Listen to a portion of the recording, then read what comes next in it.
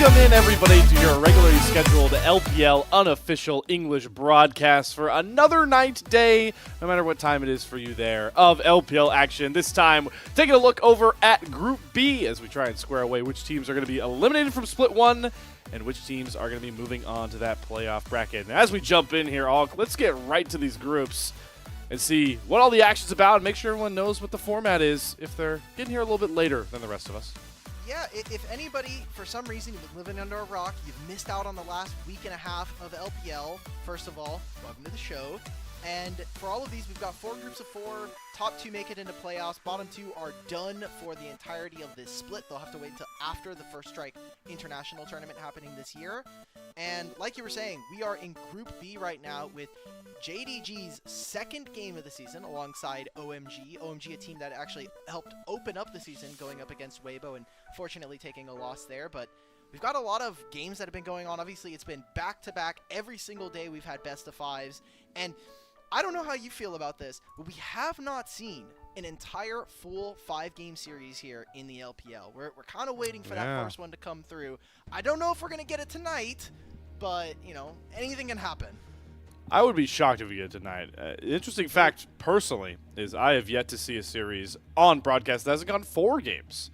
Though there's not a pretty low sample size there. Speaking of all the games and the fact that we are, you know, rolling into what I would confidently say is the latter half, let's take a look at what the schedule looks like going forward here because, man, we just rolling out bangers to end out this group stage here, especially jamming in a couple of double series coming January 25th to make sure we get all of the group stages done before the Lunar New Year. That's a huge big break. I want to thank everybody who's on the show for that day. It's going to be a very long day, like we were saying. I think start time for us, our call time, is 8 p.m. PST, which is about 4 hours before we're kind of all in Discord. So it's going to be a long day. I hope that the audience can kind of, you know, tune in for where you can. For such a long broadcast day, it's not expected that everyone's going to kind of be sticking around the whole time. So whatever games you guys can kind of check out, greatly appreciated. That day is going to be huge, especially like you were saying. There's going to be a big Lunar New Year break. So suddenly there's going to be, I think, about a week and a half, 2 weeks almost, of no games happening here on the LPL. And that's going to be a big time for a lot of teams to be able to either close out the last game of their series, or for some teams playing 2 of them, kind of going back-to-back almost. It's really intriguing. It's an intriguing conversation. You know, you talked about it, right? For OMG specifically, they are going to go nearly 2 weeks since their first series here. It's an interesting jump. Talked about with a lot of those teams, especially in factoring the fact we're playing. Every team's getting 3 best-of-5 full Fearless matches, and you know, with how much pressure each match is now put in, you could have a big loss happen 10 days in between your next match. That is kind of what OMG are looking at here, but let's start introducing our teams, starting with the bigger name here, no offense, OMG. JDG, let's get to meet our squad. JDG across the board here. Ala, Shun, Scout, Pays, missing obviously being the anchor of JDG, honestly as an org at this point, Alk. He's been on the roster for a bit now. I think it's been kind of interesting to see that he's the lone ranger kind of sticking in from that run all those years ago, and it's been cool to see. I think he's been a really interesting face to have as one of your franchise players, and he gets yet another roster that has a lot of expectations placed upon it when you look at the names on the board here and kind of their histories, especially in the last few years. Yeah, Scout and Pays sticking out to me certainly in that conversation. Looking so far like they've dusted off whatever rust they brought into the new year in the Demacia Cup with a pretty confident showing in their first match, grabbing one of the lone sweeps we've actually seen. Even the lone sweep for this group as well is even up. You know, Ultra Prime were able to take a game off of Weibo in their former match up against Group B. But let's meet the other squad on the other side of this matchup, OMG's roster. And we'll introduce them for the second time. It is Harry, Hung, Lin Feng, Starry, and Moham to round out this roster. And Alk, I know, very intrigued specifically to see how Lin Feng looks after his performance just the last time we got to see the squad. I was so sad because we saw this OMG roster going up against Weibo in the very first day of the LPL season this year, and the team just could not get it together. The bot lane wasn't really all that impactful. Game 2 had one of the most atrocious bottom lane dives of all time, at least an early starter for this year's candidacy in that matter, with level 2 Maokai ganking. It was really hard to watch, and there was at least a couple moments in Game 2 and Game 3 where I think maybe Linfeng could have gotten it done if they weren't already in a bit of a deficit. So again, in a bit of a situation where they're in an uphill battle here going up against JDG, and while I think it's not unfair to say maybe they could take individual games, getting 3 of them in a single series is going to prove to be very, very difficult for OMG. And it's looking like not an easier matchup here for Linfeng as well. You know, you go from matchup against Xiaohu, now you're taking on Scout. And well, it's a tough A, but that's the gauntlet of the LPL. They're testing you. And while it hasn't been a ton of games, it is always important to make sure we're throwing those stats in here to understand just the magnitude of some of these matchups. And unfortunately for Linfeng, if we could get if we get a look at these stats versus Scout, I don't, or I guess we'll get let's get a look at some of those good plays, because we talked about how Linfeng looked good in this series, and this outplay in particular. I mean, 9 times out of 10, this Yone should die, and Linfeng finds a way not to. This was the one game where I was like, maybe we're going to 4 here, because this started off with Xiaohu and Tian actually making some individual mistakes, and I was like, okay, maybe this is the one that comes back. The Yone in the side lane was really, really potent. Linfeng on these melee mids has been really, really good, and I think one of the drivers for this OMG squad, they just need to be able to piece it together, and that has really, I think, not been their strength. So far, I think Hung in the jungle has been a bit of a liability for some of their games. Early game has not been his cleanest, and come into late game team fights, and the team's already behind. Especially as a jungler, you have so much you actually have to try to get accomplished done earlier in the game. So it's been rough to see. This is a roster that, again, we should be expecting coming into Split 2, probably going to be playing in the lower group and going to be looking to try to perform there. But I don't know. I have a lot of questions, and I really want to see the young stars in not only Linfeng, but also Starry in the bottom lane maybe show up for this team as the year progresses. But let's, we kind of softened the blow a little bit here. We gave Linfeng a little nice highlights. Oh. This is the part where, OMG fans might want to look away. It's important to remember this is a very limited sample size, but the sample size given, oh boy. So they both only have 3 games, because we opened up the week or the year with Weibo 3-0ing OMG, JDG 3-0'd Ultra Prime. Scout died 4 times in that entire series. So, KDA's not great. Happens. But this is the guy that we are kind of looking towards. The DPM, you're literally down 200, and it's the difference between 7th and 14th. Again, we've talked about it through multiple different broadcasts. Stats don't tell the entire story. There is the addition of having to see what actually happens on the Rift. And if there is anybody that's going to have to get it done, it's going to be Linfeng. And Scout has also not shown to be super infallible. He has been a guy that I think has had really high highs when we look at his championship run on EDG, even in recent years on LNG, making it to top 2 in summer of 2023, being a really strong piece and component as to why even LNG made it to a lot of Worlds or international appearances. But he's also had a couple of stinker games, He's had a few of those that the international community in particular have kind of looked at Scout in a little bit of a different light.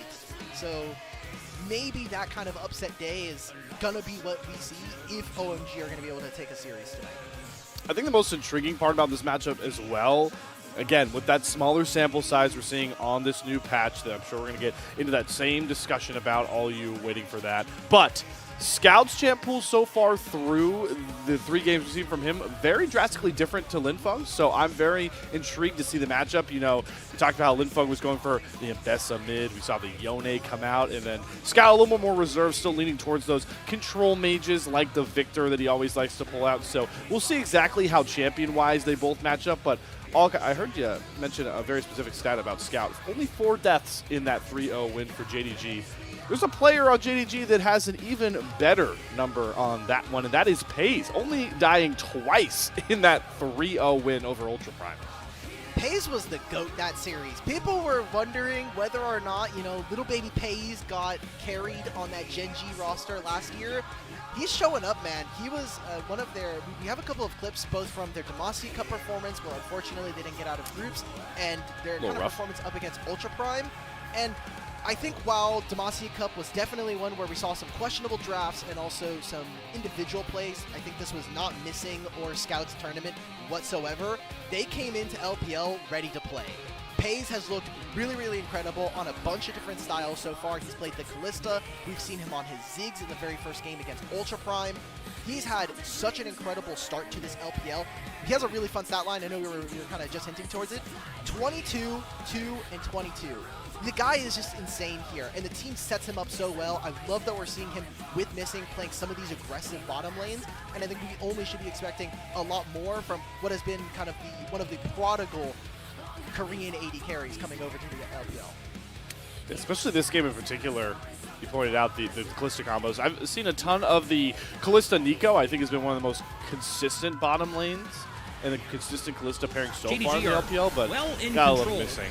Just they're going to look rocks for the another engagement. Renata We in a talked much about it better before. matchup Soulflare for connects it. for the I'm always a big fan slow, of and when Scout Soulflare pull out the tries to Renata, go so all the way missing, in. maybe we'll And see thankfully, that because he tonight, is but tank, he's living definitely for a the while, pairing but of Pays not and Missing long enough starting to get to the bear lethality fruit when assassination they down need onto it Waco. most.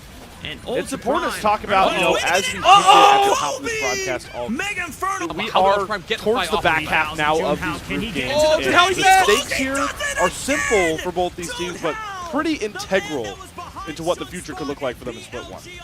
For sure. If JDG end up losing here, maybe there's something that could be done for them getting upset into this group, but I don't know. I don't think we're getting another Demacia Cup for sure. That one's going to be a bit tough, as they've already showed some really strong games against Ultra Prime. I think, unfortunately for Kelsey, that team's probably going forth in this group.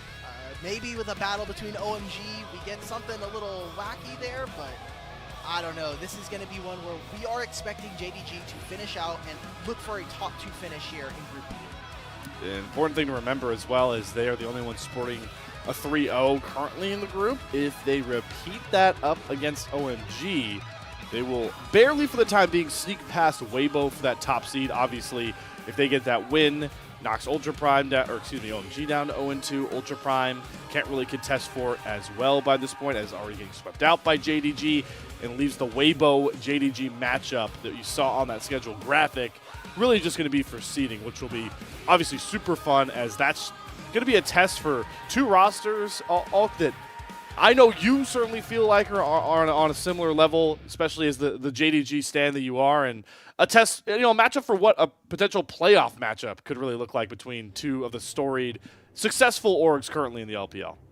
That'll be really dangerous. I know we've kind of danced around some of the playoff topics, but when you are top 1 in your group, you get access to double elimination. Whereas if you're second, you immediately go into the bottom end of the group. You have single elimination going into that. It's tops. I mean, it's what is it? It's 8 teams. So suddenly, if you end first in your group, you're basically guaranteed at the very least top 6, almost top 4 if you win an entire best of 5. So your standing is really important when we're talking about that kind of situation. And if you end up second, you could go up against a strong team that maybe kind of had a slip up, or, I mean, we're looking at other groups, right? Like AL, TES. Those could be one of your matchups going into the future if you end up second. So things you need to be considering as a team and definitely be taking into note as we go further into this season. Yeah, I'm glad you pointed out that Group A, because I think these are important, conversations to start having as we are really starting to see the playoff picture. I know a couple teams are virtually already locked, including my favorite team so far, Thunder Talk, which unfortunately they might get a matchup they don't Let's like go! if we really want to open up those discussions. But Group A in particular, right, is AL or top esports. That's got to be the team to avoid, because one of those two is going to be thrown down to second, and then you got the chaos that is Group D. Some people had an idea of who was going to come out here. I think a certain storied mid laner, return to NIP, kind of threw those out the window. Who knows who you're going to get out of Group D. It is really intriguing to see how we're going to finish out this group stage. It's so weird just because of that IG loss, right? Like that one. Yes. When I saw this group, when we announced it after Demacia Cup, that was the first thing on my mind, was this Group D feels like the group of life. Even before Doinb got announced, I was thinking, hey, maybe IG are going to be looking to take the top spot. They're going to take number 1. Second seed is open to really whoever. Anybody. But now with the addition of Doinb, now it feels like anything's possible. IG, their bottom lane hasn't been performing. There's so much there and ready to go, but we've got a series ready to go. We have our 1v1s are going to be seeing between OMG and JDG, and it's going to be that matchup that we highlighted earlier. It's going to be Linfeng versus Scout. Linfeng versus Scout. Beijing Arena.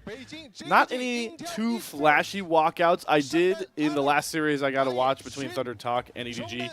Did watch EDG walk to the wrong side of the stage, so that was a little bit intriguing, a little bit funny. None of those mishaps going on here, and JDG in their class. I mean, is there a more classic color combination than red and black? Just looking all business right now. It's an old school one. Maybe I think I may have repped the wrong hoodie to be wearing for tonight, but I wish JDG would explore a little bit more with their colors, especially they had in their older iterations of the roster and kind of the organization as a whole, they got a little bit spicier with some of their logos and stuff, but I don't know, the black and red is just so, it feels very, what's the word, like vanilla almost? It's just, it does. I would say consistent, it's too basic. It's too basic. Yeah. Like, basic, I love this consistent. orange.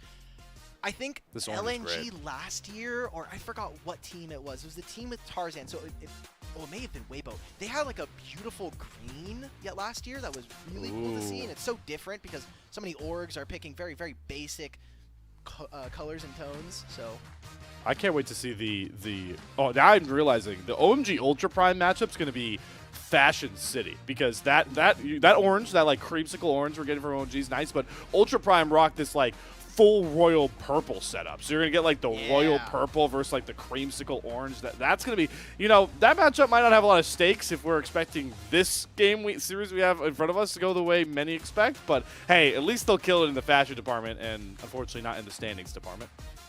We need the dress to impress LPL standings. That'll be the real true test. A lot of teams, I fear, will not be making it to the podium with some of the jersey attire choices they've made. But it's all about the theme. We probably have to choose a couple themes for LPL, and then we'll do a dress to impress for them. That's a great idea. Hey, get the content rolling. We're all about content here. We're just inventing them on the broadcast as we get set here for the 1v1 between Linfeng and Scout. I am now, all just getting adjusted back to the true 1v1 format. We had a couple of those top or mid lane Summoner's Rift matchups. I'm glad we're getting the, I know Rafa called it in chat yesterday, the PUBG circle that comes on in. We saw that one in the matchup. Circle? And you don't like the storm? The storm's closing in on you? Storm's closing in on you, yeah. And then I like it now. That's what I'm saying. I'm here for it. This is like how the LPL wanted to make it. And I do think it's kind of changed how the matchups has gone. But of course, we already see the Corki lock. I think Corki is, at this point, it's got to be the most locked champion in these 1v1s. It's been high priority. If it's not picked, it's banned in almost every single series. I think it is actually just every single series we've seen at least one Corki if it's not banned. I'm looking right now. I think it has 100% presence. I mean, he has strong skirmishing at level 2. Level 3 still has a perfectly fine power spike. And if we're talking about hitting 1 items on this ARAM map, very easy to do. Trinity Force is very strong. But we see Draven, yet again, a champion that here on ARAM maybe feels a little different just because you can't abuse the level 1 and level 2 of having basically a free BF sword. So we'll see. They didn't win this yesterday between Karis and XQW, but that was Draven versus Renekton. Corki's a bit different. Yeah, a little bit different. This is gonna. I'm glad. I'm tired of the ranged melee matchups. Let's get melee. Let's get range v range. And especially, this would be a little bit more boring. It's like, oh yeah, it's Starry versus Pays, right? These guys both know how to play. We've seen them play Corki. We've probably seen them play Draven at points. How often do you get to see Scout Draven? Not a lot. I think you can just count on 2 hands. I feel like it fits Scout's personality. He's a bit of a cheeky player, man. Like I think there was that time on his Instagram story where he was at an international and he gets He's playing against Fnatic. They do a pause, and then after the series, he like puts on his Instagram story like "nice pause, lol." Like he's a bit of a chatter. So I would not expect him to, or I would expect him to pick up a few Draven games every now and then if the assumptions about Draven players are all the same. Well, it's definitely starting out exactly how you'd expect. Immediately trying to get those empowered axes thrown down and take control of the wave. It's important to mention, if you did watch earlier when we were in the Summoner's Rift forum, that was a much more tame version of these 1v1s. You're looking for, you need at least 2 kills or the 100 CS and turrets taken, and we're already throwing hands at level 3. Good barrier comes out from Linfeng, forces Scout to flash away, but not close enough to find that final auto. It's going to at least force Scout to surrender the CS score for now. All right. Well, thankfully in this ARAM match, we can do what you're never allowed to do on the Howling Abyss, and that is recall. Scout instead says, look, he's probably not going to be able to pressure me under turret, so we'll just be able to catch all of this underneath his own tower. And we'll see what this means for items. It does mean that Linfeng will have access to his refillables a little bit earlier, but if both of them are just resetting, I don't think it's going to make too much of a difference here. And they both have around the same items. Scout actually itemizing for the Boots of Speed instead of picking up another damage item or just any kind of component, as we see from Linfeng, Ruby Crystal entering the inventory. Ruby Crystal, like the refillables. Man, these are pretty similar itemizations. That's what you get when you get the marksman 1v1s. Good jump there from Linfeng to secure the healing pot, but these Draven axes are really starting to stack here with the items pretty similar. And I don't think we're going to go anywhere near a CS score, just purely based on the champions and their current power, especially on the patch. We've gone close to it. I think we've got like 80, almost 90 for some of them, but yeah, that's been the biggest change, is we're not getting anywhere close to 100 CS. For anybody who doesn't know, like we were just saying, first to 2 kills, first to 100 CS, the first turret, or at 7.5 minutes, there'll be a ring of fire that starts to kind of close in. And once that spawns, it does not matter if you have 1 kill or if you have 0, it is sudden death. Whoever gets the kill in that mode immediately wins the 1v1, and that awards you side selection. Which at this point in the LPL means you are granted blue side at this point, which has been where all the teams have usually gone towards, just get that B1 power pick. Seems like both of our mid laners have settled down a bit, trying to just play the farm, and the caster curse has seemingly come through, at least on my side. Scout, see how many of these minions he can pick up, is able to get all the casters without the turret doing too much work for him. But it's still about a wave lead here for Linfeng, and I expect Scout to maybe try and force something when his barrier comes back up here, and immediately on cue, burns that barrier in a trade with Linfeng. So with that Ignite barrier Corki, big summoner advantage right now for the OMG mid laner. Scout does have his flash coming up, and you do have the ultimate from Scout, which is an execute with how many Draven stacks he has, but he's going down. Yeah, the double summoners, the Ignite and the barrier just gives Linfeng such an advantage in these auto trades. Does land a significant amount of those rockets. There is that whirling death coming across, just going to cut down the wave. But it's Linfeng that should be able to increase that CS lead for now. All right, 1,400 gold spent, and you're going. Please don't tell me this is a Bloodthirster, bro. Why are we playing Bloodthirster on this mode? Just get a Collector. Your ultimate is an execute with how many Draven stacks you have. Just go for full damage. You're going to be playing against Corki, who's shredding your MR and armor anyway. He does true damage. Who cares? Who cares about sustain? You're already playing against Conqueror. One-shot this guy straight in his dome. Yeah, I like it. Especially where Collector's at. Oh, man. Are we going Trinity Force? Not only, I don't care about the Trinity Force. He has plated steel caps. This happened yesterday. It made sense for the range versus melee matchup, but like, have some couth, Linfeng. Come on. I also just don't. I mean, I don't even know. It's going to take you forever to even get to this Triforce done. But hey, it looks like it's doing work, because Scout takes a very bad trade and has to burn that coveted flash already. And I don't even think he can step up to the wave here with the rocket barrage up for Linfeng. He could just take right back control over this wave, and now he's seriously increasing that CS difference. It doesn't matter. We will not be reaching the timer. This is the one kind of criticism I do want to, or feedback I want to give over to the LPL broadcast, the Chinese feed that we do have access to. Please move this HP bar. I want to see the timer. Some smart people at home may say, Alk, stop being an idiot. Just count the minion waves. To that I say, that's for nerds. Okay? Lightfoot's just gonna take the turret. Wait. Yeah. I don't know. It's gonna go down. He's got the barrier up, and there it is. One turret, the first ever. That's got to be the first time a turret taken has won the 1v1 so far this LPL split. Yes. Yeah. That is just the great use of not only how many times he forced the recall out from Scout, but I mean you also have bonus true damage on top of it. Great job to Linfeng, grabbing themselves side selection. That will mean that we're probably expecting to see this team go for the blue side. It has been so fast of like a pick. Every single team wants to play on blue side. Red side, I think, has too many locked bans unless you're kind of trying to intentionally go for a certain style of picks or a certain different champion. So yeah, great job again for Linfeng, and hopefully that bodes well for OMG and the 1v1 that we set up coming into the night. Yeah. Could be foreshadowing, potentially. I really hope, though, it's not 280 marksmen. That would be, if we got to that kind of draft, I would hope it's at least Game 5 Fearless. If not, them just handshaking some craziness. Expecting the blue side. Oh, we already got locked in. OMG will go with the blue side. And okay, now before we got on here, we talked about some of those contested picks potentially between, especially the junglers. You know, both these guys opting into that LPL Zyro we've been seeing. What do you foresee being the very fun part of this draft between, you know, role versus role in between OMG versus JDG? So one of the big champions that has obviously come about, if you've been watching any competitive League of Legends for the last year and a half, 2 years, Rumble. Rumble just got his first win here in the LPL 1 in 7 with Sasa. Yeah, thank you to LGD for bringing over one of our only wins on this champion. But he's also been super high priority. This is one of the teams on the side of OMG that are actually willing to flex it into the jungle. We saw Hung play it and win in Demacia Cup.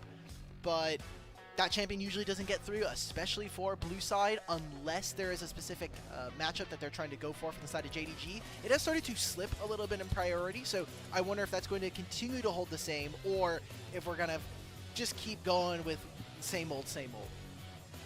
Same old, same old. We've seen Ash sneak through a couple of these drafts and been B1'd. I thought it was intriguing the one series I saw it with. It was 1XN who has just been tearing it up as a hyper carry, 80 carry player. I was like, this guy, he's getting pigeonholed into playing Ash. This is lame. So maybe not the same said here for Pace, but with his statistics, I'd like to see him keep playing some of those more aggressive 80 carries as we do head into the draft.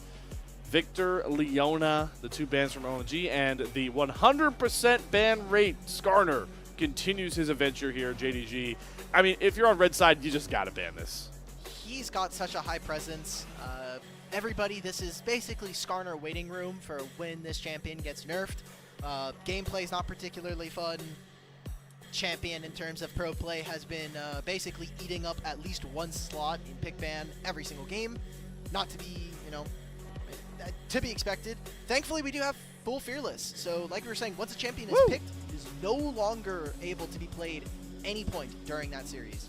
So, we'll see. Bans, however, really important. Kallistic here on the blue side, and for red side, JDG taking away Corki, Rumble, and Skarner. I think these are three of the biggest impact champions for what they're able to grab for you, and OMG immediately picking up one of Harry's most played champions, especially last year, in the Cassante. A very strong blind, and very few matchups that actually make this champion unplayable. Unplayable. Does give away the Ashe to the red side.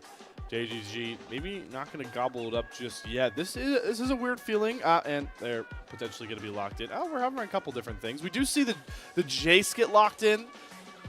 We did see Scout, I believe, play the tank Jace. Did he take that mid for JDG in the series win? Yes, he did. Okay. He played it into, that was obviously up against Ultra Prime, and I'm trying to remember the matchup. Maybe it was the Aurora game that we saw from Ultra Prime. That sounds about right in my head.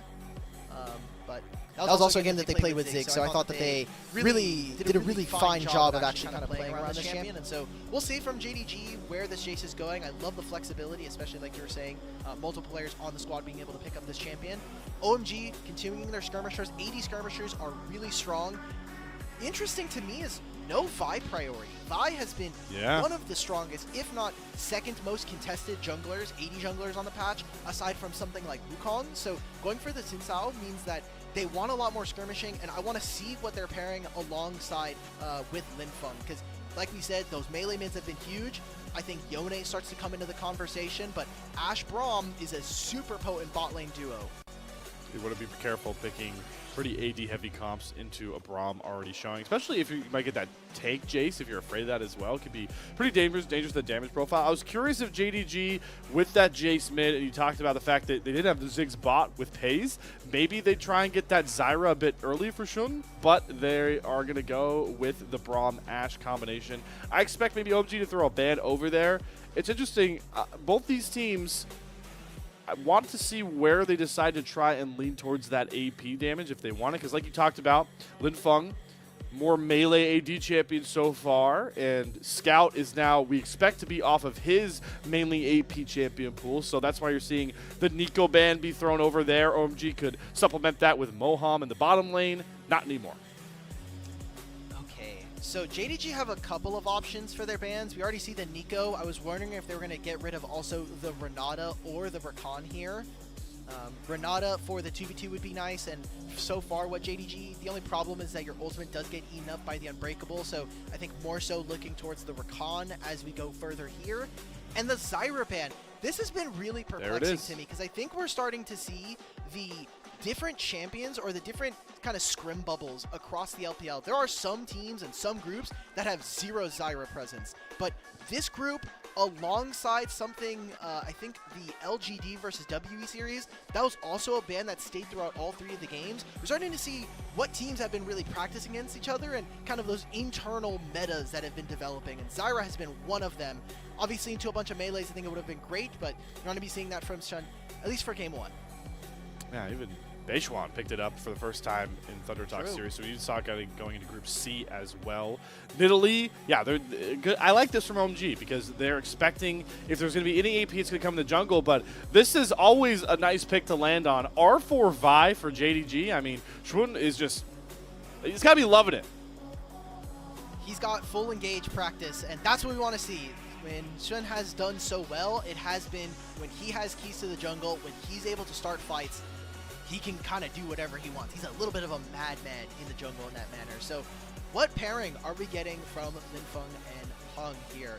Aurora has been very strong, and this was actually two of our teams that have shown a lack of Aurora priority. So already we're seeing that here in game one. What are JDG going to be looking for? If you're picking up this Vladimir, again, we're waiting to see where this Jace is going to be flexed.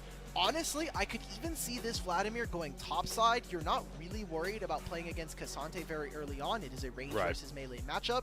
And all the name of the game is for Vladimir is being able to get to 1 and 2 items. You rock up to an Otacon fight, and you're just enhancing the amount of damage alongside something like a tank Jace who has so much armor crush. You have it alongside the Vi, who again does complement the armor penetration that you're going to have available to you, opening up, again, all of these 80 champions that are on the side of JDG. It's interesting, though, because we've talked about Scout has a Jace game under him, but JDG want to show that flexibility with this champion. Okay. Looks like Alla is going to take the Jace top, and we are going to get that Vladimir mid that we, you know, we're a little bit surprised to I'm a bit surprised at this point to see how much prio Vladimir mid. We've now seen it in a couple of games. I remember I think it was Xiaohao that brought it out the first time in one of the very first series, and ever since then we've seen a couple of mid laners really enjoying leaning into this pick. It's one of the picks that I think is only possible because we are in full Fearless, right? You're thinking to yourself, okay, we have a lot of great champions that we've already, I think, spent some of our draft budget on for the entirety of a best of 5. We can kind of throw in some of these wacky picks. I don't think if we were back in the standard drafting meta of the last couple years or however long we've had kind of like the basics of drafting, that you'd be allowed to be able to pick this. We'd probably be seeing more Corkis every single game, more of like some of the standard matchups between two mages. But now you have a situation where you come into full Fearless and you're like, okay, we have Vi, we have Ashe, we can kind of fool around with some of these champions, and they do still bring, I think, a lot of great team fighting. I think that's why we're also seeing Vladimir, is if you can get out of what is a really abysmally weak laning phase, your team fighting is super insane. It is all about moving and positioning that kind of makes or breaks this kind of champion. I like the Vladimir when you got the setup, and like you pointed out, you got more than enough setup for this Vladimir from Scout. As we are on to the Rift for game number 1. The conversation always begins with, will we see any lane swapping? Been very prevalent nonetheless across this split so far, but JDG are looking to already kind of push the tempo and take over this bottom river. There is a ward dropped on the way out there from Hung, so he is going to likely be able to track if any vertical jungle gets forced here, but for the time being, he is being forced out of this bottom quadrant. OMG are never allowed to walk up against this bottom lane. I mean, it is Ashe Braum, right? Like, this is one of the most potent level 1s you can get. They are clearing this, so we'll see where OMG are going to go. It looks like we're moving straight into what was going to potentially be a lane swap. I don't think they would have preferred to play against this. I think the 2v2 prowess and the amount of damage that is available, but they don't have a sweeper anymore. So this lane invade onto the top side, they're trying to cut off Swin from the rest of his camps and make the map split really unfun to play with. So now with this ward, they'll spot out the bottom lane. Pays and missing. They were going to walk towards bottom lane. Yeah. They knew that Cassante is there with that early ward they placed into the river. I think we're getting a fight over the Raptors. Yeah. Hung is trying to get to level 2 as quickly as he can here. As Missing does throw a Q out. Hung should be able to secure that off these last couple Raptors. No, the volley steals it from Pays, so Hung is going to be trapped at level 1. And you can see that Schwinn on the other side is just immediately sprinting to those other Raptors. Off level 2, no. Yeah, he's just playing for mid. Vault Breaker forward, gets Linfeng caught immediately. Hung goes in with his only dash, his only ability to E, and it's going to end up just being a trade of HP as all these lanes are just starting to fire already as we see the Braum Ashe oppression begin in the top side. Maybe we just have to stop doing level 1s, man, from OMG, because now I've seen this for their first game against Weibo. Moham got caught out level 1, and it kind of ruined their laning phase. Now we're here. I love this stat for a team like OMG. They've been one of the longer standing orgs here in the LPL. 1,000 total games as an organization, 5th most in the entirety of the league, which kind of speaks to their reputation and how long they've been in, but I mean, you look at their recent standings, it has not been anything very pretty for the org. So hoping to maybe make a change to that. Maybe I think if they can end top 8 this year, that would be, I think, a huge accomplishment and something a little bit different than what we've seen from them recently. We do see in the mid lane that Scout has to burn that Ghost as a bit of a respect towards Linfeng's early damage. So early back forced, and Scout obviously going to feel a bit of pain there as he is not taking the teleport. Going to give Linfeng some pretty good agency to get at least a wave lead, if not more, onto Scout. Slayer, I was talking about this yesterday because I was able to guest over on the LPL Revival broadcast. This is something I picked up from one of our favorite founders here at LPL English, Kelsey Moser. Mid priority is just fake, guys.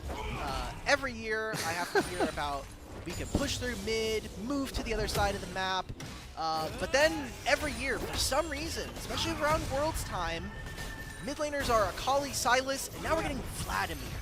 These are not champions that scream to me, I'm one-shotting the minion wave and moving, especially in the first couple of minutes in the game.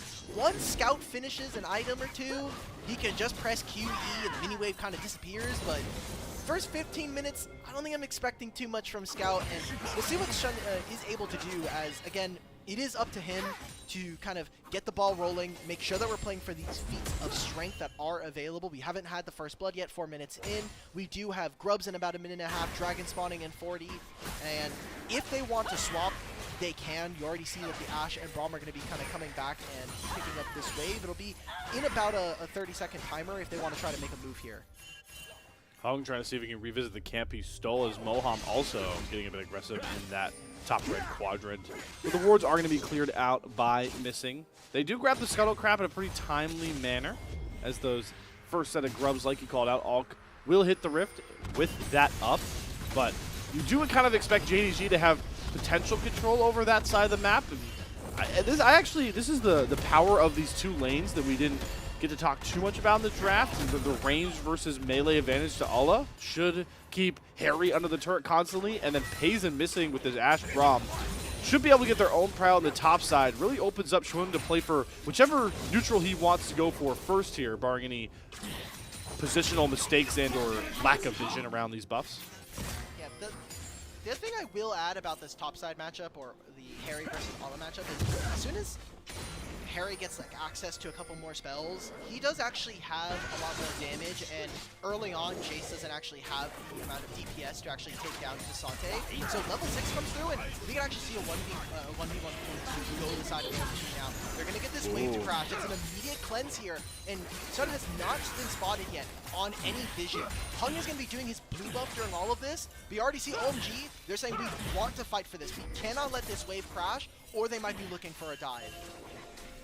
Really trying to play aggressive. Helps that Pace took a pretty big, empowered, piercing arrow there from Starry. So are going to go for the reset here, backing off with Moham able to sustain a bit of extra health back towards him and his partner. And that opens up Hung to just hop right on these grubs here, and will grab the first of many goals towards those feats of strength. Basically uncontested, and Schwinn on the other side, he's still got camps to clear on the bot rotation before he can even really think about going for that dragon.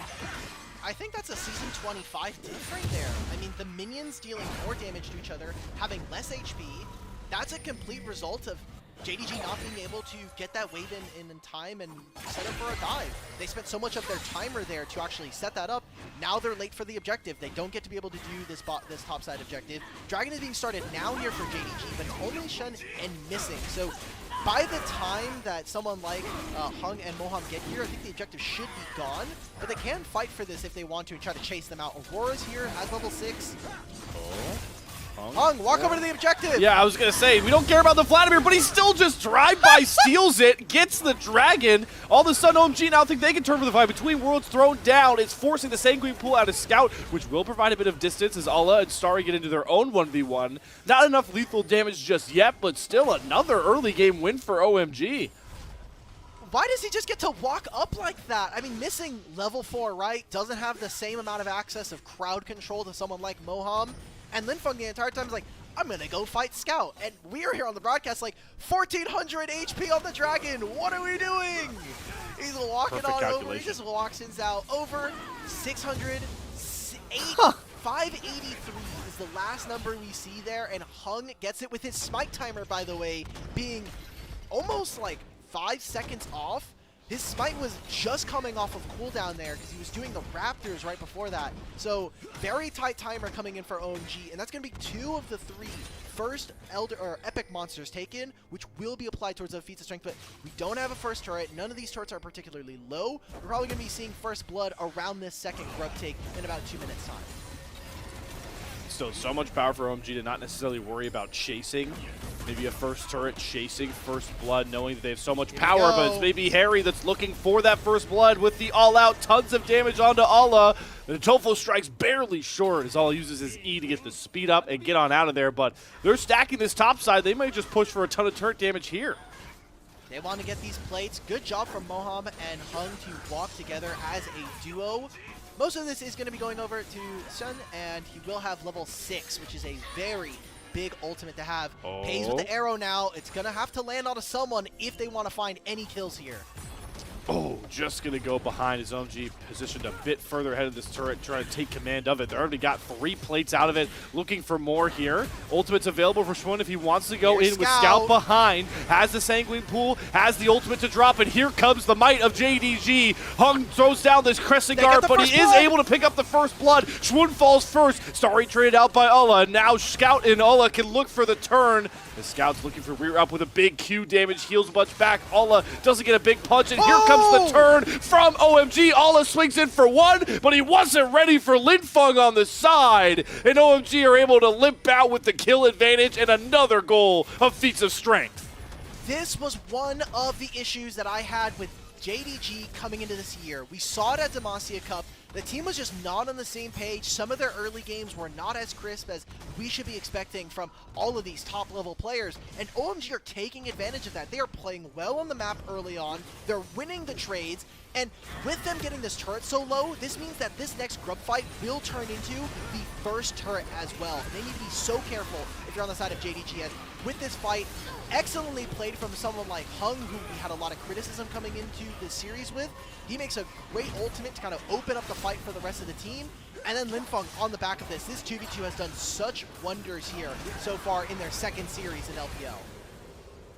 Moham as well able to chain knockups alongside Harry to get those chain damage and and grab that first blood goal. And now OMG are just, it almost feels like guaranteed to get these feats of strength. It's such a hard crawl back for JDG. They need to go perfect on these epic monsters, and they're looking to at least punish Hung here. But a flash out from Shooties, he gets chased down by Moham, gets the knock-up charm Rakan combo, and now it's lights out for JDG. Missing falls as well to the might of Starry, and that's going to be all she wrote for the feats of strength at 11 minutes for OMG.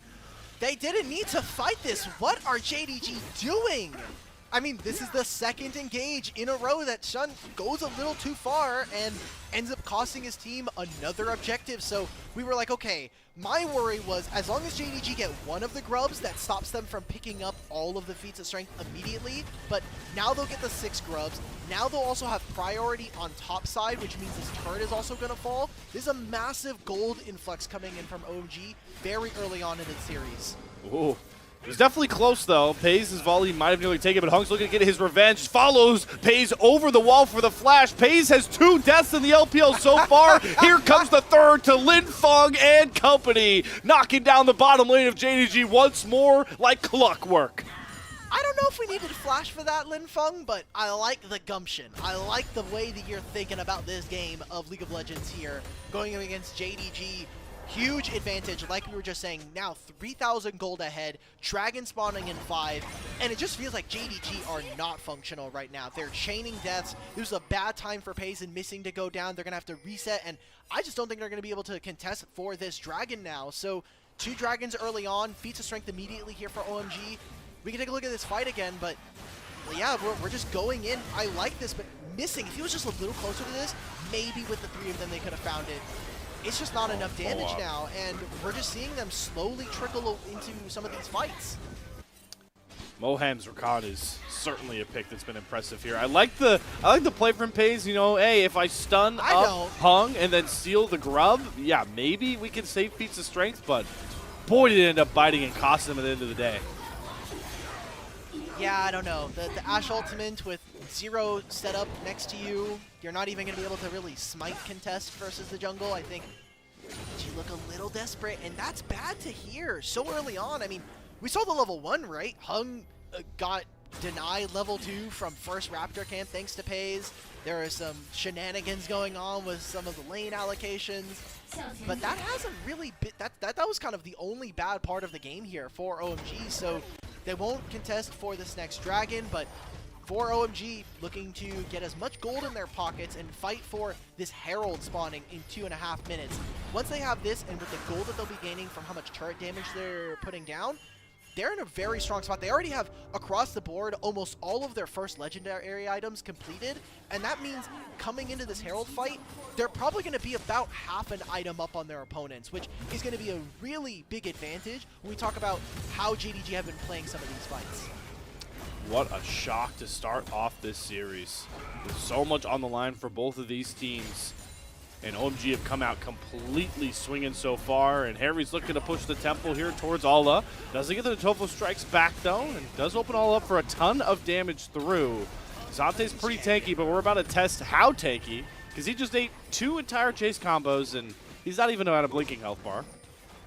Hung's here. They're going to try and find an engage. Hung and Mohab again combining for all the setup to lock Shun out of his own jungle. And just like the last 2 times, it's going to cause missing his life as well. It's rinse and repeat right now to success for OMG. Jungle camps, kills on the opponents, and hey, let's throw in a bottom tier 1 tower coming through for OMG. what a banger of an opener here coming up against JDG. We joked about it during the pre-show. We did not expect for OMG to be able to be this dominant so far so early, and Pays almost gets tagged there. Oh! The electrocute. If maybe that was a Blackfire torch, or we had maybe like a Leandri's early, that could have been a kill. But good enough for them from the side of OMG, opening up 5,000 gold in the first game, 15 minutes here against JDG. It's already becoming a struggle to see how a comeback could really occur here.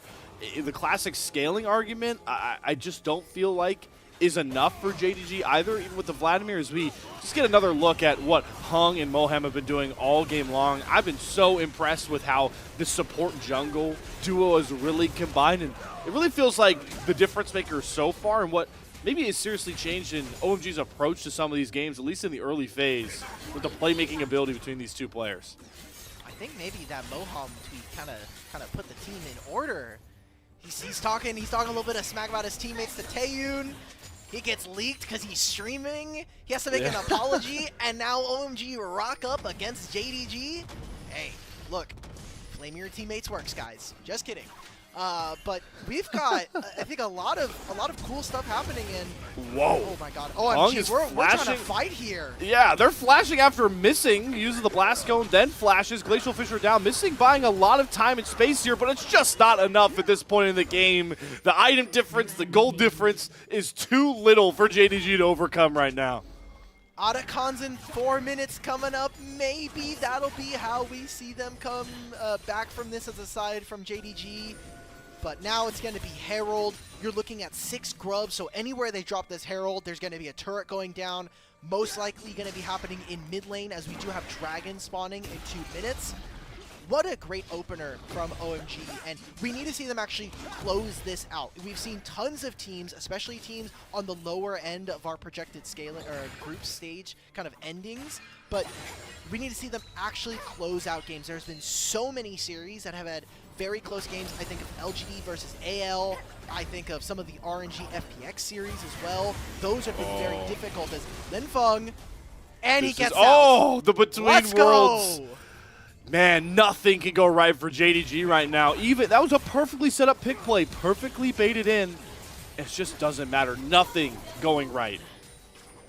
They cannot get onto this Aurora. That is just one of the reasons. So coming into the season, I don't know how you felt about this, but I was on the fence as to what the power level of Aurora and Mbessa was going to be.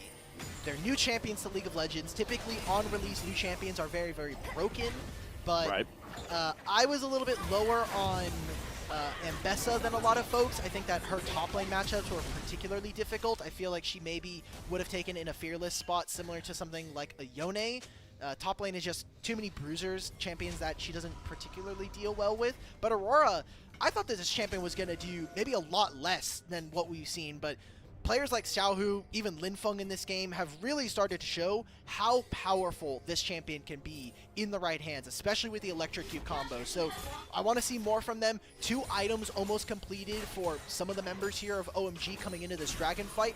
I don't even think they need to really fight for this. They can force JDG away from this objective, and even on the opposite side, what else are JDG getting? There's nothing standing on the top side of the map for them.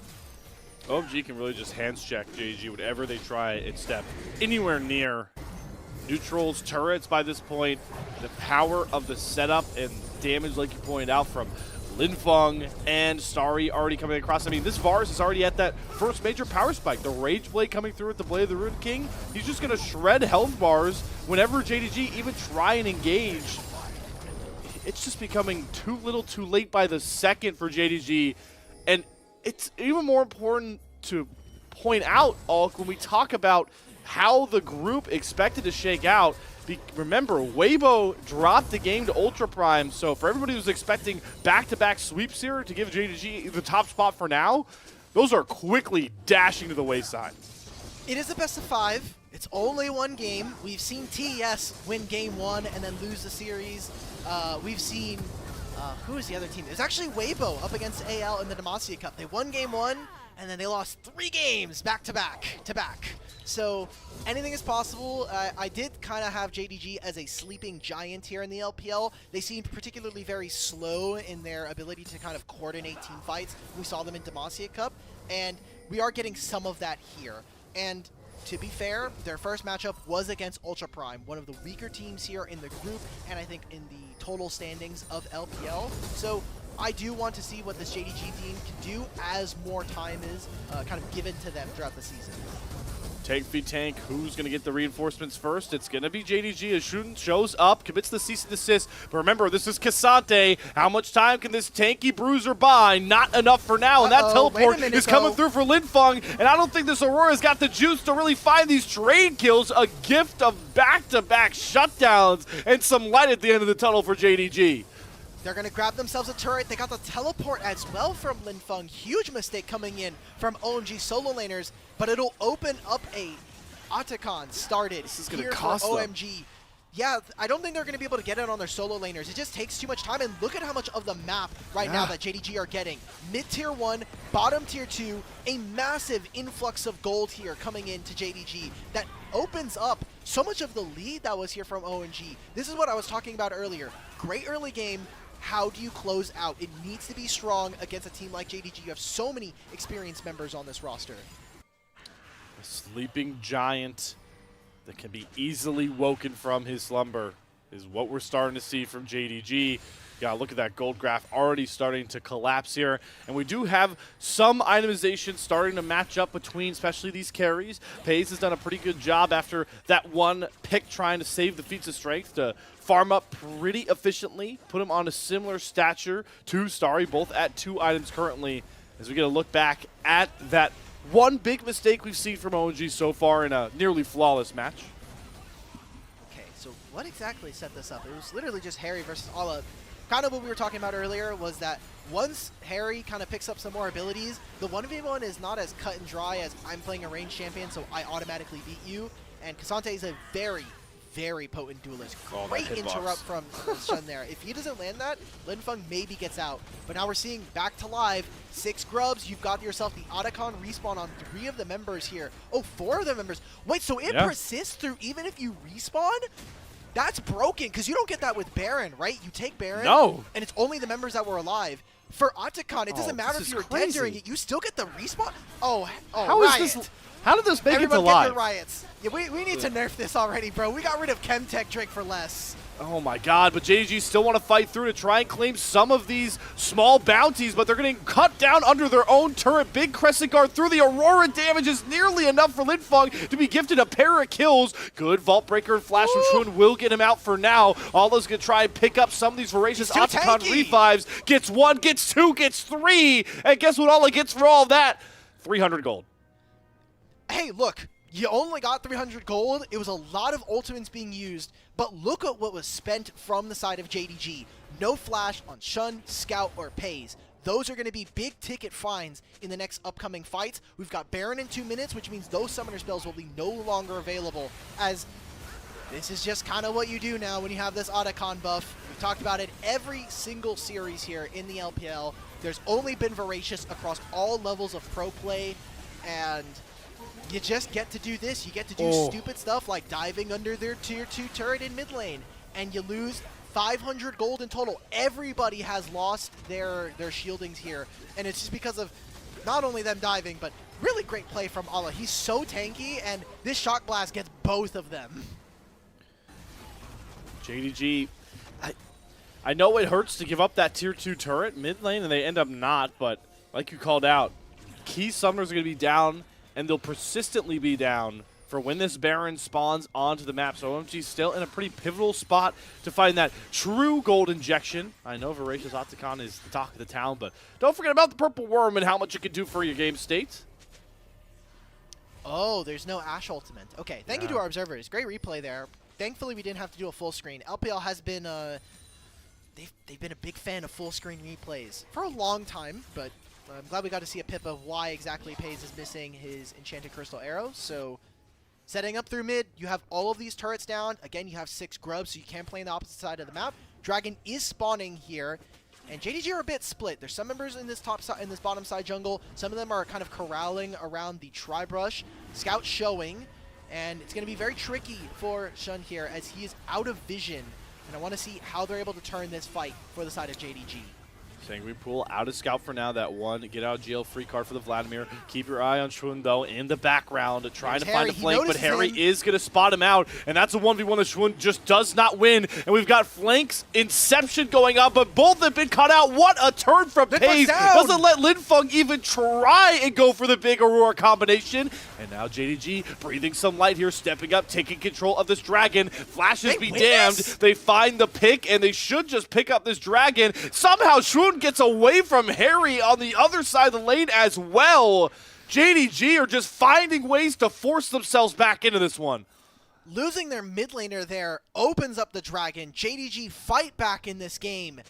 And I think it's happening, Slayer. I think we're witnessing JDG make a massive comeback from early game deficits, losing the feats of strength, losing the Otacon off of 2 plays back-to-back here. Linfeng getting spotted by great vision here from JDG. And Paze in a fantastic spot. This Ashe ultimate, how does that land? What the? I would be so pissed if I was Linfeng there. Harry goes absolutely nuts to try to kill Shun there. Great use of the ultimate means that he gets the unstoppable during all of this. And now we're going back to live. JDG! It's Moham looking for the X Factor he brought in the early game, and he's got flashes out of Shun and missing immediately. Between worlds used, not going to hold Scout in place, gets a huge heal for a ton of his health, and then goes right into the Sanguine Pool right when you think you have Scout cornered. He turns it on its head. Ash Arrow down. Paze is starting to spray and pray his way through the fight as supports get traded, but it's JDG stepping up, finding their time, finding their moment, and it's through. Their carry, Scout, and Paze are unrelenting. 5K gold lead be damned. JDG are back in the driver's seat. They don't care if they are down however much gold. All they need to do is get into a good team fight positioning and let their hands do the talking here. Baron is up. I don't think it's going to be an objective that we're looking for quite yet here. And with that team fight, JDG crest over 10,000 kills. What a unique stat to have for an organization. And a great one that we're bringing in. But yeah, JDG have looked so good in a lot of these team fights. And this was one of the problems that we had with OMG. Not only with their ability to close out, but just the lack of precision from a squad like this. Moham a little too far up. One of the problems with this team that we saw during Demacia Cup. And now we've used a lot of cooldowns for very little just to try to get half HP onto Shun when he already has the Sterix. I think that's a tough sell. This fight is just so disgusting. 1100 HP heal. It's the empowered Q off his old heal. And that's what makes the difference. Scout buys so much space for Paze to get that Q stacked up, get reeling with this Ashe damage. This is why you draft the Vladimir, why JDG are so potent in these team fights. It's the Scout X Factor. How many times have you heard that before in the LPL?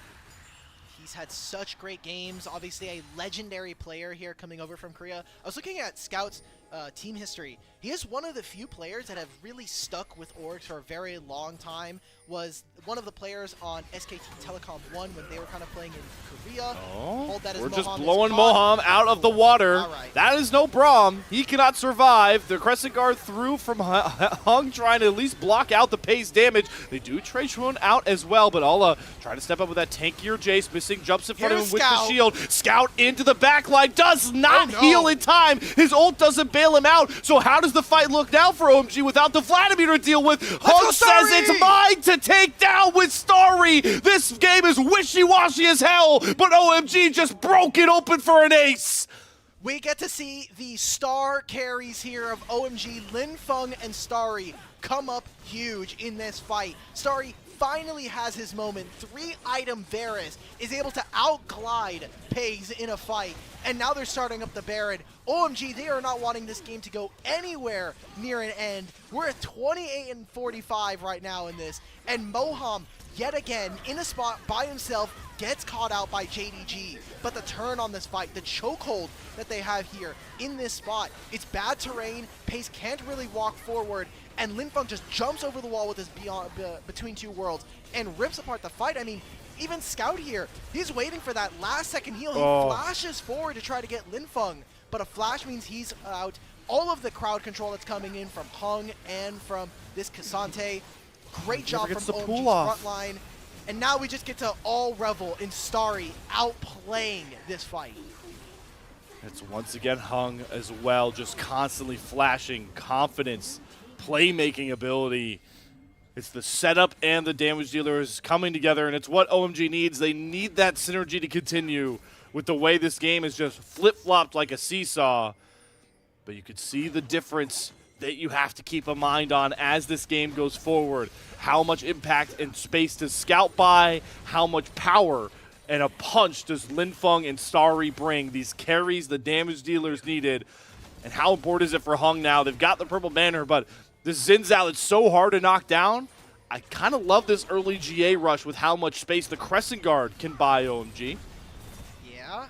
6 grubs alongside this Baron is also going to mimic it very easy for them to knock down turrets. So all of the outers no longer available for JDG. Oh, Shroon! He wants Starry. Glacial Fisher gets the knockup, but none of the damage dealers are getting towards Starry. In goes Scout now, but he's lost his jungler. Starry is just a juggernaut that nobody can touch. He's chasing Scout down on the other side of the fight as the rest of his squad blows JDG out of the water. This ace is gonna seal it. OMG, upset game 1. Ace and time to send them to the great screen.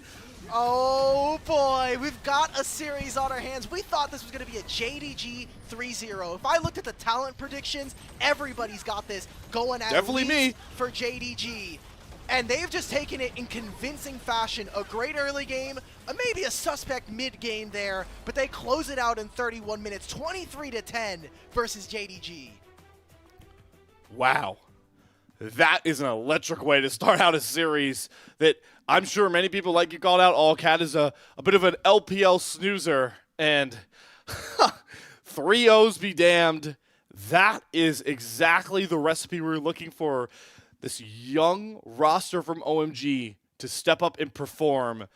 And the best part, Alk, is different parts of this game, it felt like different, standout performances. Early game, it felt like Hung and Moham were combining to really just push JDG out of their comfort zone. But when you got to the end of this one, I mean, Starry, this Varus, was singing sweet lullabies that put JDG back into that giant sleeping slumber. Yeah, I think the great thing, or one of the things that feels more authentic about OMG, at least in this series, is we did still see some of their mishaps, right? It was Moham being caught out a fair few times, Linfeng having some unfortunate comeuppance in the side lanes, but I think that should be expected for especially Linfeng and Starry. These are two players that haven't really been able to have their kind of debut in the LPL. Starry being able to play last year on this OMG roster, but no longer having to contend with multiple different AD carries. He finally gets his very own starting spot here on OMG. And for Linfeng, his only series last year was having to play against BLG when Angel had to take a step away from pro play for at least a week due to familial issues. So I think this is great for them. I think a perfect way for them to open up the series, but we do need to see that consistency. We said we can see individual games being taken away from JDG. They're not the cleanest team here in the LPL, but 3 is going to be the magic number. If they want to prove an upset, if they want to show the world that OMG is not this team to be counted out and discounted away from this Group B standings. And now if you're a Weibo fan, you got to already be smiling because that one game drop to Ultra Prime, nullified. Like you called out, Alk, a lot of people are feeling the 3-0. That 3-0 would have put JDG in the first spot, which we're going to continue to really talk about how important it's going to be when you get the double elim ability if you grab that first spot. Now, even if JDG go on to just run back the rest of this series 3-1, you got to go to a second tiebreaker between Weibo and JDG ahead of their big-time match. I'm kind of taking a look at this. So even if, if everything still goes to plan, JDG 3-1, they'll have the same head-to-head, or they'll have the same game score as Weibo, and it'll all come down to that JDG Weibo gaming series, if that is the case. But that requires JDG to win here the next 3 games. And onus is now on them. OMG had side select. Now they've won, so that means that JDG will have side select. They're more likely going to be picking up blue side for this one. So we'll see what they're able to do with kind of where that leads in the draft. And I'm looking directly at our predictions from all of the talent. Everyone has JDG 3-0. Myself, Grapes, Lennon, Rude Dude put in some, Slayer, yourself, even Prod got to take a little bit of interest in this one. everybody has JDG 3-0. Hey, man, those Ultra, all I'm saying is Ultra Prime ruined the prediction. Somehow, they're not even playing today, and they've already upset all of the predictions that we had coming into this series. I loved seeing that gold graph. If people got to look at it, we just saw it's the classic, just wavy. There was 3 minutes before this game closed out. JDG had the gold lead. 3 or 5 minutes before this. That's just the LPL for you, babies. We got to look back at some of these highlights. In the aggressive early game, this is what it seems to be the recipe against JDG, right? Especially right now with the form they're in. Do not be scared to try and throw some blows in this early phase, especially when we talk about how much more important it is in Season 25 of League of Legends. Season 25. 15, whatever. Point 1, 1, 1, 1, 1, 1, 1, 1. I mean, it's just super binary here. Either you win or lose, 1 or 0s. I don't know. We got to start thinking about who we want for MVP. In my opinion, despite some flubs, I do think Hung played this game really, really well. If you're talking about like the wow factor, I think Starry had a performance you can kind of look at. Even some upsets that happened. Moham and his engages were really pivotal to the team. I don't know how you're feeling about this one. I think it's a really hard pick. I'm with you. I think if I'm trying to think where LPL voters may want to go, maybe they want to lean a bit more consistency when seeing these plays.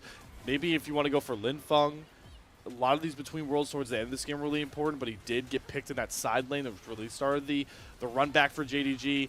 I hope it goes to Hung because I think his confidence was just exuding across this entire series, from the early picks he was able to put together towards the damage that Crescent Guard value gets towards the later half. But it is really open up in the air. I'm not confident picking anybody, and that's not necessarily a dig at OMG. I think it's more of a compliment. The fact that at different points in this game, everybody except maybe Harry just doing classic Asante things really looked better than expected for this series. I'm looking at our predictions from the chat and people betting their channel points. It was 87-13. In terms of the return, if you bet any points for OMG, was 1 to 7.4, which is insane odds. 44,000 channel points put towards JDG, 7,000 for OMG. To all the people who won, to all 5 people who voted for OMG, cash those out, brother. Cash those out. You do not need to make any more. You won. Your day's over. Sit back, relax, and enjoy the rest of the OMG show as we are set to get into that MVP pick.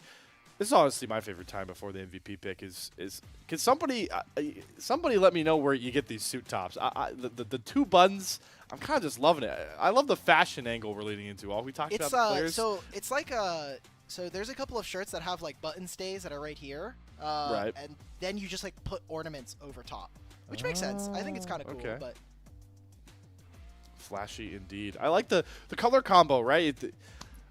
Main man on I guess my left, where he's got the black on top of the gray, and then you got the gray on the black. They're coordinated. It's a beautiful combination as we're about to get news of our beautiful OMG MVP pick from game number 1. It's up in the air, but it is going to go to Moham. So they're going to give it to Moham for the stat line speaks for itself here. The recon was flawless, especially once he got access to that quickness.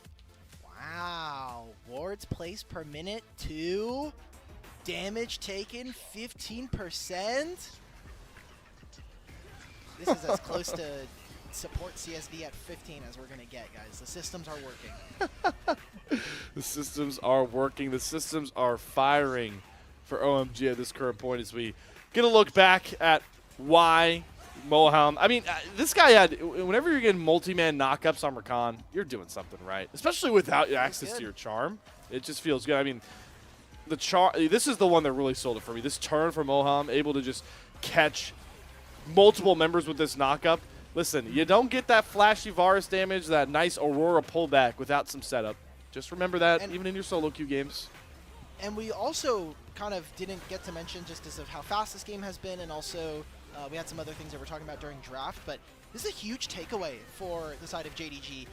Rakan is by and far away one of the best consistent picks that Missing has had over his career.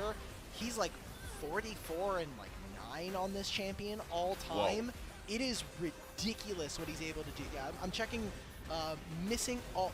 Man, it's not one of his. It's his 6th most played champion, but he has a ridiculous win rate on this champion. Even last year, 9-0 on the Rakan. So Moam being able to take that away in a full fearless system, no longer available for JDG as we go further into this best of 5. Luckily for JDG fans, Missing's champ pool, like you just heard Alk point out, I mean, we're talking about how prevalent a Rakan pick is for this guy. It's his 6th most played champion, so Missing won't have any problems in that champ pool. We'll get into a ton of that talk for Game 2 draft, as we already had some of those pretty powerful LPL picks taken off the board. You know, outside of Rakan for both these teams' matchups, obviously you have the Aurora off the table. Ashe has been taken away. Cassante is off the table as well. So this is the fun part about Fearless. We're just going to roll into another pretty spicy draft. Hopefully I don't see any Karma tops, though, or I might freak out a little bit. Woo! I'm okay with that. No more Karma tops. We don't need to see it.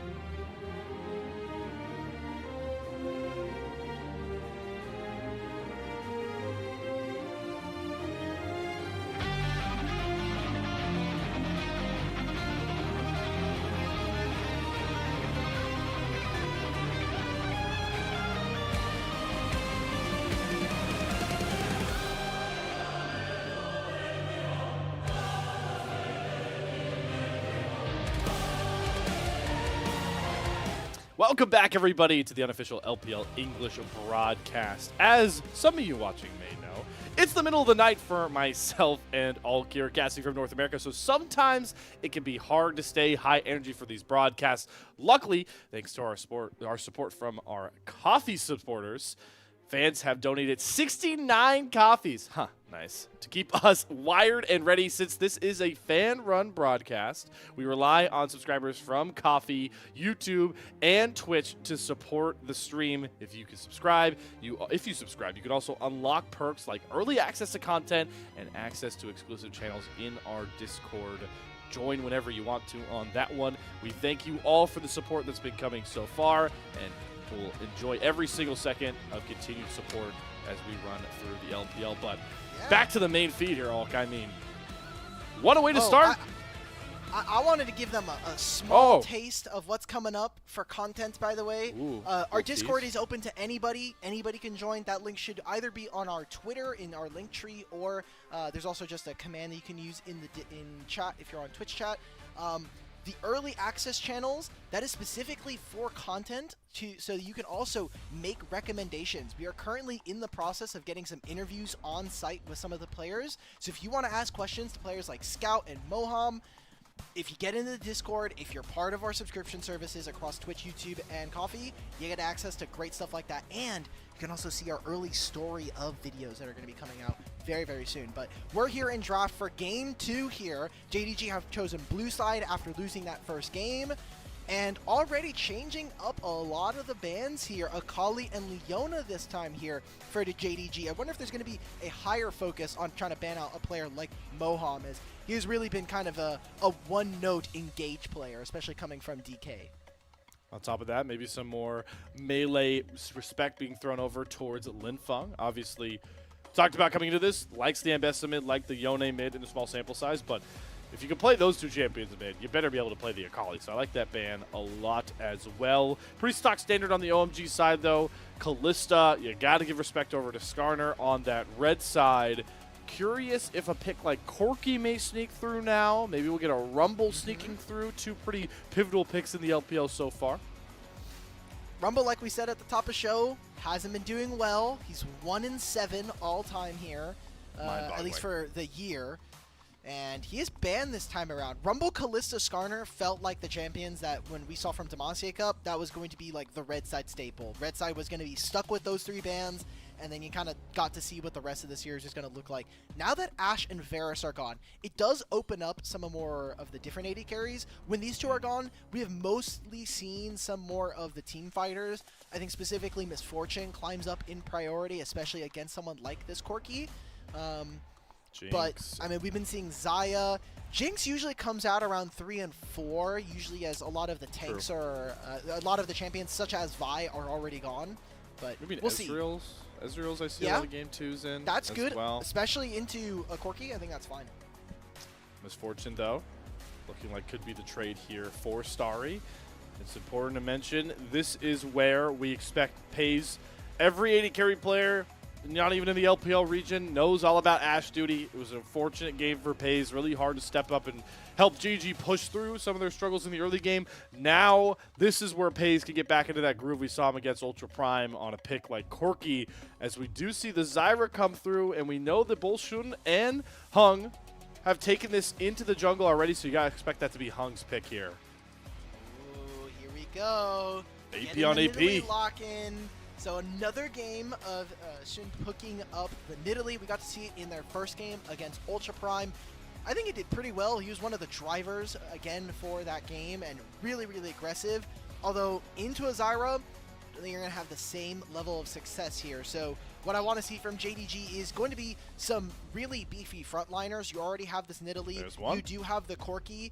I think a Renekton pairs incredibly well. This is one of the like OG combos. If it's not a Renekton Elise, it's going to be Renekton Nidalee that people set up. But we do need to have, I think, a strong mid laner that also is able to play around this. And I think Yone starts to come to mind, especially for someone like Scout, who has made a really big name for himself within the last couple years of this champion being available. At this point, I think Yone might just be hotly contested by both these mid laners, because on the switch side here for Linfeng, you already have the AP support in the jungle with the Zyra.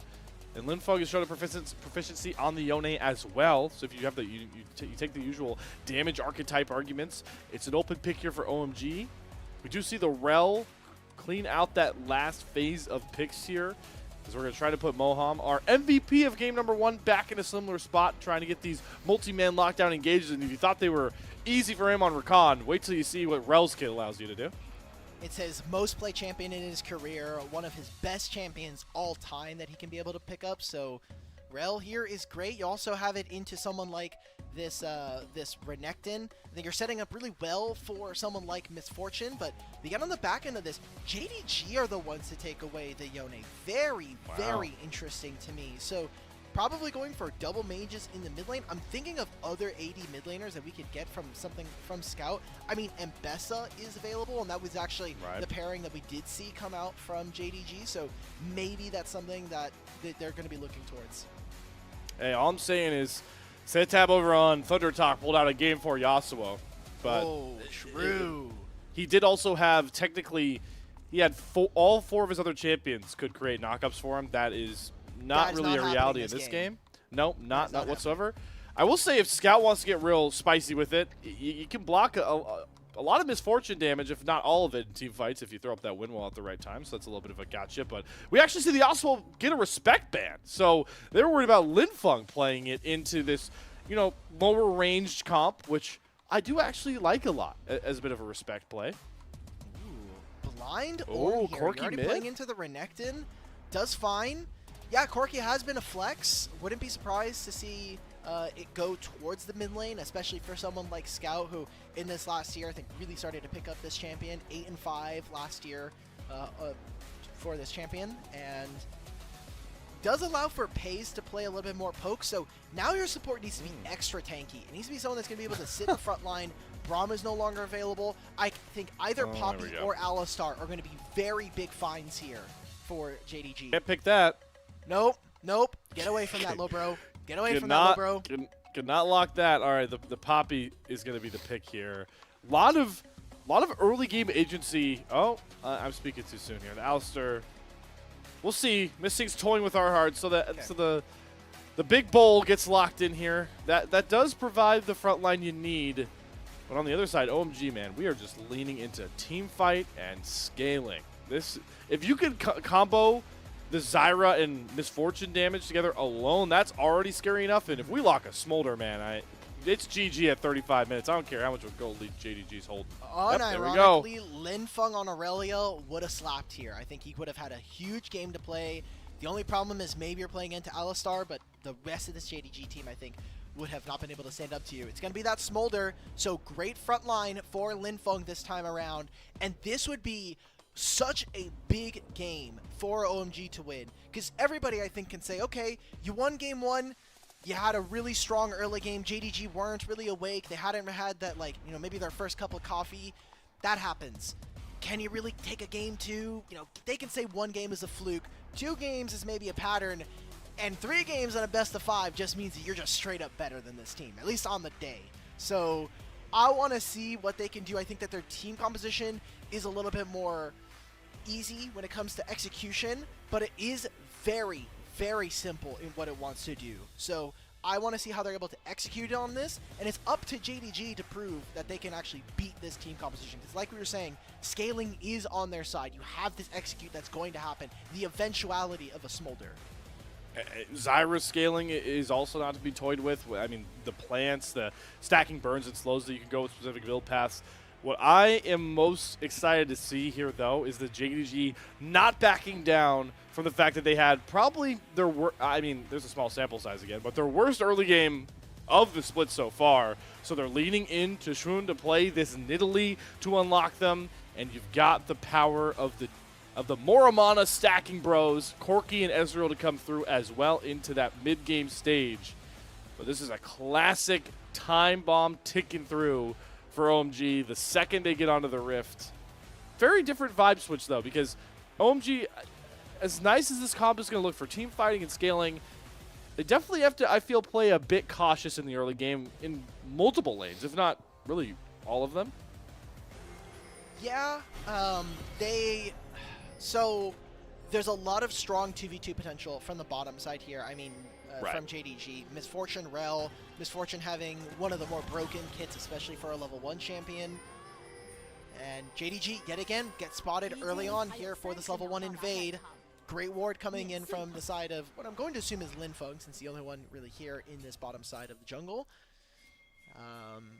And what I want to see from JDG in their bot lane, sorry, they're the ones with the Ezreal and Alistar, is Alistar should be able to prevent Moham from moving, so JDG has to be really, really careful about where they place vision so that they can spot out Moham and try to track him, have Alistar match. We're already seeing now they're swapping it. They want to stop from Hung from setting up on the Zyra, so taking any plans away early on is a really good start. They're just taking complete control here. Spears are landing for Shun, looking to get back into a bit of a groove. Good poke damage down. Pretty similar start to game 1, just kind of flipped side to side. And yeah, here we go once again. It's now not JDG's bottom lane trying to walk in and cancel a clear. It's Moham and Starry who have full vision on Shun during his clear.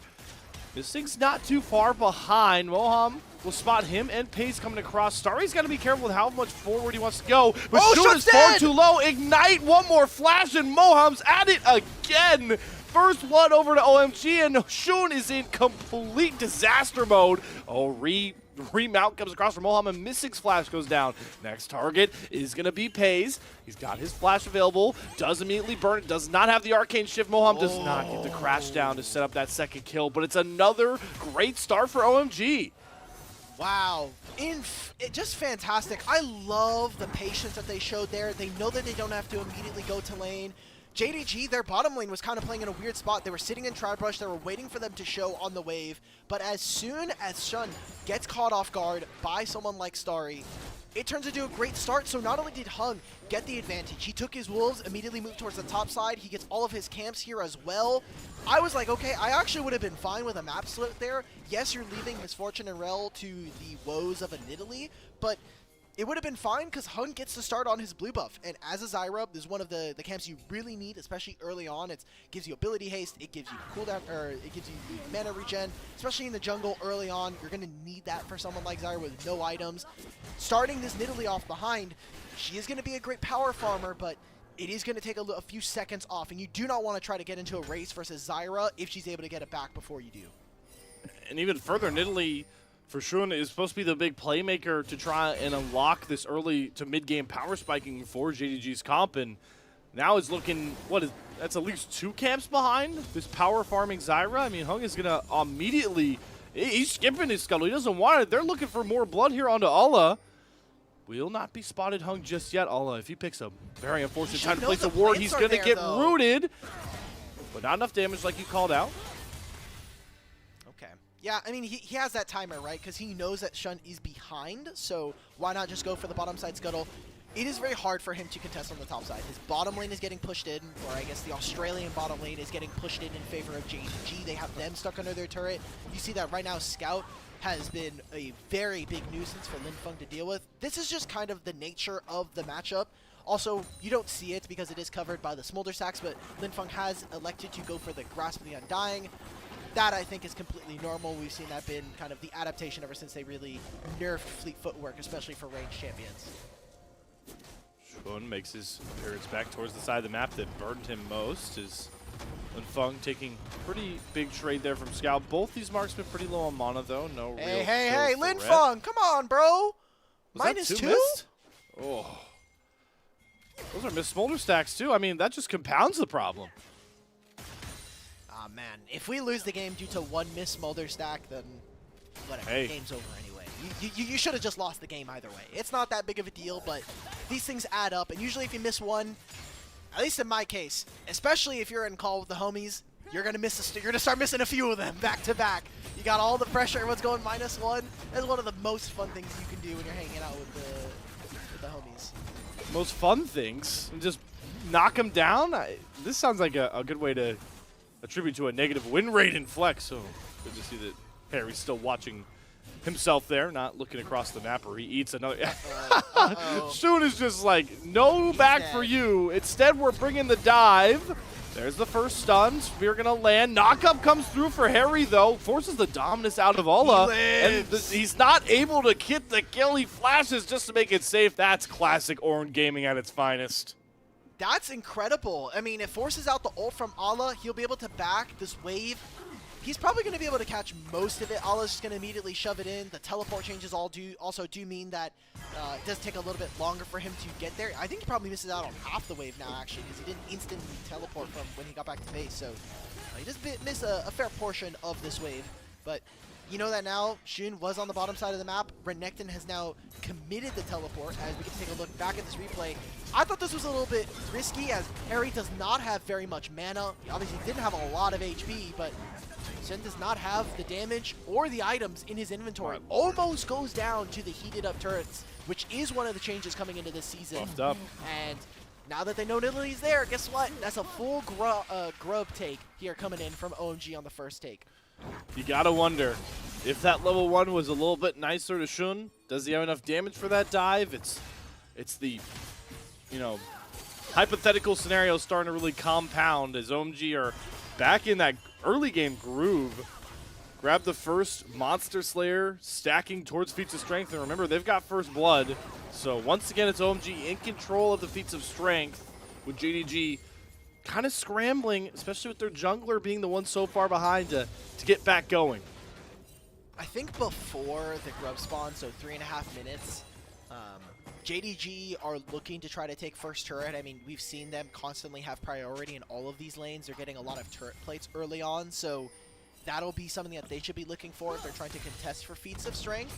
And so for OMG, by having this early advantage in the first 2 epic monsters, I am going to be looking towards them being able to contest for maybe not this dragon, but second and third Drake and potentially Herald, because I am kind of wanting to see from JDG that second grub spawns and you're looking to be on that objective and ready to fight. I mean, you have Ezreal that's going to be at least finished with one of his first items when we're talking about that fight.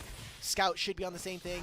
We're looking for this JDG composition to really come online on 2. Trinity Force and Muramana for Scout and Pays is going to be a massive item for them both.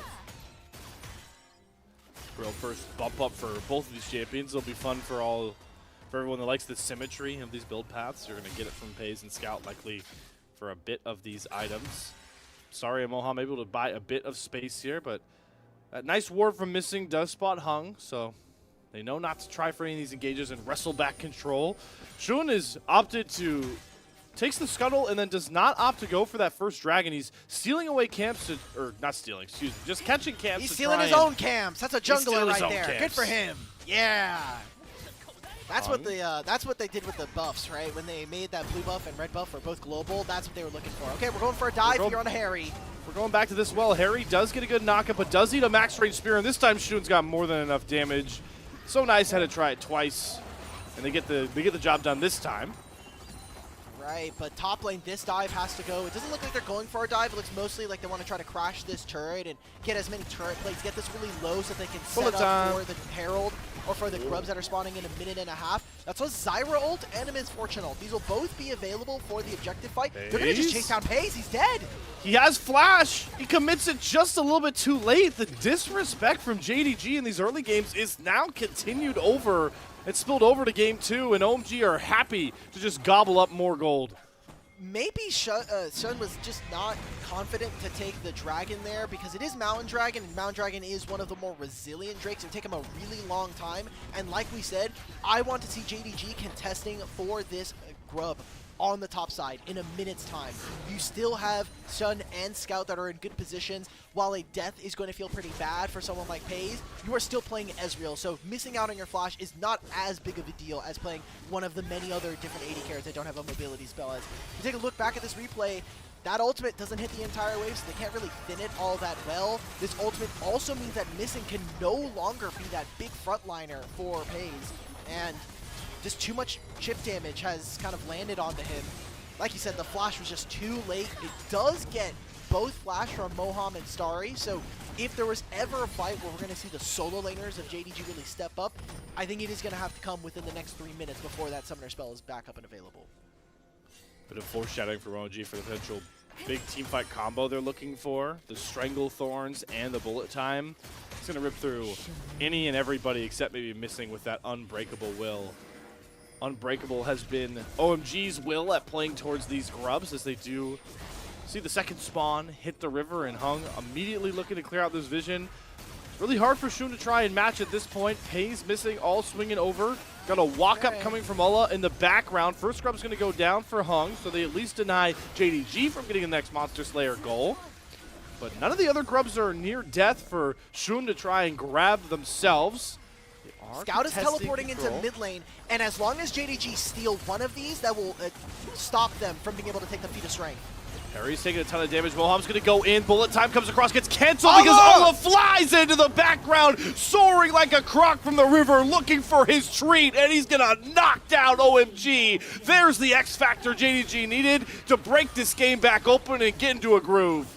You said it was a flying croc from Ulla. Well, guess what? Denial happens in the river there.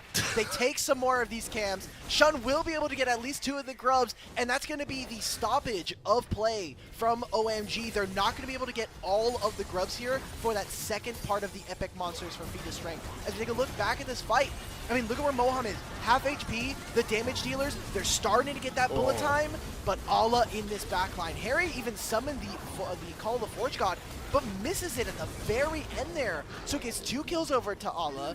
Shun is able to get into the backline as well, gets a double kill for himself. Great job from JDG to show back up, and was what, kind of a questionable early game here coming into game 2. Now all of a sudden they've grabbed themselves a pretty mighty goal difference, up about 2,000 now. Shun rebounded pretty gracefully. He's actually now gone from a disastrous early game to being one of the richest members on the Rift. We did see OMG off their quicker reset timer. The good old gray screen grants you. Are able to grab that first dragon, so they are 1 epic monster away from feats of strength in back-to-back games. True. Okay. I mean, 4.5 minutes, 3.5 before. I'm really looking towards those turrets, right? JDG, I'm looking across the lanes. The closest ones are the outer tier ones on the side of OMG. They have 2 plates on them. You also have those 4 grubs on the side of OMG, so I want to see if they're going to overload on one side of the map just to try to spawn some of these mites. But OMG are not having a very easy time being able to clear waves, and while all of this is happening, we do have to take into consideration that Linfeng is scaling, has 120 stacks at 13 minutes, which isn't bad by any means. He's picking up stacks for himself, and those dragon practices are going to be very huge when we're talking about playing around Otacon at 20 minutes. Having an execute around then is going to be a big game changer for OMG.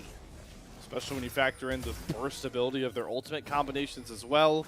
Just enough, just a little bit extra to bring home some of that damage they're looking to teamfight with. But Shun is seemingly back in a bit of a groove here, starting to land these spears, and he's got a Liamdres, a legendary item already completed, and it's actually JDG that are really trying to force onto this top turret. And you don't got an 80 carry up here, neither marksman to try and cover it, and Hung's having a tough time walking around these traps, walking around these spears all alone.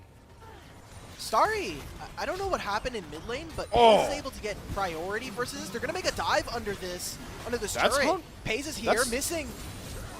Hung's entire combo went down just to try and hold missing in place, but he flies under the turret himself, gets the kill, traded back out. Ramping turret damage starting to do a lot. Good sidestep from Moham, gets around the spear, jumps all the way in for Paze, forces both summers out of him. Harry goes a bit too far forward, sacrificed himself in the bullet time, has to be canceled. Does Starry have enough damage to try and trade these kills out? Absolutely not. 1 phosphorus bomb, 1 more rocket, a mystic shot. It's a spear downtown from Shun. Fight win JDG.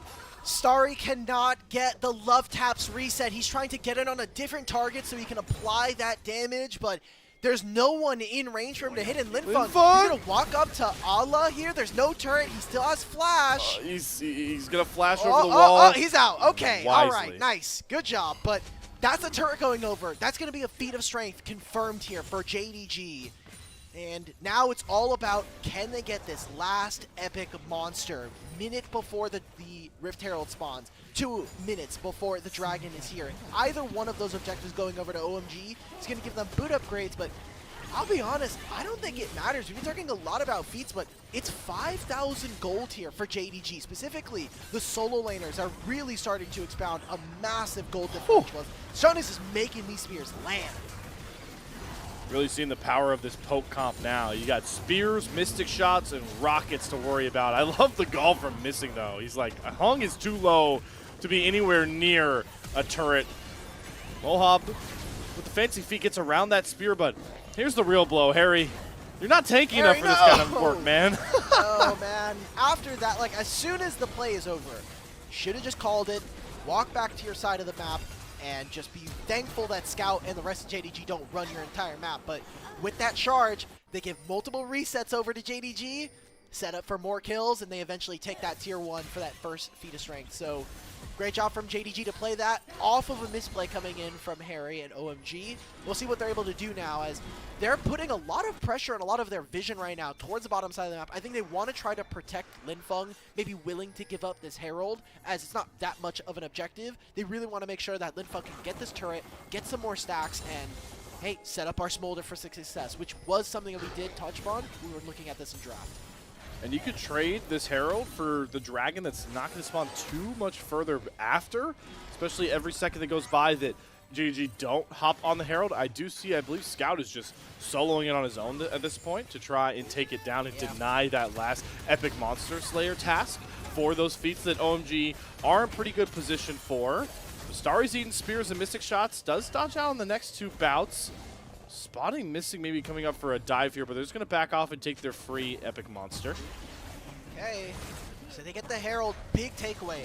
Like we were just saying, whether it's the Herald or the Dragon spawning in 10, that'll be the feats of strength going over to OMG. But any team that has the advantage when it comes to Void Grubs really, I think, should be prioritizing the Heralds. I mean, Linfeng, you don't have flash this time. Wait, Hung is... okay, I was going to say, Hung, you need to cancel this recall. You need to protect your mid laner. I don't think this means all that much for OMG. They are losing so much priority in the mid lane of the map, and it doesn't seem like JDG have any mind of trying to contest for this Dragon. Even if Linfeng did get bursted out and had to take a recall, he does have teleport, so he will be able to show up for this fight at any time if he really wants to. JDG are pushing, pulling, tearing OMG apart across the 3 lanes right here. Scout continuing to smash wave after wave into this turret. And you talked about it all. The disruption of the resets here for OMG actually opens up Shun to just take this Dragon all on his own. And what a comeback in the feats of strength. I mean, comeback in general from that early game, but they look dead in the water. No turrets, no epic monsters slain, and now they've got one of those check marks, and they're one more Dragon, or I guess potentially Otacon. We're getting close to Otacon making the feats of strength difference. 2 minutes here, a mid-tier 1 going down. It's not looking good for OMG. I mean, it was so pleasant to see this team come in 2 games now with strong reads first 10 minutes of the game. But you look at the individual advantage here. Oh, missing! He didn't get the bounce back. Yeah, he doesn't. Oh, but that unbreakable will. Shun, man. Holy crap, man! He's just one-shotting Hung right now. TP. Now they're TPing behind him. Good luck, Linfeng. Just hit this turret and pray to Jesus. Let's see if he guesses right. Now he's going to walk up lane. Dominance back up for Ola. No way out for Baby Dragon this time. You're stuck in the river with the big chomper, Renekton. Oh, he TP's out. I didn't even realize. Wait, Harry just TP'd in. We just did a full switcheroo. It's a complete switcheroo, Harry. Oh, my friend. They don't have dominance anymore. Now he flashes. Ola follows. Shun is coming across from all the way mid lane. What the hell is going on with these TPs? How does Harry end up dying through all of that? That happened last game as well. Look, you can see it in the player cam. Linfeng had a little bit of a smile on him. He's like, my bad, dog.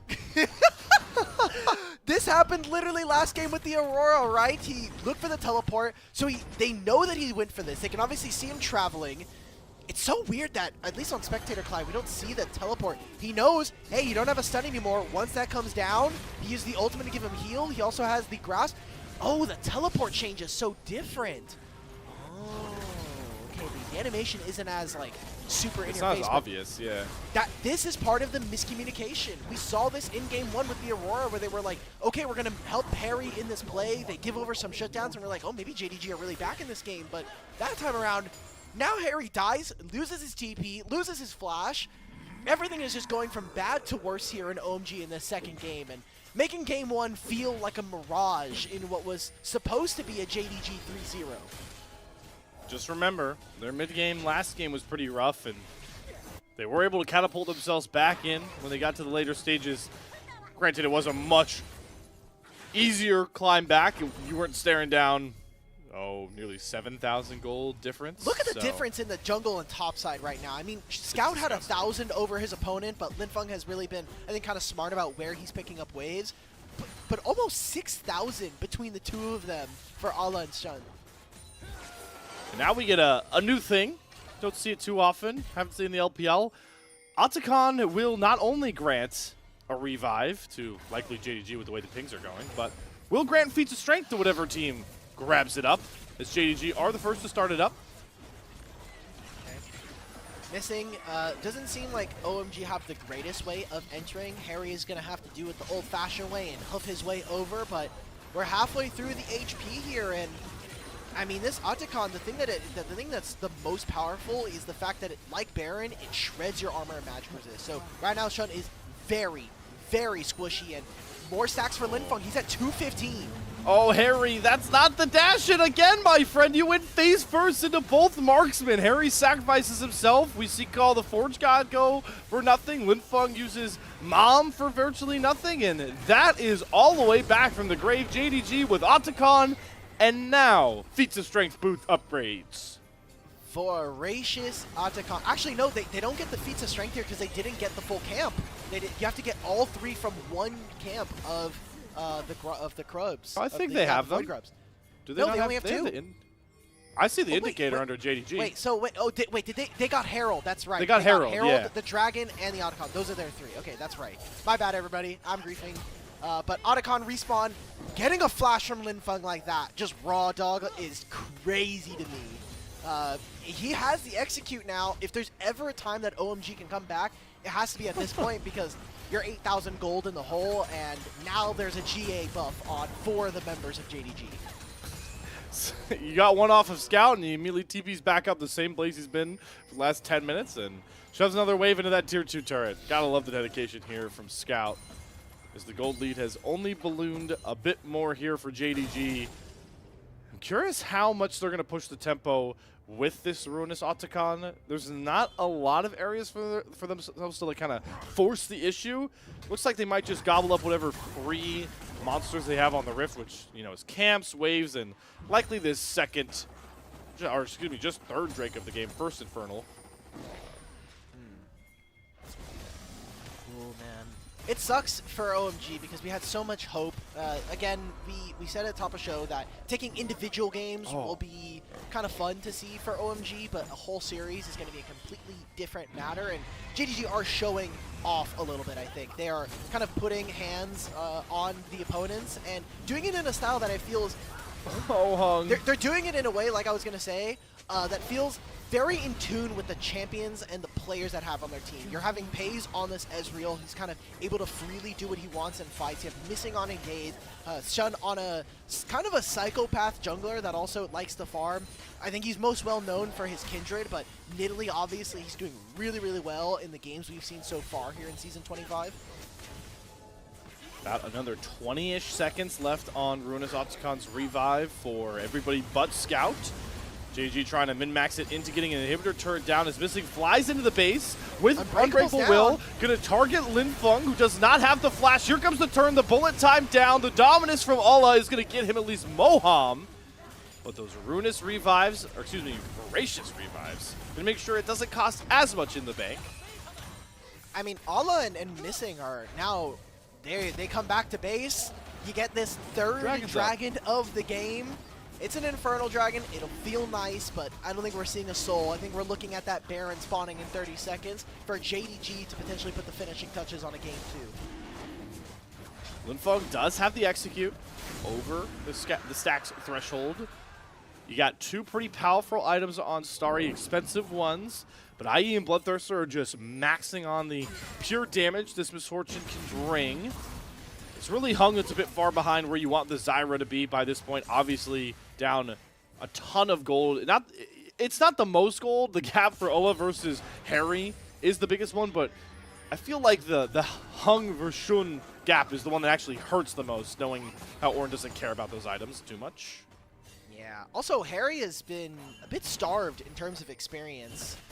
We're not seeing a massive differential in terms of like blood roses or blood petals, so we can't really say that's making it. He's almost 4.5 levels down versus Ala right now, and usually that doesn't all that matter. You know, 4.5 levels between champions is obviously a very big influence, but especially for someone like Ornn who wants to hit the level 14 breakpoint so you can start giving out those masterwork items to your team, is kind of a big deal. He is one of the few top laners that you are kind of really focused on making sure that he gets time alone in a side lane or being able to pick up experience where he can.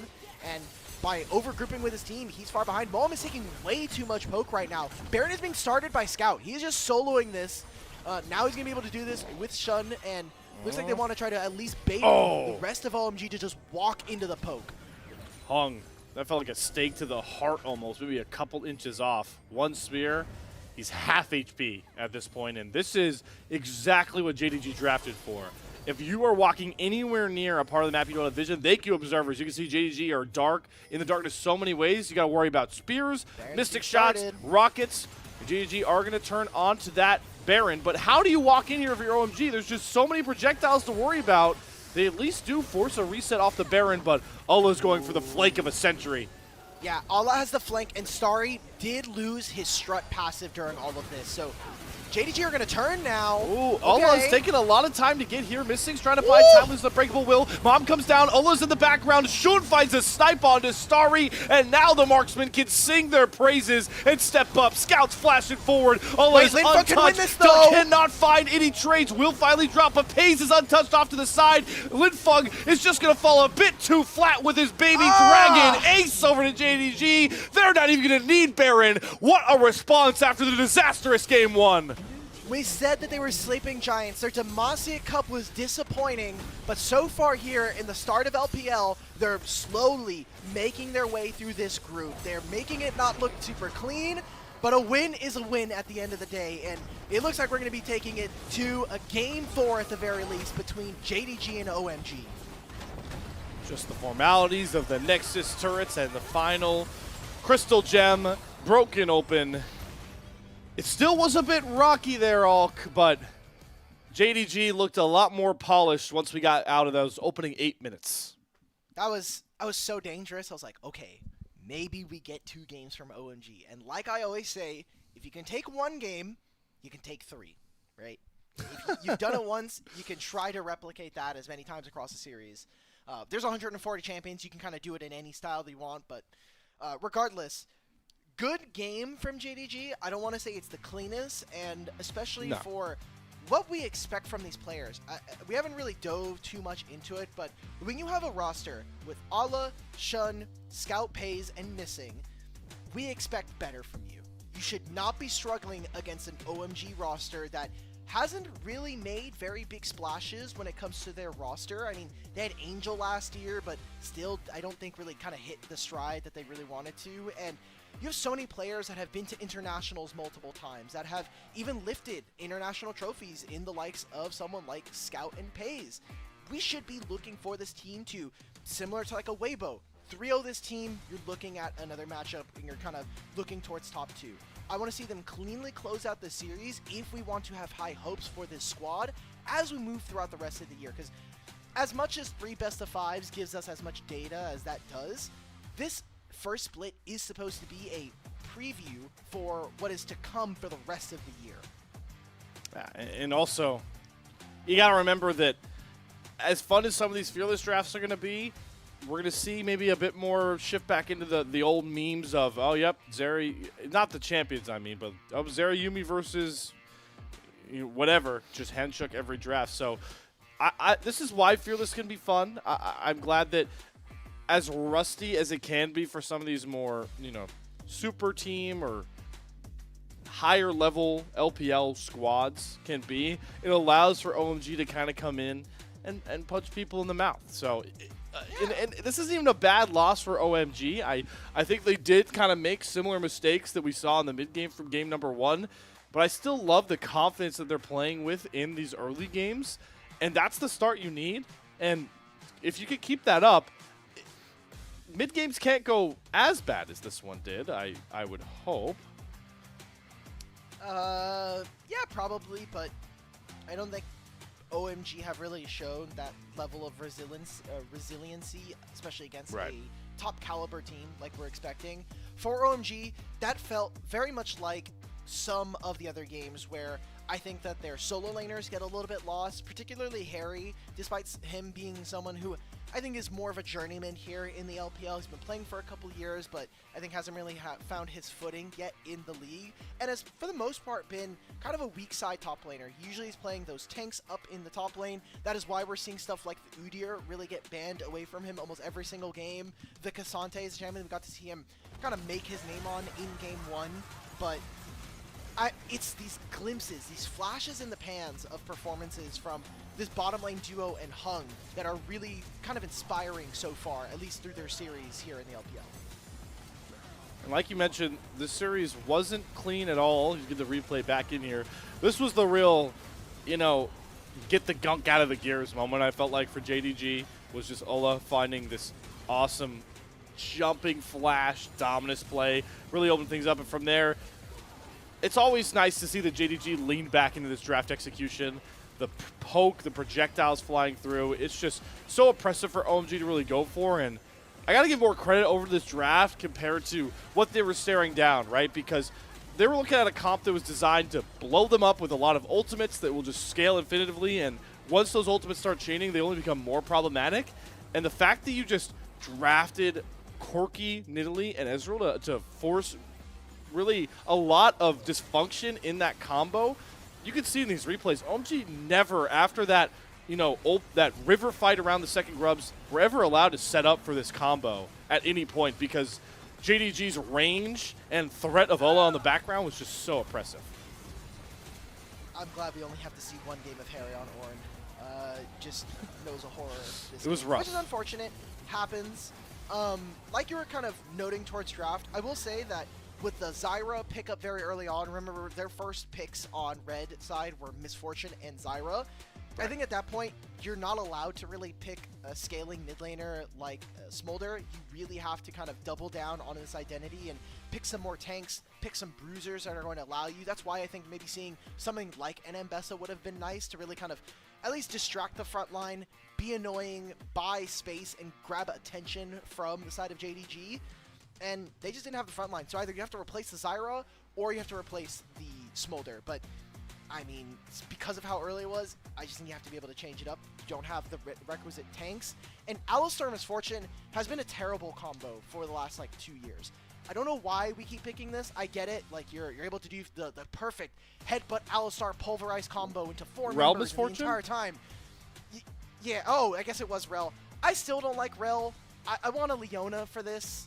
Rel is okay, but you're playing against Ezreal, right? You're playing against some other champions that have a little bit more mobility. The Corki can get out of it very quickly. Not a fan of it.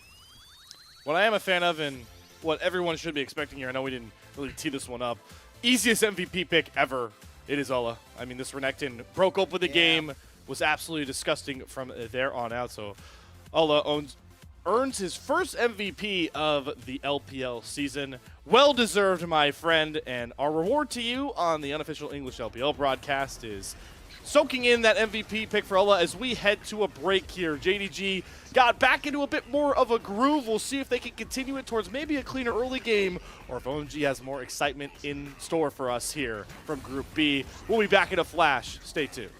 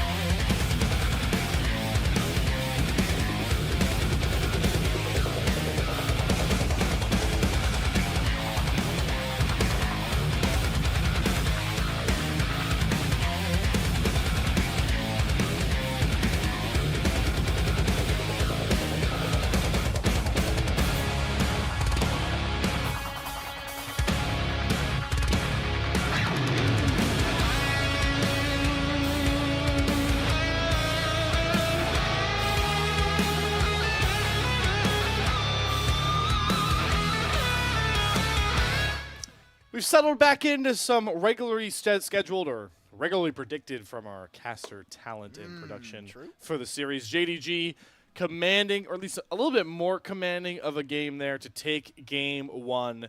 And now we're into the bread and butter of Fearless. 20 champions off the board, and we're at the best of 3 point, as I like to call it, which makes game 3 a momentum game, even more so than game 1 ever would have been. You know, I was wondering, I was talking to Ledin a little bit during the break, and we were like, oh, our viewership's looking a little low. And we were like, it's just bro. You know, Breon are just playing against Gen G. Why did our viewership? They 2-0'd Gen G. All right. Well, welcome everybody. Welcome everybody to the show. Hey. Actually, are playing next, so I don't think we're gonna get that much of a viewership bump. But yeah, Fearless has been a lot of fun, and with those 20 champions gone, that does mean that we're probably going to be getting more of those big team fighters that we were talking about earlier. You mean, hey, look, we got rid of the Nidalees. We no longer have Ezreal, Misfortune, the Ashe, or the Varus. So everybody strap in. We're getting Jinx. Jinx is coming back. Yeah.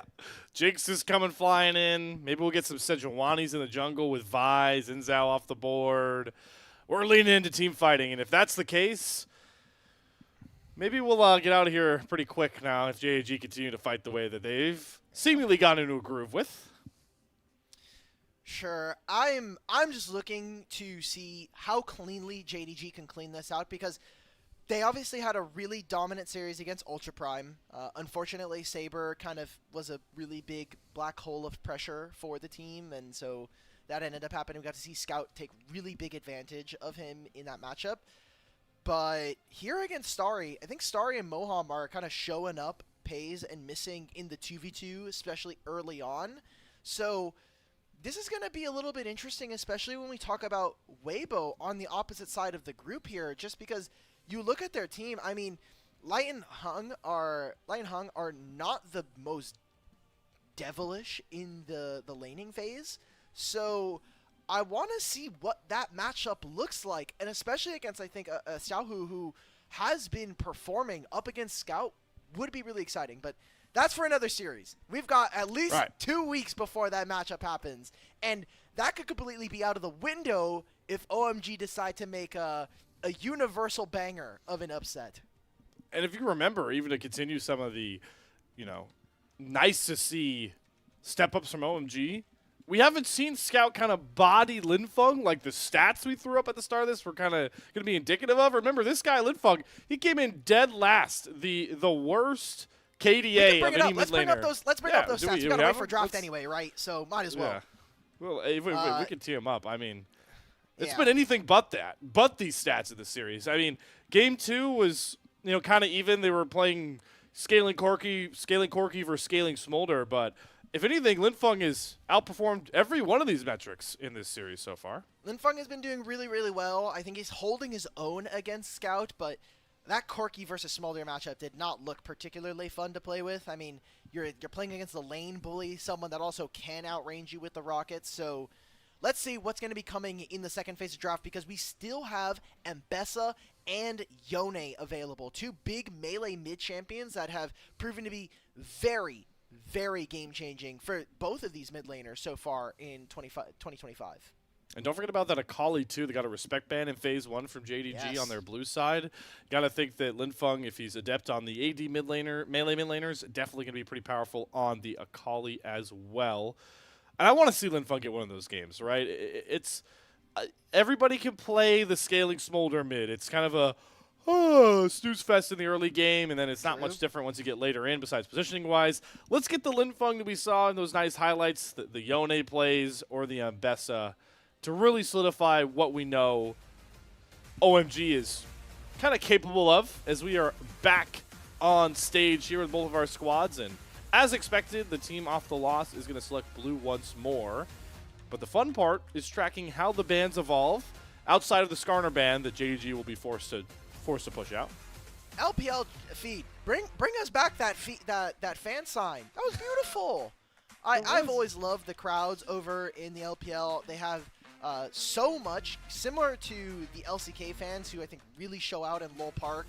They bring out so many great fan signs. There's a lot of great fan art that comes out from all of the different communities that kind of follow here. And I don't know. I just love seeing them, especially when we have a large packed out arena. Hearing the gyos right before a game is starting is super incredible, especially for some of the teams that are playing on stage. So as the LPL season kind of ramps up, I am expecting to see a little bit more in the stands, and hopefully we can get more of those gyos, because those are one of the best parts of LPL. We're getting an extra dose of Scout bans thrown his way here. Victor Ari being the opening 2 bans for OMG. Victor is as bread and butter as you could get for a player like Scout. Already pulled that one up out in the LPL. The Ari ban is certainly interesting. Okay, so getting rid of mids here is kind of weird to me, just because, yes, you are taking them away from such a prolific mid laner in Scout, but I would assume that you are on blue side, you are looking to potentially take those away and be ready to kind of play with these tools. Now, on the back end, Skarner, Rumble, yet again taken away. I like this Ziggs pick away from JDG, as we've already seen Pays play it in their first game against Ultra Prime, and he was deadly on this champion, man. He was putting up numbers on the board from 3-pointers. Numbers on the board for 3-pointers. Just taking Steph Curry out there with some of these bombs. Yes. There we go. Hey, I hear Basketball Reference, my brain immediately piques interest. It could be 36 hours no sleep. 6 Wait, a.m. how tall is Steph Curry? Oh, he's 6'2". Never mind. Okay, Pays is a shorty. Yeah, that guy's a short king. He is not reaching 6'2" on Steph. So there's the Leona that we've seen garner some ban prio. I know you would have much rather seen Moham on it last game. You're gonna get it this game. The Misfortune Leona combo cannot come across thanks to good old-fashioned Fearless. And now we get to see if we do lean towards those team fight 80 carries.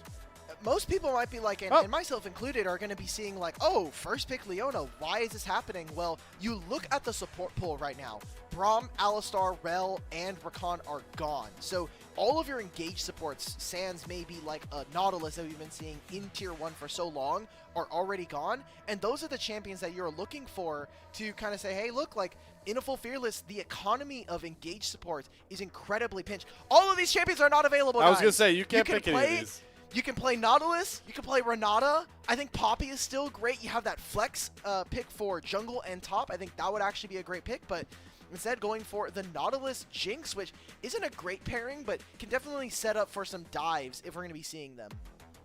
And Nautilus can certainly play the Protector role decently well, right? Sure. The Dredge lines can interrupt. You got the Roots, the Depth Charge, all can buy space here for Pays. As we get the classic Nocturne Orianna combo. It's been kind of ill-forgotten in the new season, mainly because there's some more fun Nocturne pairings. Everybody was really high on the Aurora Nocturne combo, but this is the tried and true of these two champions for so many years. That was also because Aurora had the stun on her ult. That was the big one, but yeah, not being able to see where the walls were a pretty big one.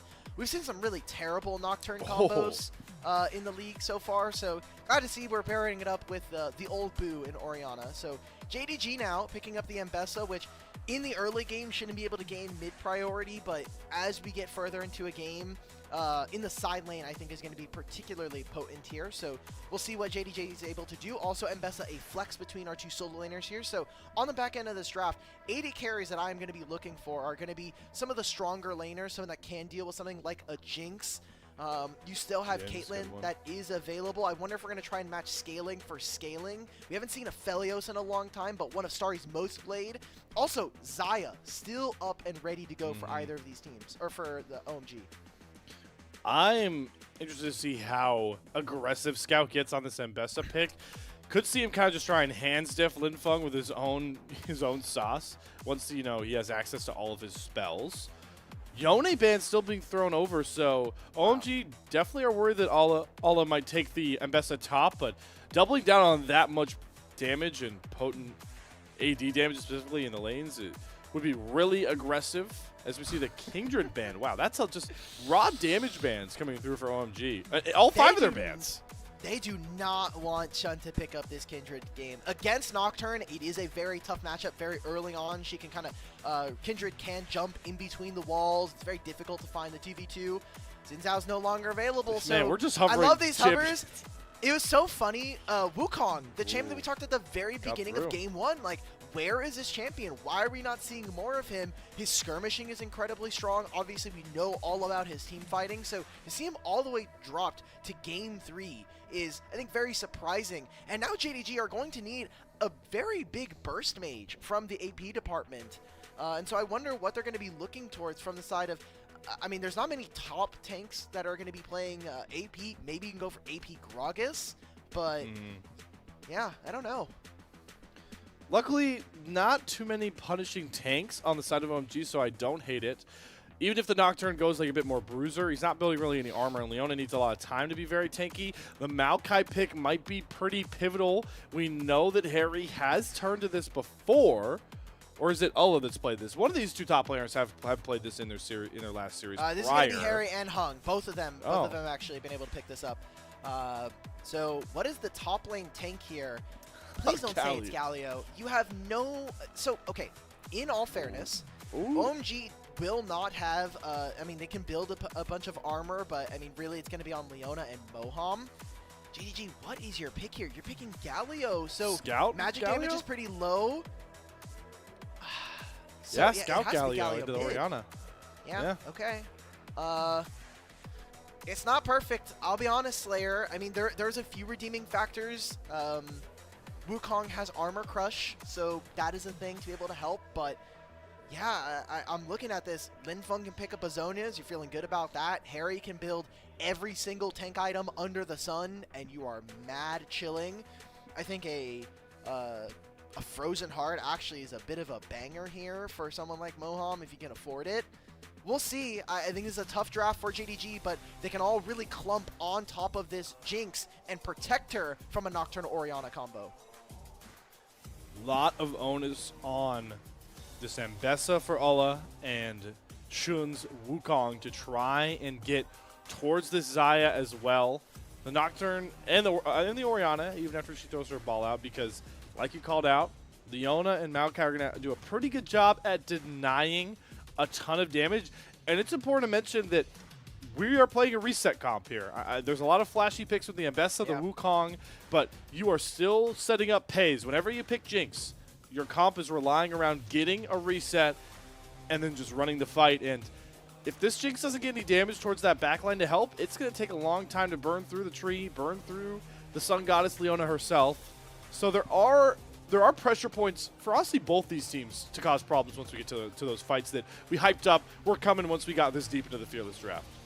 My issue with this OMG draft as we get into this game is they will need to make sure that Hung and Linfeng have enough damage.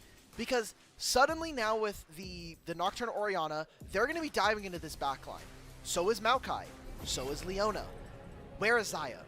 Xayah is going to have to move her little Vistayan feet all the way over to this fight, plant her feathers for a team that is, what I'm assuming is going to be retreating. Hey, get this banner out of the way. We're missing out on flashes. Hung has already lost a summoner spell early on into this game.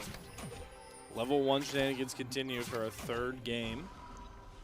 But this time, I think with that flash down, OMG can't get too crafty with trying to force certain jungle paths.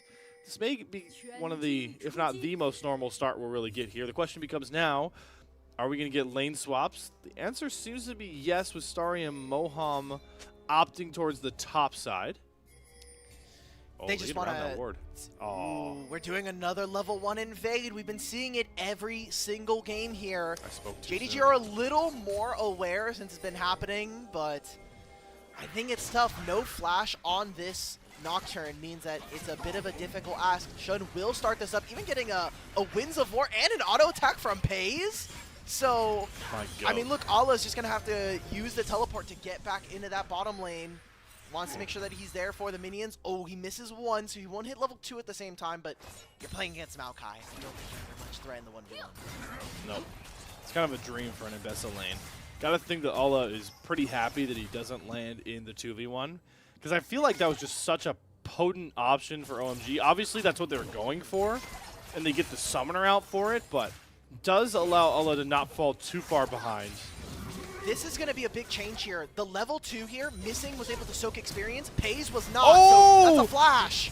What a flash! He's dead. Brings Moham under the turret, and we talked about the resets. Didn't think they'd come this early for Pays. It's Missing that grabs the first blood, and the first step towards another bout at the Feast of Strength. Fantastic flash from Pays right there. Finds themselves the first kill. And I was just saying, look, Jinx does not have level 2. You're not going to have access to like Flame Chompers or a Zap early on. The 2v2 with Xayah and Leona should have been able to find themselves a kill, but with them going back under the turret, turns into that first blood. We get to see it right here. I was saying, look, Missing has level 2, Pays does not. But this engage, as soon as this flash puts him under turret, the entire first blood is under jeopardy. And like you said, first blood going over to Missing is a huge find for JDG. Small things, Pays, just knowing that timer. Leona giveth and she taketh with that Zenith Blade. Scout, getting a bit of attention paid towards them by Moha, as we do see a full reset come out for Starry. Jungle clears, decently mirrored, but Ola's already getting into his bag here up against this Maokai, and Harry really needs to pay a bit more respect here, trying to lean on that natural healing. Does have that level XP advantage still, and Hung is in the area. Oh boy. Yeah, there is not much for Harry to do in this matchup, and it's not going to get much easier, right? The amount of mobility that someone like the M.B.E.S.A has access to with her Drake count steps, and the fact that the ultimate can be very, very dangerous, giving her access to armor penetration is just not fun to play. Or Omni-Vamp, yeah, it is just so disgusting what is a part of this Champions game. What we've really gotten from modern game design here in League of Legends, there's just so many free stats in people's kits now. Like, Neela came out and she gets free armor penetration from crit chance, and M.B.E.S.A gets Omni-Vamp from how much? It's just, it's insane. The amount of mobility as well. I miss the 2-sentence ability descriptions. I don't. Those are I don't lame. actually. I'm I don't. to be fair. I don't actually miss them is probably the wrong verbiage. More so like nostalgically look back. You know, we still have some remnants of them. Like On the Hunt, that ultimate's still like 4 words. You go fast. If you go fast with getting killed, you go fast for longer. True. Not wrong. I don't know. There's just modern league design, not my forte. I don't have to do that. So, not envious at all. Nope. I'll let Froxen deal with that.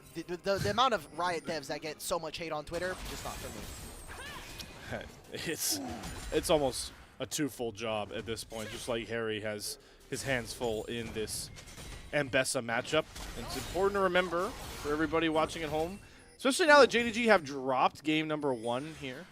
Still looking in control early here in game 3. Game 2 was a much cleaner, divisive one. They are playing to virtually lock up a spot in the postseason and make for a very interesting matchup against Weibo. And it's so interesting to talk about the JDG squad just because of the fact that this feels more like the group of misfit toys that we've kind of started to name them. The fact that Sun makes it to grand finals at Worlds and unfortunately isn't able to take it to T1. He gets second on a BLG roster when JDG was kind of at their height. Same thing with going to MSI versus Genji. So many second places, and so he gets dropped from the roster. Scout on LNG eventually moves on and is now part of a new roster on JDG. Pays from a legendary Genji roster. Not able to do it there as well, so kind of feeling like all these different pieces from different parts of the LPL and parts of the LCK with Pays now finally making their way onto this squad. We should be expecting more, especially for the pedigree of these players. And so seeing them lose a game to OMG is kind of a shocker. And seeing them lose out in Demacia Cup kind of felt like maybe a bad omen. Like, is this what we should be expecting from a lineup of these teams? I don't know. Has the downfall begun for a lot of these players? There's still a lot of time, and it is very early. We did see that the Grubs were split this time, the first bout, so nobody's a step closer towards feats of strength in the monster slaying department. Do have OMG open to potentially get mites later on.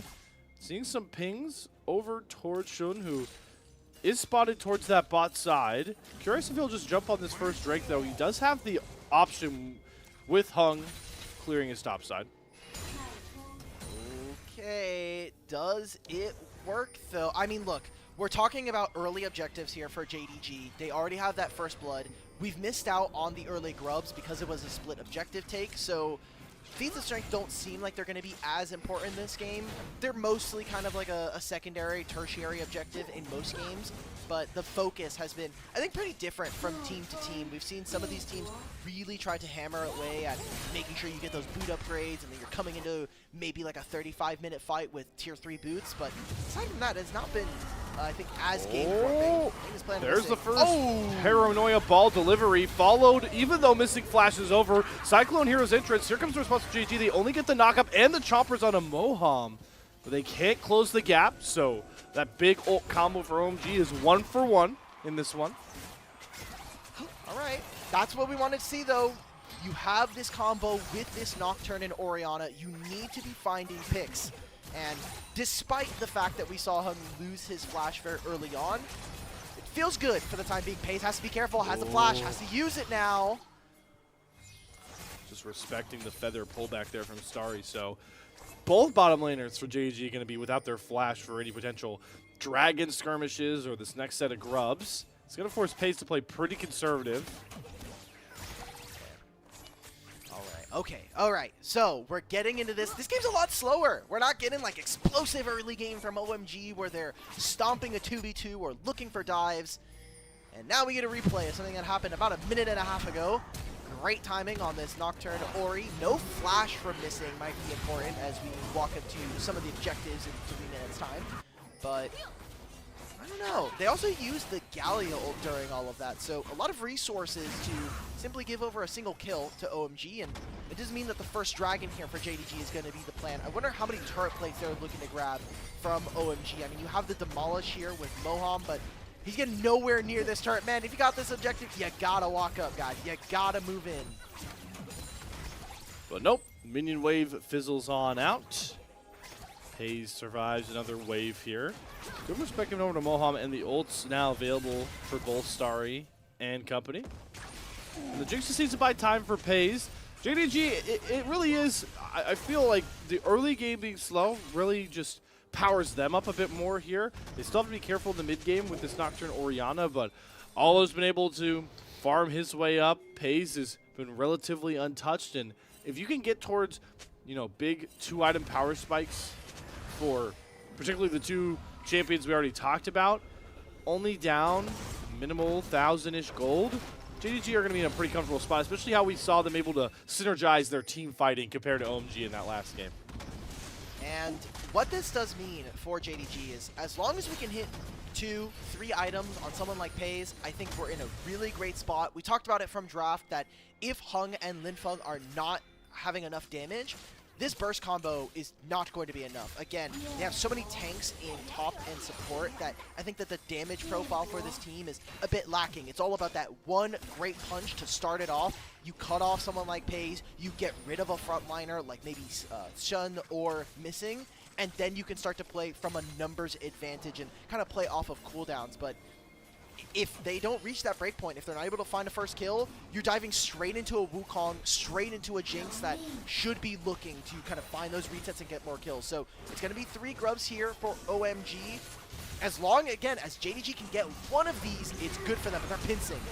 Shun's going in. Oh, wow. Both junglers pass by each other like ships in the night, but it's going to serve Pace up on a silver platter. Missing goes down as well. Now JDG are on the retreat, but here come the twisted advanced Nature's Grasp, and it's a flash forward for Harry, trying to see how many more kills he can get his carries. Scout gonna channel the hero's entrance, somehow get it off, dashing back over towards Ala, as Jun is able to get back under the turret. So JDG, boy, do they make it cost a lot, but they deny 3 grubs over to OMG. Ala TP'd for that play and still has the public execution. Why are we not going for the backline? I want to take a look at that replay again just because we focus so much of it. Starry walks forward into Scout. Doesn't have the blade caller. One more! Doesn't matter. That's, hey, look, Scout, you got all this MR. You do 0 anything to stop Starry from ripping you apart with these feathers. Great find from OMG. And another great fight in all coming out from this squad as JDG, we talked about how slow they are, the Sleeping Giant. I want to look at this fight. So, like you had noticed, the junglers moving straight past each other. Sun putting focus onto at least stealing one of these grubs, and Hung finding Pays before this. But after that, the rest of JDG are kind of in bad shape. I was maybe looking for someone like Ala to get in his backline, but he's playing this game remarkably, kind of cowardly almost. Like, you're playing Mbessa. Get into the backline. There is no ultimates from any of these champions. You should feel empowered with a Galio in your pocket to do something, but doesn't look for it. And that's just another instance of a bit of disrespect from JDG's players towards some of these damage dealers from OMG. Starry gets a free kill, and it's important to remember, as much as we hype up the Jinx and the resets and her being kind of the queen of teamfights in League of Legends, Xayah can certainly go toe-to-toe, and with enough space granted, get some pretty big blade callers that could mess up JDG. But one of the points you were making before that fight kicked off that I think is important to track is, as this game goes on, I think this Orianna Nocturne combo, they're going to be kind of pigeonholed into only going for Pays. Yep. Because it's just not reliable enough to ult a Wukong with a couple of bruiser items. Definitely not Mbessa, and certainly not a tank Galio.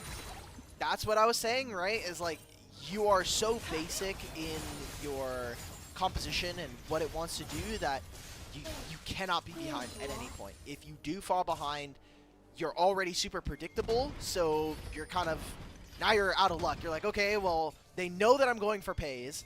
They know that I can't kill him either, so what do we do in this game? We gotta get a little silly and find some guerrilla tactics to get back into this game. We got Dragon spawning in a little bit here already. OMG first to the play, already getting mid-priority and moving over towards this Dragon. Not going to be setting up for any feats of strength here, as, again, they were able to grab the first set of grubs, but aside from that, or they weren't able to grab the full set of grubs on that first take, so it's just going to mean that, yeah, we're kind of moving, it's too late. Okay, well, we've seen enough of that ultimate kind of take too many objectives. We're looking at Herald spawning in a minute and a half. Maybe that's something for them, and again, we said this last game, but 4 grubs and a Herald, I think OMG should be prioritizing to move for this objective. Big legendary items coming through for OMG to play in this window that they need to be very active. Experimental Hexplate done, so Hung can get as many of those paranoias out as possible. Luden's done for Linfeng. That's the main burst damage that they need. And you don't have to deal with too tanky of a Wukong just yet. Still think Shun and Ola are targets you can go for with this combo, but the entire point of Orianna Nocturne is you're trying to look for this combo as often as the ultimates are honestly up for you to do it. Okay, I'm looking at item completions now. Everybody has their legendary item. Harry just finished. There we go. We're finding Pays. Do not have the Orianna for the extra damage. Shun's going to fly in with a Cyclone. Pays doesn't have either summoner by this point, and Hug's going to get the kill. Starry flashing forward. Maybe a little ill-advised. Wasn't needed.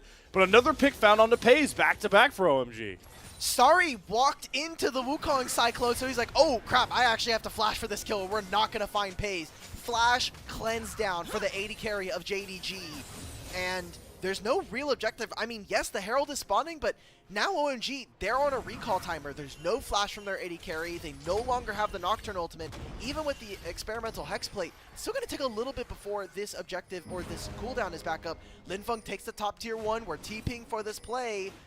As long as he gets out, I think that what OMG can do now is sit around this objective, force the side of JDG away from the Herald. I mean, Harry even has priority from the bottom lane, right? He's pushed in this wave. Ala has to either drop this wave and teleport or just move on over. Yeah, they're not going to even go for this. I think OMG may have pulled the trigger a little too soon. The power of lacking a paranoia play here just makes Hung very easily not capable of making these plays. Man, Pays has just put in a hurt locker this game. Scout, though, is going all out to try and trade out Starry. But this is Tank Galio who doesn't have the damage, so Shun brings it in. And this time, Pays' death shouldn't cost JDG too much, but Ola on the back end didn't even get the Rift Herald. Hug picked it up as well. Like, Ala TP'd into 3 members of OMG, and while Pays and Starry are being taken down, Allah is like, hey, Harry, I saw what you did last game. Freebie, brother. I got you. Here you go. All right, let's check this replay. So this is Pays getting, okay, yeah, Harry just walks in with the Maokai ultimate. They find this. Great use of the ultimate to be very aggressive from the side of Starry. And while Scout, look at this, the objective is already gone. Allah's TPing into everybody, and he's just like, oh, all right, well, guys, I'm a little dead here. You know how I just said that Nocturne becomes a lot less useful when he doesn't have paranoia up? You know what solves that problem? TPing in front of him. True. That was not Pace's fault. I know we as two AD carry members on the broadcast can kind of, we will protect him from criticism from the show. Sorry, everybody. Our AD carries are very sacred. Deal with but it. Yeah, Pace is just getting kind of owned this game. Like, they got the level 1, but everything after that has been exactly to OMG's game plan. Find Pace, take him out, force his summoner spells, and put JDG in a bit of an uncomfortable position. They're also really, I think, applying great pressure onto the side lanes with these 4 grubs, and with Otacon spawning in a minute and a half, Dragon in 1, you still have this Herald with these 4 grubs. I want to see them play for a turret, turn that into gold, finish your second items on either Linfeng or Starry, and come into a fight with a really big objective lead. And for OMG, you grab the Dragon or you grab Otacon. Gets you feats of strength for another game in this series, as they have that slight advantage after being the ones to grab up the Herald. The thing that is important to watch for as this game goes on, even with Pays locked up in ult combo jail, is do OMG have enough power and presence on the map to push this over to a game win? Because at this current point, it doesn't feel like enough, so maybe a Rift Herald breaking down the mid-tier 1 will add a bit of extra insurance. Certainly does in the gold department as the lead balloons to nearly 4,000. My eyes are on Linfeng right now. He has 2 items, and for a rookie mid laner here, being brought up through the OMG system, I think this is an incredibly exciting prospect, especially for them. And when you talk about like rewarding players for being part of your pipeline, and them being able to show some of that dedication back, he didn't have a great time playing for their system. I mean, their team did not get any particularly great standings, but I mean, if you're able to show up against JDG, that's a big win. Whoa, Missing and Shun are going in very hastily with the Galley ultimate, but that's a huge shockwave. Linfeng, as you called out, has the big play, but doesn't result in kills. They got Ola to deal with in the backline, dashing in and out, cooldown reset after reset. The power of Arcane is in the hands of Ola, and they're trying to hunt down the rest of OMG who are scattered to the wayside. Pays steps up with not enough damage, and it ends up being a dead even split fight. Wait, I think we have our first Ruinous Otacon here. We finally had enough damage in the early game. Maybe I'm just getting baited by the icon, but baited. Usually it's the orange one. Pays, they're trying to find whatever last kills they can. Too much of that damage. We said that the identity for this OMG comp is to play around fighting against Pays. But all of that damage went down onto Shun, went down onto Missing. And as we take a look at this replay, they pull the trigger onto Missing, who, I'll be honest, he has not been having a great series so far, but all of the damage is no longer available onto someone like, I mean, yeah, Pays, he's out of this fight, and the rest of the damage from OMG, their front line is not there to be able to buy time and build out space for the carries. And JDG finally find a huge fight win back into the game. My sweet alt guy, it's just I have an important voracious. update GG. for you. All right. Yeah. All right. I like where the head's at. It's just the threshold right now for excited, man. voracious. We haven't seen it. No Pro League right now, including LEC, unfortunately, has gotten the Ruinous Otacon.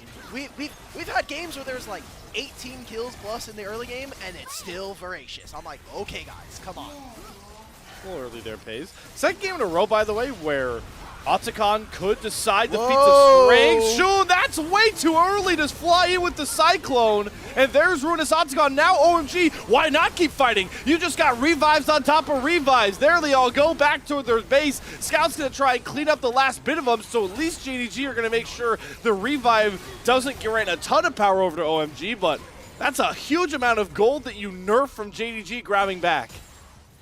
Yeah, I'm going to say, even though they grabbed the Otacon, that is a win for JDG. You did not lose all that much. Maybe just a teleport from Scout, but that is, I think, a massive win for them. Like you were saying, Shun, just a little too early. Look at who's nearby. Only Allah with this Mbessa. That cannot be the correct play, but they get a lot of great tools out from their opponents, specifically now Starry no longer having that ultimate is going to be a big ticket win for JDG. OMG do silver, I'm not calling it silver lining, an extra bonus on the back end. They have feats of strength again, so they grab that off the Otacon as well, get a bit extra buff for all of their boots and to buff up what their gold lead currently looks like. But the clock is still ticking. The Wukong is going to get tankier. The same going to be said for Ulla as he scales into this Bruiser. So the time to capitalize on Nocturne Orianna, the window continues to wane. And I will kind of want to note for everybody at home, typically boot upgrades are really fake. They are, you think about how much the boots are going to cost, then you're paying for an additional $750. Typically the bonus that you get or the active that they have is not particularly impactful, but I think in a game for JDG where they don't have a lot of magic damage and they are so physical damage reliant, I think the big plated steel caps upgrade, getting a Camille passive HP shield based on physical damage every 15 seconds is a massive game winner for their tanks. So that could potentially be one of the ways you kind of combat some of those souls. It's similar to having like a mountain soul versus a team like this. It's like, well, we don't have the damage, but we are tanky enough that your Jinx does not survive long enough to actually kill us. So something to think about as we get further into this game. Another dragon going over to the side of OMG, and Baron is spawning in a minute. I expect this is really where either of these teams are going to make or break the game. OMG, they have a minor gold advantage. They do have the grubs, and if they can grab the Baron, I'm looking for this team to close out on a second victory against JDG. Timer has begun. Definitely slow pace of dragons. We have seen that just across the board with the fact that there's extra epic monsters to play for. Cloud Soul definitely put some frowny faces on all of these players, so I think Soul, once again, like you kind of pointed out last game, not going to be as relevant. What is relevant is some of these item breakpoints. We're not yet at the Giga Chad Jinx that can really run some of these fights. We have, especially with the heal cut option, Pays is, it's going to take a while till this IE kicks in, so you're not too afraid of Pays just yet. And then like you called out, the rest of the damage is very low range reliant and reliant on getting through those plated steel caps, man. Oh, come on, guys. It's one red buff. Can we... Guys, all right. It's the global red buff, everybody. We don't have to be putting all 5 members. It's not Moham. We do not have to be trying to put all this damage down, but they finally get it. Global red buff going over to JDG.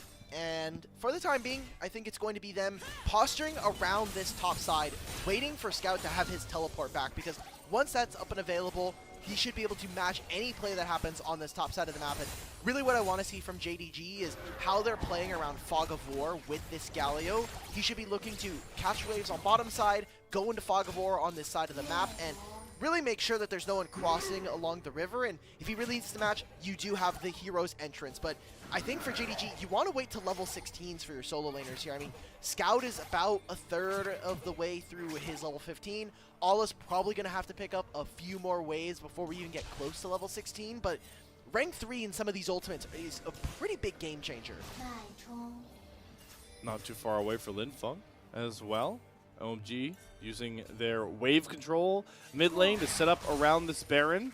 Scout does have that TP up like you called out. Also can catch this bottom wave, try and threaten that last tier 1 turret still standing on the map. Just take that freebie away. OMG with a bit of a window though to maybe look to punish JDG if they decide to get a little bit undisciplined, trying to create vision in their own jungle. Okay, mid priority. They have the mid tier 1, so it's a lot easier for OMG to walk in, clear the wave. Scout has taken a turret on the opposite side and is applying a little bit of pressure here from the side of JDG. As long as they can play on these side lanes and kind of force OMG. OMG feel hesitant. They want to try to catch out Pays on a ward and turn off of this Baron. I don't think they want to try to get into a smite fight versus Jinx and Wukong. Be a dangerous one. Really start to sense the tension building on the rift here for both squads. JDG needing to start playing towards their team comp strengths. Remember, They are so favored. They were so favored in this matchup, and it's been anything but that. So ton of pressure on that side for OMG. This comp needs to continue bearing fruit in these next crucial minutes with this Nocturne Orianna combo. You can see them trying to set up for it, but they're going for the tank Galio. Is this the target? It's 1 versus 3 for now, but Shun is close by. Scout took virtually no damage, and that's the Nocturne Orianna ult down.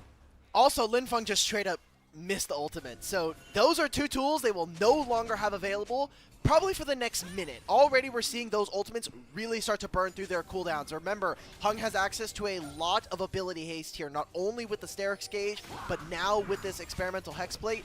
It's already halfway up on cooldown. Linfeng's the only one that's kind of going to be waiting for his to be up. Teleport coming in from Scout. They want to take control of the top side of the map, maybe get a summoner spell more, or look for an objective around this Baron. Or maybe just kind of force the issue. The real igniter for this comp for OMG is now down for another maybe 25, 20-ish seconds. So JDG now can potentially play aggressive with Shun. Oh, Linfeng's damage. That might be enough on its own. One basic Orianna combo to surrender OMG control back over of this Baron pit, and maybe a tier 2 on the way out. Yeah, I was going to say, they had great control of kind of bodying them out of the mid wave. They enter through the top side. JDG have to make an exit through the top side, and that means mid tier 2 falls. Dragon is spawning, but I just don't think we're going to be seeing any kind of souls, at least for now in this game. JDG are rushing back to the Baron, and now ultimate is back up for Linfeng. Hung's ultimate has also come back, and this Baron is gone. Solar Flare gonna keep everyone away. Baron secured by OMG. And Scout can't find any big taunts here. Missing is desperately looking for an angle in. Shun had to use the clone to get over the wall. And yeah, the Baron that was so pivotal for this game quietly goes to OMG with not much of a murmur. Linfeng should be able to teleport back if he really wants to be here. Harry won't be able to do the same. That was a great ultimate coming in from Hung, because it actually stops Missing from utilizing his ultimate and trying to start up a pick for his team. JDG are going to move over for a consolation prize of a dragon here, and we are so far from a soul. At the very least, it's going to be 10 minutes for either team after this take. But Baron, 4 grubs, now they need to be playing on side lanes. Ping's coming out all over the top side of the map from OMG. They want to make sure that they're protecting Hung. Level 16 is on the horizon here for them, so 3 points into either Hung and Linfeng's ultimates. I think that this is going to be a massive combo. And now we're on the precipice here. Slayer, there is a very real possibility that OMG are going to be taking JDG to match point. And blowing up what seemed to be a near surefire decided Group B. We talked about the caster predictions for this series. Loyal viewers of the LPL Unofficial English broadcast know the content creator predictions for this Group B. And it's been anything but that now, thanks to OMG. Harry gets a bit hounded on the side, but he's going to turn with the Orianna Nocturne combination. Right now, it's got more than enough damage to deal with Shun. Down he goes. Missing falls next. Could this just be the killing blow? Now all of the engage tools for JDG are down. And it was all eyes. Can we find Pays? Can we find the 80 carry of JDG? But they say, look, we made an engage onto Shun and Missing before. It didn't quite work out, but we're 5,000 gold. Let's see if we can maybe flip our fortunes here as OMG Scout flashes forward. Ola going into the background onto Starry, but he gets the feather pull back. The roots come across. That's one reset. Pays gets one reset, though, thanks to the Nexus turrets. We were waiting for this Jinx to finally erupt, and this might have been the moment in the midnight witching hour for Pays and JDG to maybe save themselves in the game and the series.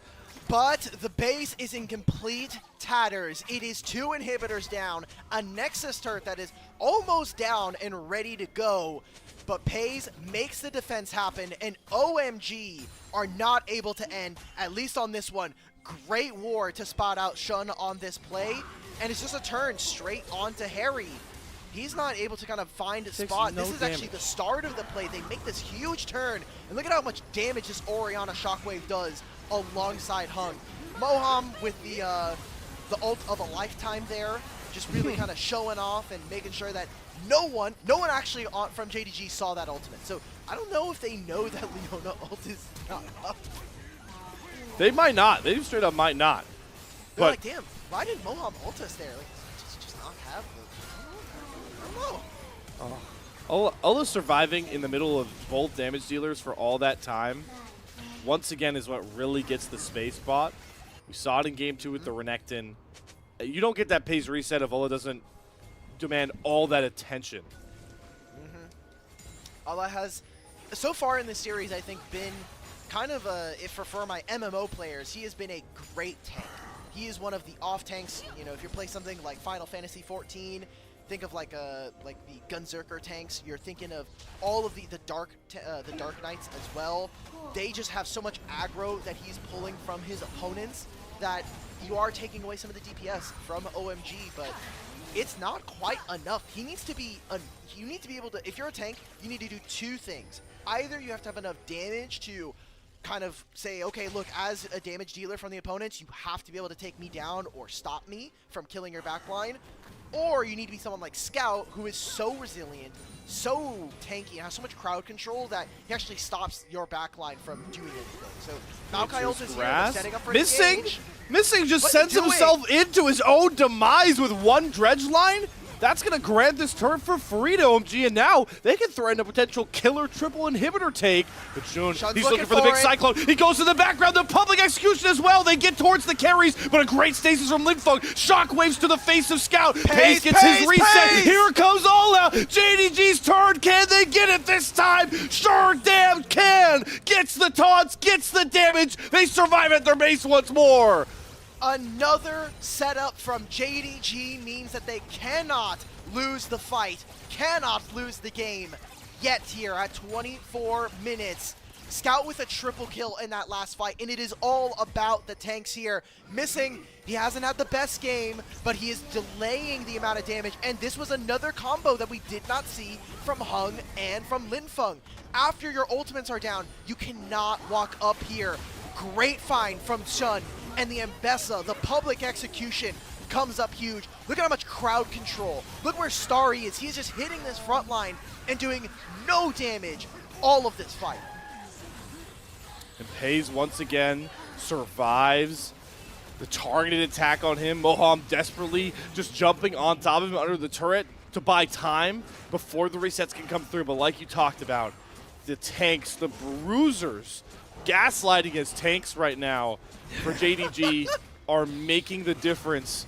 And now we're at the point where Pays his 4 items, has a GA to survive that initial burst. How reliable does Hung and Linfeng's Nocturne Orianna really become at this stage of the game? Ala's also completed a GA. We're getting the start on the second Baron here. Dragon is up, but we're so far away from a soul. Half HP, already almost down. What can JDG do? Jun may be looking to get them on the exit here. They're teleporting behind. It's Scout. Lights go out. Scout's all alone, 1 versus 4. But the same can be said as well for Harry. Gonna dash on top of Pays. Pays flashes over the wall. It's such a split fight. Scout on the other side has the big hero's entrance. Shun's gonna fall. Starry's able to limp away, but he's scattered to the wayside, deserted on his own. And Pays is allowed to free farm champions like they're minions at level 1. Zap steps up. Good dodge from Harry. The slows come across. And now JDG are running out of gas. They can't cut down these angles. All of these carries and takes for OMG survive. They keep Baron on 4. There we go. It's only Moham who falls in that fight, and a great exit. Massive damage coming in from Starry, and maybe those tier 3 boots coming in clutch for this Xayah. The Gunmetal Greaves, that tier 3 upgrade, giving you a miniature phage passive, getting movement speed when you attack enemy champions. Maybe have made the difference for Starry to get away and still deal damage against Sun. I want to watch Starry in that last fight because he dodges all of the crowd control from JDG, at least from what I was seeing. We've got the Baron on 4 grubs. Slayer, this game feels like it is not going to end. The immovable object versus the unstoppable force. They got Pays! They found the diamond in the rough! OMG, they have the Baron on 4. Without Jinx, can JDG even hold this base? We might be going towards OMG match point when no one expected it. There's no minion wave here, so all they can grab are inhibitors, and that's about it. They've got one singular cannon minion and another wave that's about 15 seconds away from JDG's base. Remember, 4 grubs, Baron buff. Minute and 15 before that buff is gone, they should be looking to siege, and right now what we're seeing is while they can't clear the wave, they got a hell of a lot of tanks. Ola's going in, trying to use the hero's entrance, but Starry stays safe. That GA is going to mean absolutely nothing for JDG. June trying to use the clone to get back, but Starry turns and uses the blade collar. It's been imagined, and now it's reality. OMG bounce back from game 2 and force JDG to series point. Oh my God. OMG have done it. They've put themselves at match point versus JDG. Oh, and this man. is the series we wanted to see from some of these rookies coming in, with Linfeng and Starry performing, Hung as well, I think having a redemption series from the first time around versus Weibo to open up LPL. What a game we've gotten. What so far has been a great series. It's one thing to execute a draft well. It's another thing to overcome the challenges of that said draft. This, by all accounts, if you told me that the Nocturne Orianna team would be finding ults onto an AD carry consistently at 35, 36 minutes, I would have called you crazy, especially if you're telling me it's a Jinx game with 3 tanks around you. But OMG just would not quit, constantly finding these angles in.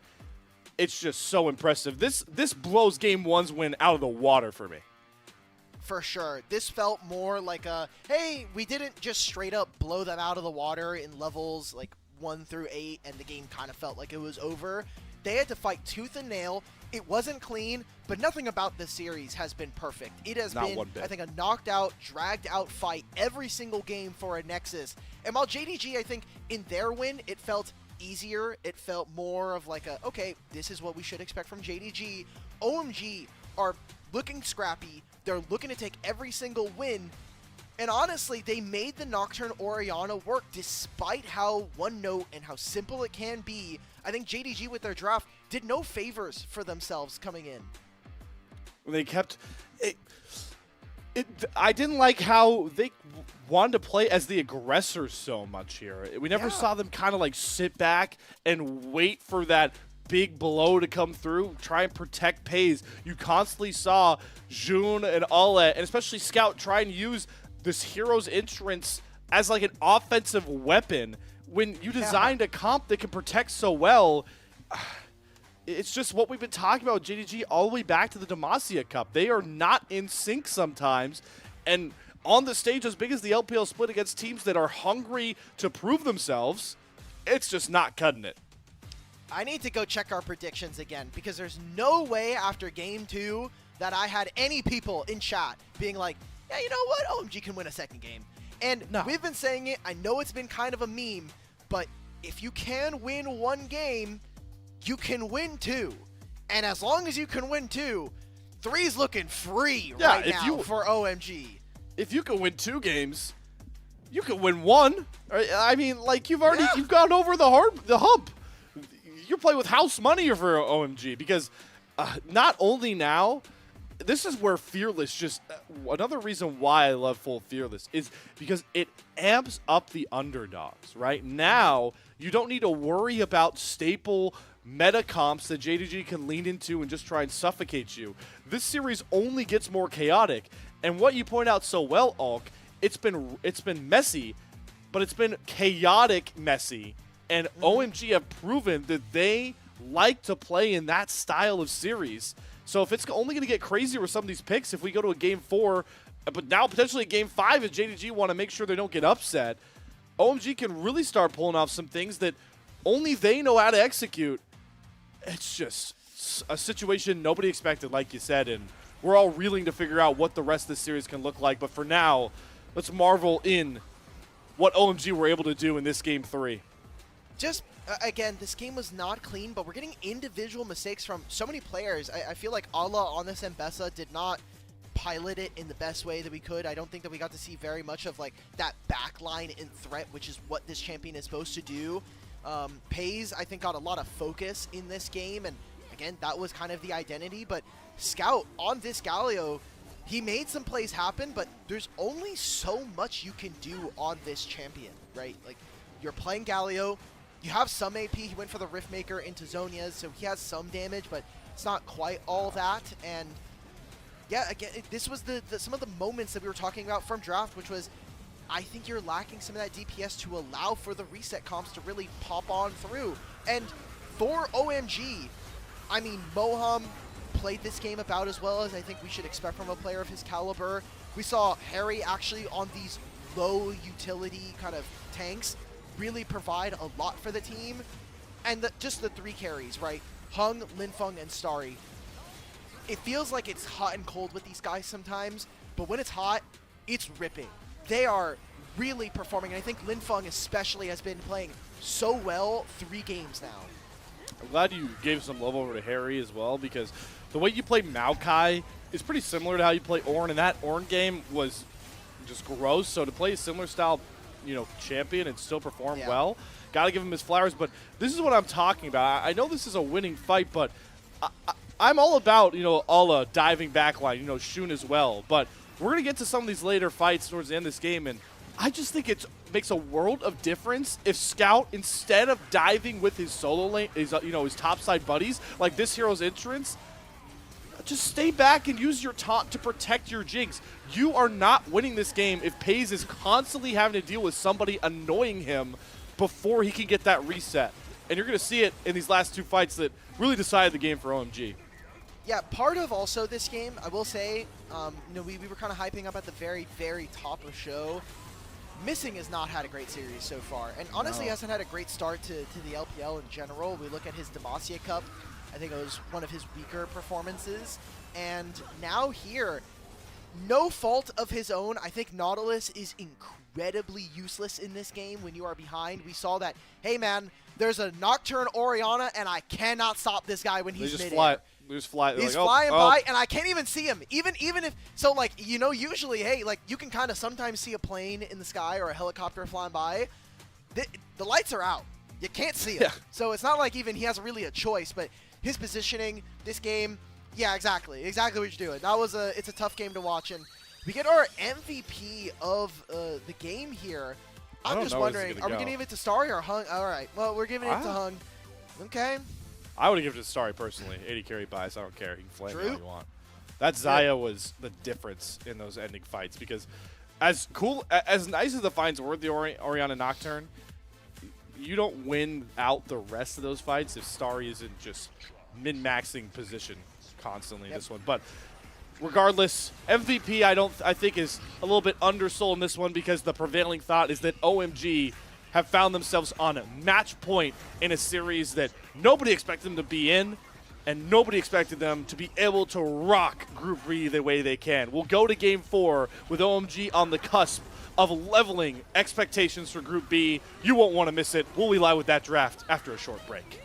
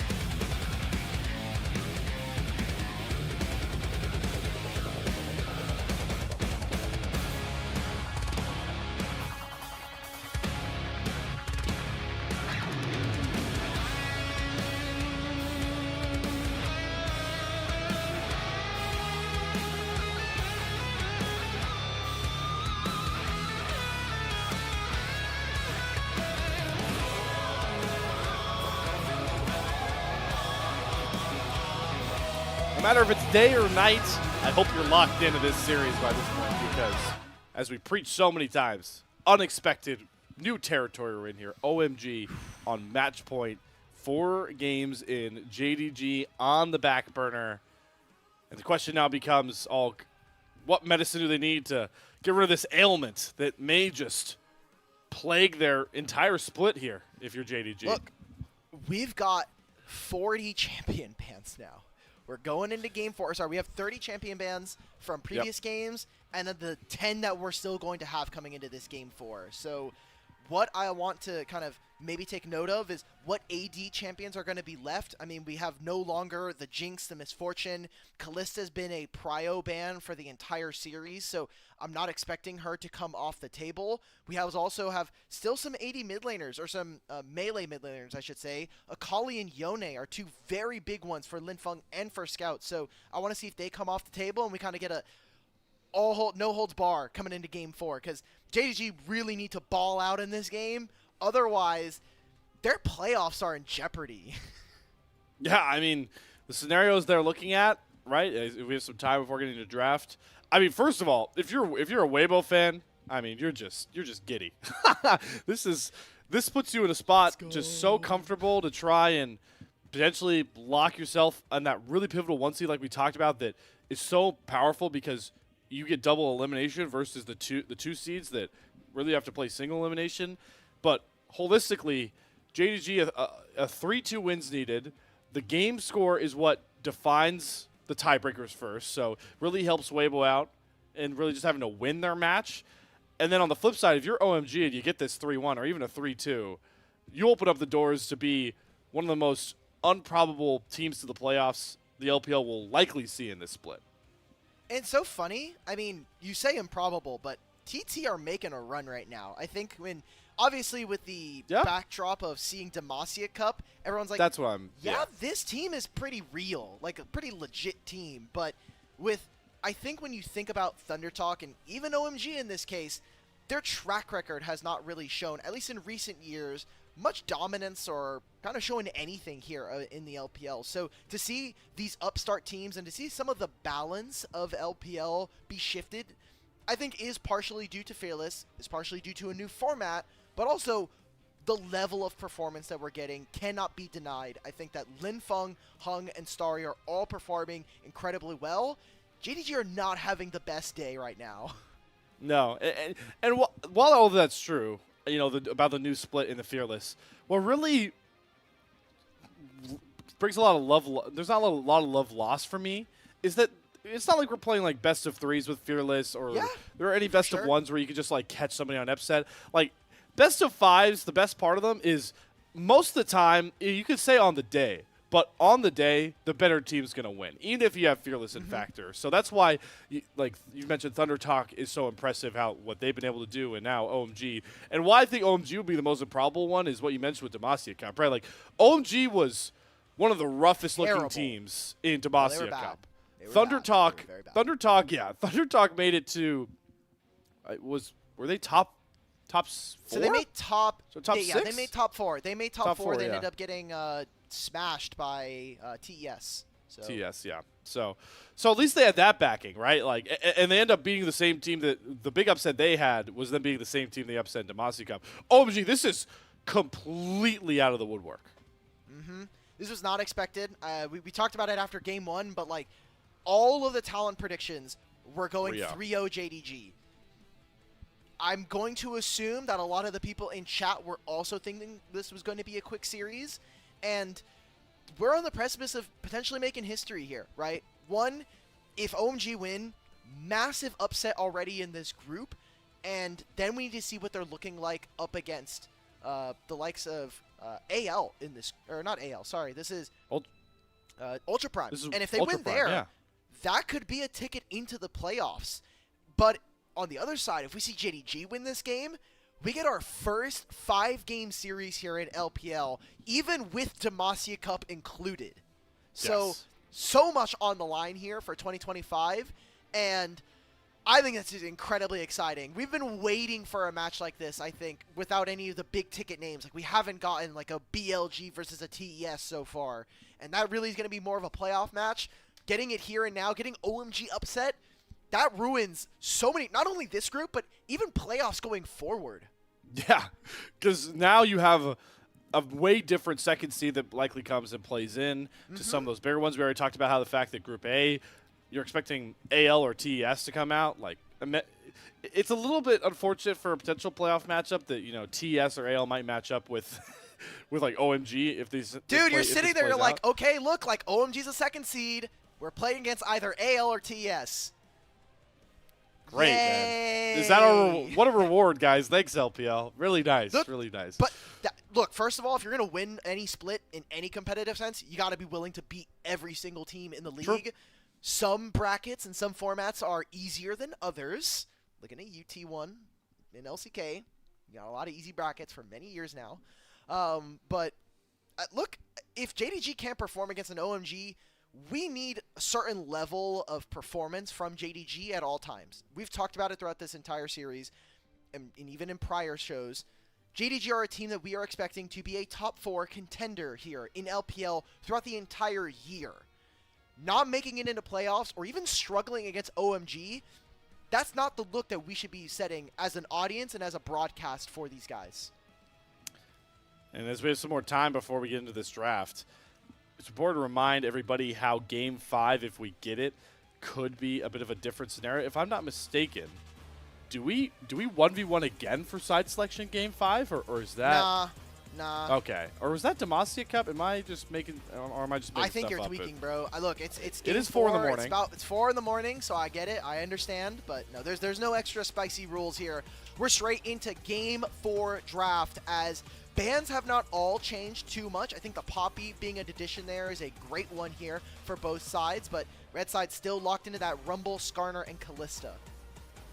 Sejuani, we talked about some of those more team fighting oriented champions would come out after we got rid of some of the more prevalent picks in the first 2 games, so that's when we called out Sejuani going to be Shun's pick here. The Lily up for Hung is teeing up Linfeng to have a just perfect performance. I was about to say the Yone, and maybe JDG know it would be coming, so they're going to aggro force a blind Yone just to deny it from Linfeng. That's okay. Scout is honestly one of the best Yones in the league. His Yone, by far, when he was on LNG, solo carried enough games that brought them to deeper playoff series. So I am not at all upset about getting a game of Scout on this Yone, and I want to see if he's going to be able to carry this alongside Shun. Now with this Gnar and this Lilia, you can go for the blind. Oh, we're picking straight up counter picks now. Kennen into Gnar, take that every single day of the week, and Allah's Kennen is legendary in the LPL. Hey, when times are tough, lean to what you know best, and that's exactly what JDG are doing here. This does put OMG in a very interesting position, especially when you know all the champions taken off the board. Kaisa selected. I kind of like this because there's so many marksmen left up that I think just don't get even play the game like Pazemight did at the Jinx. Like, if you try and pick Aphelios, for example, here into Kennen, Yone, Sejuani, like, good luck. So Starry's option now is, I'm going to try and just dash over all those ultimates that are going to delete me. It's aggressive, but the way Starry's playing, I love it. I think it's a bit tough, and also engaged supports are very, very limited. I mean, I'm looking at the poll right now. Alistar, Braum, already gone. You have Leona, Rakan, Rel, already gone.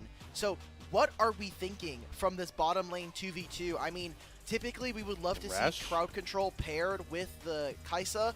I think Thresh is a bit iffy and kind of sucks. You need a support that's going to be able to itemize or take the summoner spell exhaust this game, because if there's a Kennen, you have to be able to exhaust him. If you do not take the summoner spell, I think you're trolling, and a lot of the fights are going to be very difficult if you can't just immediately slice his damage in half. Nautilus is also gone.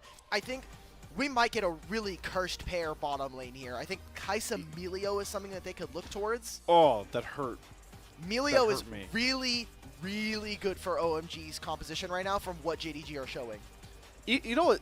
Even to like compound that support pool point, even like the usual off-meta picks of like Galio, Maokai, if you really want to throw them down there, they're off the table because they've been picked in different lanes. Set, I mean, that's engaged, but yeah, you're talking about we're pulling we're pulling the short straw by this point with wherever we go. For either team, by the way. It's not just OMG that are stuck here. It's JDG too.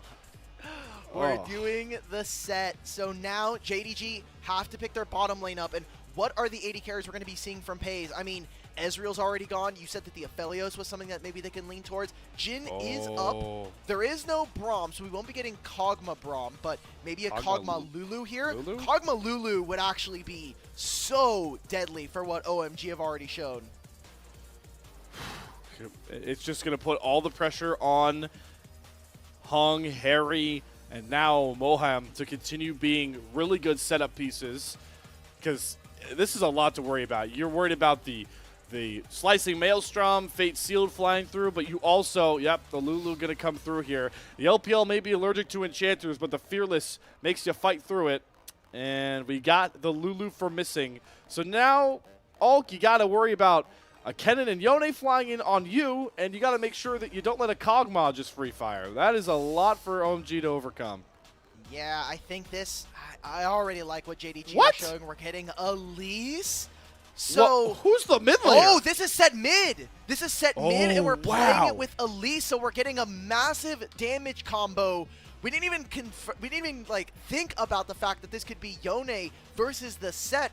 This isn't a great matchup for set. Now, I'm gonna be honest. My Yone set logic is not up to date. So bear with me. I'm sorry for all the Yone mains. I know all of our challenger chat members are maybe flaming me a little bit, but I'm going to check Lolytics right now, just see what generally is looking like. I can't imagine it's very easy for Yone in the early game, but I just imagine as the game goes on, it gets easier and easier for a champion like Set to play.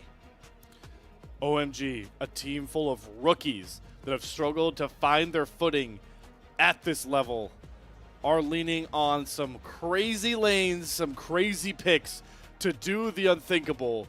No matter what happens on this Rift in game number 4, we are going to set a new marker for the LPL. It's first game 5 or its biggest upset of the split. Strap in, ladies and gentlemen. Summoner's Rift is calling one more time, and it's time to see exactly who wants it more between JDG and OMG. I checked the stats. Yone wins about 3% more often than would be expected against set mid. Now, to be fair, the sample size is 25 games globally. Oh. So Global? Not a lot of people are playing. To be fair, Set's items really blow right now. Like his itemization is terrible. I thought it was gonna be we'll some see what he's going. Linfeng is probably going to be picking up a Stride Breaker very early on. And from OMG, what we're expecting is Flash Lilia engages. The sleeps are going to be huge here. Pei's actually going for the cleanse in this matchup. And what we had noted from draft is you really need Exhaust versus Kennen. That is not going to be the case here. Moham and Starry, they want to try to win the 2v2 in bottom lane, so they need the Ignite. I get it with the Elise matchup, but that's a great point to track. This series has been marked by crazy level 1s. JDG trying their own late invade. Hung gonna get chunked out decently. We'll see how committed OMG are to holding down this top jungle. We're not gonna expire, so JDG have to be careful with how far they're gonna walk up, and everyone's gonna settle back in seemingly. All right, so finally a game where no one's getting griefed at level 1 from the jungle position. Oh, and it's the new Serpent skin. As we take a look at the last time Set was played in the LPL and in the mid lane, it was from LGD versus JDG in 2022. 954 days since we've seen this champion in this role, which is a hell of a lot of time in between now and then. So much has changed about LPL, and so much has changed about League of Legends in that time. We get the down under lane assignments, both bottom lanes up top. I think it's another game where lane swaps could really help out, especially JDG. But it has been matched by OMG, and at least on the backside, Alla, like you pointed out, in this Gnar matchup, should just feast. Yes, this is going to be a matchup where you can match the range. This is double Yordle matchup, so Unfortunately for Gnar, it's not going to be the most fun, but it is one of Harry's most played champions, and when you play this champion so often, especially in Chinese solo queue, you should be expecting to see a lot of interesting lane counters. Pen one of the oldest ones in the book. We're getting to see that mid matchup really pan out. Linfeng early on should be able to really brawl with Scout, but as items are being built, especially like a Blade of the Ruin King and the such, it's going to get harder and harder to match, especially in a side lane. So I want to see what JDG are able to do around their star mid laner. Also got to watch Shun as this early game evolves. Hug needs some time to power farm. Lilia not as reliable until that Lilting Lullaby comes up. Sejuani has a melee mid laner that I'd like to see Shun lean back on. In times of desperation, you gotta go towards the players you know are built for the big moment, and Scout none other, but the first play will be OMG. Hung spotted, trying to set up for a gank, but that ward buys them space. Linfeng loses this, by the way. Yeah, Scout lands Q3. Oh, very, very dangerous coming in. Yeah, so we're talking about this. I mean, you want to say players that are ready for the big stage and can handle that moment. I don't think anybody on this JDG roster should be counted out on that moment, right? Like, again, Sun just was in the grand finals of Worlds playing up against T1 and just barely isn't able to crest what was a monumental legacy-defining performance from Faker. And Scout, former world champion, pays literally just one MSI. Same thing with like someone like Missing, who was part of that legendary JDG roster with Knight and Ruler. Allah as well, who has been in the LPL for so long and has had such a long storied history of being able to make international and kind of push whatever team he's on to greatness. He was on an AL roster that we didn't expect to really do much, and they almost made top 5, which was really impressive for them. So I think any one of these players could probably pick up a carry game. We saw it in the Renekton, right? When we were talking about top lane. Any one of these players, I think, could put down what is a game that could bring them to game 5. But really, the tools are in a lot of these carries. And all those resumes make it even more impressive that OMG are even in this spot with their lineup full of youth.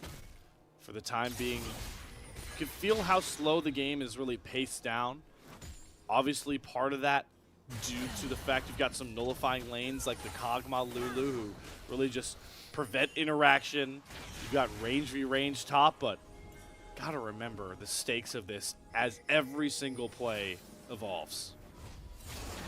And right now, Moham and Starry are not really finding too much of a play very early on. They want to try to get early vision. Maybe a play here in mid. Linfeng already used a teleport. We're going to have to use the flash soon. Shun trying to help out his mid laner perfectly. Gets the stun through. Grabs first blood for JDG. One step closer to feats of strength and a gold lead. Okay. Linfeng being a little too comfortable with that one right there and ends up falling down. Opens up a play as we have these grubs spawning in 20 seconds here. Scout moving over towards this side of the lane. I mean, Shun is here. I don't think we win this, guys.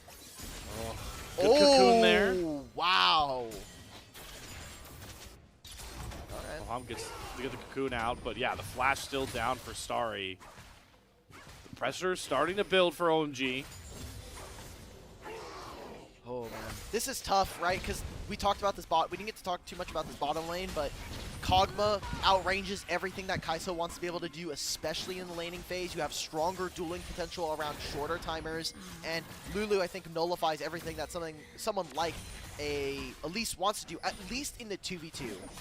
Maybe solo, maybe with some jungle attention, Elise can be very potent. I mean, there's no tanks in this bottom lane, so unless you're able to get that damage down, I think Elise is very, very neutered in the 2v2, and that's not what you want to see. This was not the bottom lane pair that we were kind of expecting coming out from the side of OMG, especially from Moham, who really kind of built his name on the engaged champions, especially on DK. That's part of the reason why I think there was like a swap between him and Life on that DK roster, or him and Kellen, was that neither of them really had the ability to play the enchanters, but Moham had a little bit more direction, and his engage play was just a little bit cleaner with the squad. So that was their choice for this last year's Worlds roster. Liking the creativity I'm seeing at a JDG, kind of forcing their hand with some of these lane swaps. You mentioned the Kog'Maw just outranging Kai'Sa. So they're going to outrange Linfeng, who is just not able to really punish Pays without flash can't really just you'll never get close enough to ult him. So Pays just free farming plates and minions as the JDG lead is quickly climbing across all board. Okay. This is similar to what we saw in game number 2. The one game that JDG have won in this series was when we saw their solo laners get an early advantage and be able to carry that throughout the rest of this game. So with those growths going over and with priority, I love the lane allocations we've gotten from JDG. A very smart team, again, when we talk about these resumes, but doing a lot of work here to immediately move their move their bottom lane pair into this mid lane, grab themselves the waves, and then try to leverage this advantage to getting vision into the enemy jungle, to starting some of these early objectives. The first dragon is going to be going over to JDG here. Once again, Scout daring Linfeng to go for these 1v1s. He's already used that big W that sets use always to level the playing field. But Scout is just in his element. Void Seeker be damned. Shun's going to secure the first dragon. They got the first set of grubs. They are already on a blistering pace to getting those boot upgrades. 2 epic monsters out of 3, first blood as well. So grubs in a minute and a half. We'll see if OMG can take a single grub, which would obviously disrupt their ability to finish off the feats of strength. And right now, Slayer, we're in an early game that doesn't have a ton of action, and there is so much tension in the air. I mean, again, OMG on match point, not expected to even make it this far, much less push JDG so far in this series. And it feels like for JDG, it's almost inevitable that they kind of do well in this game. They have pushing lanes in almost all of them. You have winning matchups in almost all of your lane, in literally almost every lane, except maybe jungle, you can maybe argue. And the comp just performs, I think, a lot better as the game goes on. So it's going to be on OMG to get a little creative, find different angles. I'm looking at Hung, who, while being on Engage on the Nocturne was great, those Flash Lilias need to be game-breaking if they want to find themselves a series victory here.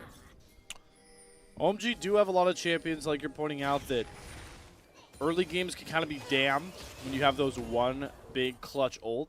You gotta think about with Harry, every time you talk about Gnar, it's nice to have a Gnar lead, but it's all about that big ultimate.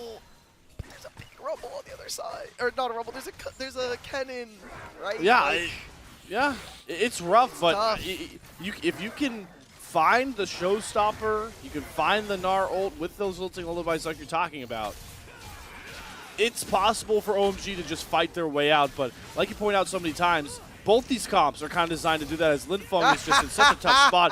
Showstopper Shun back towards his turret. He's only using the Sejuani as a space creator. Okay, so Scout still has ultimate. Looks like the play towards his grubs is going to be here, but they're getting pinched. Whoa! Flash! Mohan's going all in for missing the Lulu, and he just dies for virtually nothing. That's both his summoners down, and Linfeng teleports into his own demise, trying to sidestep around some of these summoners, but there goes Scout! He finds the angle and creates the massive blow! JDG, when they needed it most, break open game 4. 11 minutes, and we already have a 4,000 gold lead. Slayer, I hate to call it this early, but I'm already feeling us getting ready for a game 5. It's going to be all of those kills going over. A massive engage from Scout opens up the feats of strength for JDG. This is exactly what you want to see from a team like you talked about that has so much pedigree, has stepped up on some of the biggest stages, world champions, world finalists, MSI champions. You got to just hone back in to your comfort zone. A team like OMG, they don't have a ton of experience in spots like this. Like you mentioned, unexpected to be at match point. And you're just seeing that championship pedigree everyone talks about from this JDG roster right now. Also, the draft is incredibly easy to play right now. Like, this is very, very easy to play out. Mohan with this flash, I mean, he's maybe expecting Starry to fly in, but there's just no room for them to play. I mean, Linfeng literally just used his ultimate, so he's not going to be able to kind of bounce his way out of this one. And like we said from draft, Scout on Yone is a game changer. And him alongside Ala find the backline, rip them open. I'm glad we got the cinematic cam right there. And that is what we should be expecting every single fight to look like. Scout finds access into the back line. Same thing with Allah. And what are OMG to do? It is on their front line to make magic happen. They're just in their element right now, JDG. Got Linfeng on the back ropes. The W's down for set, makes him easy pickings. The showstopper doesn't get him over the wall, so he has to flash instead. But that's everything Linfeng has in the tank, once again, just to survive. So he can't win the 1v1. He obviously loses out when there's so much pressure on him. He's going to continue to lose out on gold and experience now. Just play onto Allah. He's close to having his ult up. Yeah, he's just going to use it to clear the mini wave. Yep, does get rid of the wave, does start having enough damage. Yes, so they do complete the dive response. OMG on the board, but at what cost? 6 grubs. They can even take a second turret here if they want to. I think it's a bit risky, and it will be saying, hey, we want to try to get as much gold now versus trying to really play the map a little bit more for the later parts of the game. But I think OMG needs to recognize that if this game gets to 25 minutes and they don't have an outstanding gold lead, they're probably in the hole anyway, and they're looking towards a game 5. Cannot be overstated how massive 4,000 gold can be at 13.5 minutes. And then you add on the tier 2 boots that, while they are a mitigating upgrade now, will still prove pivotal as the game goes on. And it's going to get even worse once these first items come through. You got to think the Scout's not far off that Blade of the Ruined King. You got a Leandri's already done on the Kennen. But it's OMG that have the first move towards this dragon, so they'll at least make a Dragon Soul less of a reality for either team in this one. Okay, I mean, Linfeng is just having... He's been one of the most consistent members of TP the behind roster in this series. Let's see if they can find Allah. Linfeng, he does not have Showstopper here. Allah uses his quick dash, try creates some distance. Harry using a good double hop. Should have more than enough damage to punish Allah for this over push to try and find Linfeng. So he's been the target of a ton of harassment, and now he's using it to prop up his other teammates. Trying to find it. I think this is actually Paze's first Kog'Maw game in professional. It's not showing up on any of the stat sites, so we're getting a treat here. First time here for Paze on a competitive stage for this champion. And, I mean, look, this is like the red carpet being rolled out for him. Yes, Allah goes down in that play. Now Moham with the flank. There's Void Mites to block. The turret's already gone. OMG, this game has been so flaccid for them. There's not, they can't really play. There's no playmaking for them to go for. They don't have the damage. And they're behind right now. So items already coming in for JDG. They're finished. You have Herald spawning in a minute. I would like to see OMG contest, but you're 5,000 gold down at 15 minutes. That's huge comparatively to where we are in the game. We called it out in draft. If OMG weren't able to kind of spiral an early lead that they've found some success with, markedly in game 1 and towards the start of game 2. But now you got to worry about Scout, Shun, and Allah flying in for the background, and a Kog'Maw that, even if you get through all that, survive that, just outranges everything you can do. And it's scary to see that Paze's scaling Kog'Maw is the one with the biggest gold gap in this entire game. I mean, he's really close to 2 items before 17, 18 minutes. I do also want to say thank you to the Weibo Gaming social media guy. He has been really great with making sure that fans are up to date with their team standings. And they had posted a guideline earlier of some of the game differential stuff that can happen. Thanks to us going to game 4, Weibo have officially locked in playoffs. So one of those spots for this group are already gone. And if we go to 5, depending on who wins this, that could be the second one immediately gone in a few days' time. And if OMG get this win here, game score becomes incredibly important for the other 3 teams. JDG already threatening an inhibitor turret here with those 6 grubs with their item advantage. OMG are just getting backed into a corner. They're going to have to at some point find the engaged. Teleport is going to be channeled on the flank here. Flying through. Oh, it got canceled. Linfeng is not teleporting in. Now Moham, he's caught too far up. He has to flash himself back. Lilting Lullaby is only going to find Lulu. Missing's just going to stand up tall. Polymorph hug and set up for the slicing Maelstrom. Gnarl comes through for Harry, but it's just too late. There's nothing OMG can do. They've fallen too far behind. Yeah, it's 17 minutes. Let's wrap this up and get ready for a game 5. I think we've had some breaks and some pauses that have lasted longer than this game. Scout, put the hands on this rookie, show him what the door is like, and let's get ready for Game 5, because JDG, they've come to play now. At least in this one, they got all of the champions they could have wanted, and this draft is just not working for OMG. Not working and full of dysfunction. I mean, whenever you're committing Lilia ultimate onto an Enchanter support, you know things are in a rough spot. It just sucks. Like, this is what I expected coming out of this draft, was this exact kind of team fight where Ala can move in. Even though Scout wasn't there, it's just so difficult. Even if Lilia were to find a flash engage, Polymorph and the Wild Growth. So you've already mitigated a ton of damage coming in. Scout finds the 1v1 on the side lane. I mean, it's just hard to find faults here in this game with how dominant and how one-sided it has been. From laning phase alone, even we got to see from laning phase, Linfeng just getting bodied time and time again. We've seen it half the time tonight. JDG, when they're locked in, are just head and shoulders above OMG. But like you mentioned, will it hold up into that Game 5 that feels inevitable by this point? Flash out of Harry there, just respecting Ala. And the tier 2 turrets should be soon to fall, not too far behind. Scout in the picture, diving Harry, and he's just dead. He doesn't even get to go Mega. Scout is got a killer instinct to him right now. They've got 6 grubs. And we do, I think, as a professional courtesy for everybody at home, I do want to start thinking about implications of a Game 5. You're thinking about 40 champions being gone and 50 of them being banned, as Hung walks in, dies immediately, and JDG are saying, all right, back to the regularly scheduled programming. We're going to just continue taking your tier 2 and look to open up your base. It is 19 minutes, and we have a 10,000 gold lead. Can I interest anybody in a dancing Shelly? Because, boy, are we trending right towards it. All right. Yep. Shun's going to hop in. Yeah, going right for the Nexus turrets. What's he afraid of in this game? I mean, there it goes. Shelly going to crash. Won't get to dance. Engage from Linfeng. Going to get the showstopper. He doesn't even get through the ultimate, though. Face just burns him through it all. Scout's diving between two Nexus turrets. Let's go next, everybody. Game number 5 for the first time in the LPL split is on deck when we least expected it.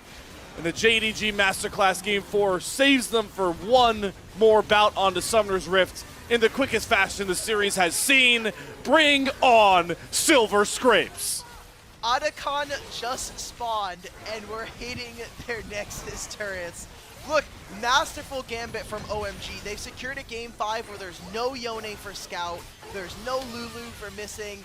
Sure, man. Like you said, let's get the Silver Scrapes. 20.5 minutes is going to be the game time for Game 5. Make it look easy in Game 4. And now OMG, look, I want to take everything off the table here. The fact that OMG have made it to this point is impressive enough, but if they can take one more win, that would be huge for, I think, the story of this group and the story of LPL to start this year. Say it with me, Alk. If you can win 2, why can't you win You 1? can win 3. Yeah, Come on. or win 3. One more. We got there together, nonetheless. Interesting little side note here. How do you even decide an MVP in this one? Like, It's Scout. It's Scout. It's Scout. Yes. It's Scout. But, like, how do you even dock points from anybody on JDG right now? Like, I just don't know how to decide. Who's your favorite player on JDG right now? On JDG, I mean, it's definitely Pays. All right. Well, unfortunately, I don't think Pays is getting it. He played Kog'Maw this game. And Yeah, no, he's not. You're right. It's just an interesting. Whenever you have a 20-minute win like that, I think picking an MVP off a 20-minute win where one team just bodies is harder than picking an MVP off like a 55-minute banger. Because there's somebody that won them the game at 55 minutes that you could just pick. But like here, it's yeah, that is true. I saw that the votes for popular votes seemed like they were all trending towards Shun. He had, I think, a very strong game on the Sejuani. He makes the play into mid. They find Linfeng's flash. He keeps making the plays to just kind of camp him out alongside Scout. So this was the duo that I think we are still looking to see whether or not it is going to be kind of the 1-2 punch of JDG. Scout and Swin should be a masterful pair. Scout individually has been a player that I think doesn't have a lot of action early on, and Swin is someone that is kind of a psychopath early. He wants to find plays, he wants to get action early into the game, and if you got a hands mid laner, this is a similar pairing, I think, to someone like the Weibo gaming squad, actually, where Xiaohu and Weibo were very, very slow, but now with Tian on the roster, now with Crisp, I think there's a recipe to kind of bring some early game activity to this team, and same thing for JDG here. I don't know, man. Like, this game was, like you said, pretty one-sided, and I got not much. It's game 4, and we were over in 20 minutes, man. Yeah, it is not fun to fall flat when OMG could have found the knockout blow here, but it's hard not to just look at this and be like, come on. It's a full Fearless Game 5 for the first time in the LPL. Like, come on. It's history in the making we're heading towards, so. We did it, guys. Best of 5s to start the year, and it only took us like a week and a half to get to 5 games here for 2025. Honestly, I did not, and rightfully so, expect for it to be this series that brings us to 5, but honestly, we've been manifesting it on the broadcast. We keep saying, oh, this series is gonna go to 5, this series is gonna go to 5. It's only right, and it feels kind of like karma. JDG OMG is actually the series that brings us to all 5 games. Speaking of karma, since we have some time for the MVP comes, I want to put you on the spot a little bit. Okay. With all the champions you talked about, they're going to be taken off the board here. What's the wacky pick that you think you're gonna see here? Like just a champion call. Wait, let me check my sheets. You could cook. Notes. You could cook for sure. I'll let you cook here. We can just enjoy the highlights as all gets in its bag here. There's not many left though. I have to tell you. We're getting another AD mid laner from one of our 2 mids. I would really like to see. I know we've been hovering it. Let's get some Yasuo, or I would like an Aurelia for Linfeng. Those 2 champions would be beautiful. Hung also has a Dr. Mundo that we haven't seen quite yet, so those will be my safe 3. Yasuo, Aurelia, and Dr. Mundo.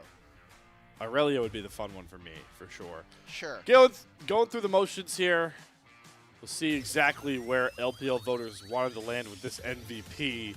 Do we give it to one of the greatest the East has seen? Yes, we do. Scout grabs his 2nd MVP of the split. His Yone that all hyped up so well did not disappoint.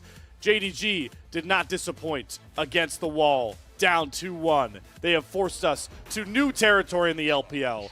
A Game 5 with 50 champions potentially off the board is coming y'all's way after this break, but you know what's first. You can sing it to yourself in your head. Silver Scrapes, and on the other side, JDG OMG Game 5. We'll see you there.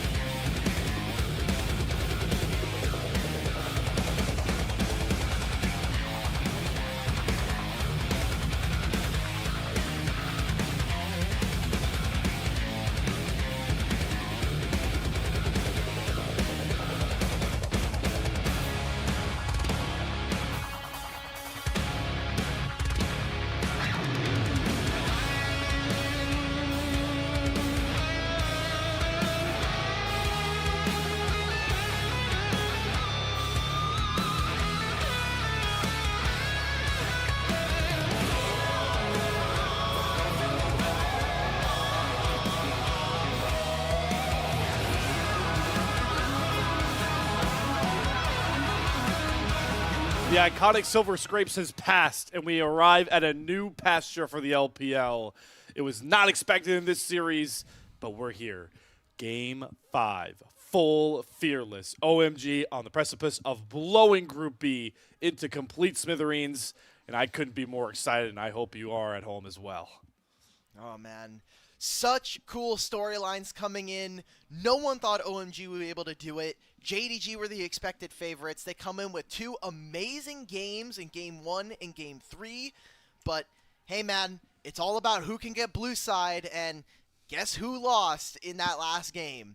OMG are going to have side select. They're going to be able to move into blue side, and we might be in one of those metas where blue side really determines it all. And JDG, obviously, in terms of skill, are not really reaching the high highs that we want from them. We saw glimpses of it throughout the series so far, but it has not been consistent, and that is what we should be expecting from a team of this caliber coming in. Yeah, and we talked about it earlier after the Game 3 win for OMG. It doesn't matter how scrappy this series has been, how honestly, at points, mistake-riddled it has been for both of our teams. It's about what you can create in that chaos to rise above, and it's just going to be so fun because the fearless aspect just adds that extra spice, that extra cherry on top, whatever metaphor you want to throw in here. By the time we get through both ban phases, we are going to have 50 whole champions, approaching a fourth to a third of the catalog of all League of Legends champions through the over decades worth this game has existed will not be available to these teams. Amazing. And there's so many big champions that are just gone, right? Like so many. Even like if we take away the champions that we are considering very meta and very powerful currently in today's League of Legends, there's just champions that are also just no longer here. Like Jinx is gone. We also have stuff like Elise for some reason is no longer available. Kennen, Vladimir. Gnar.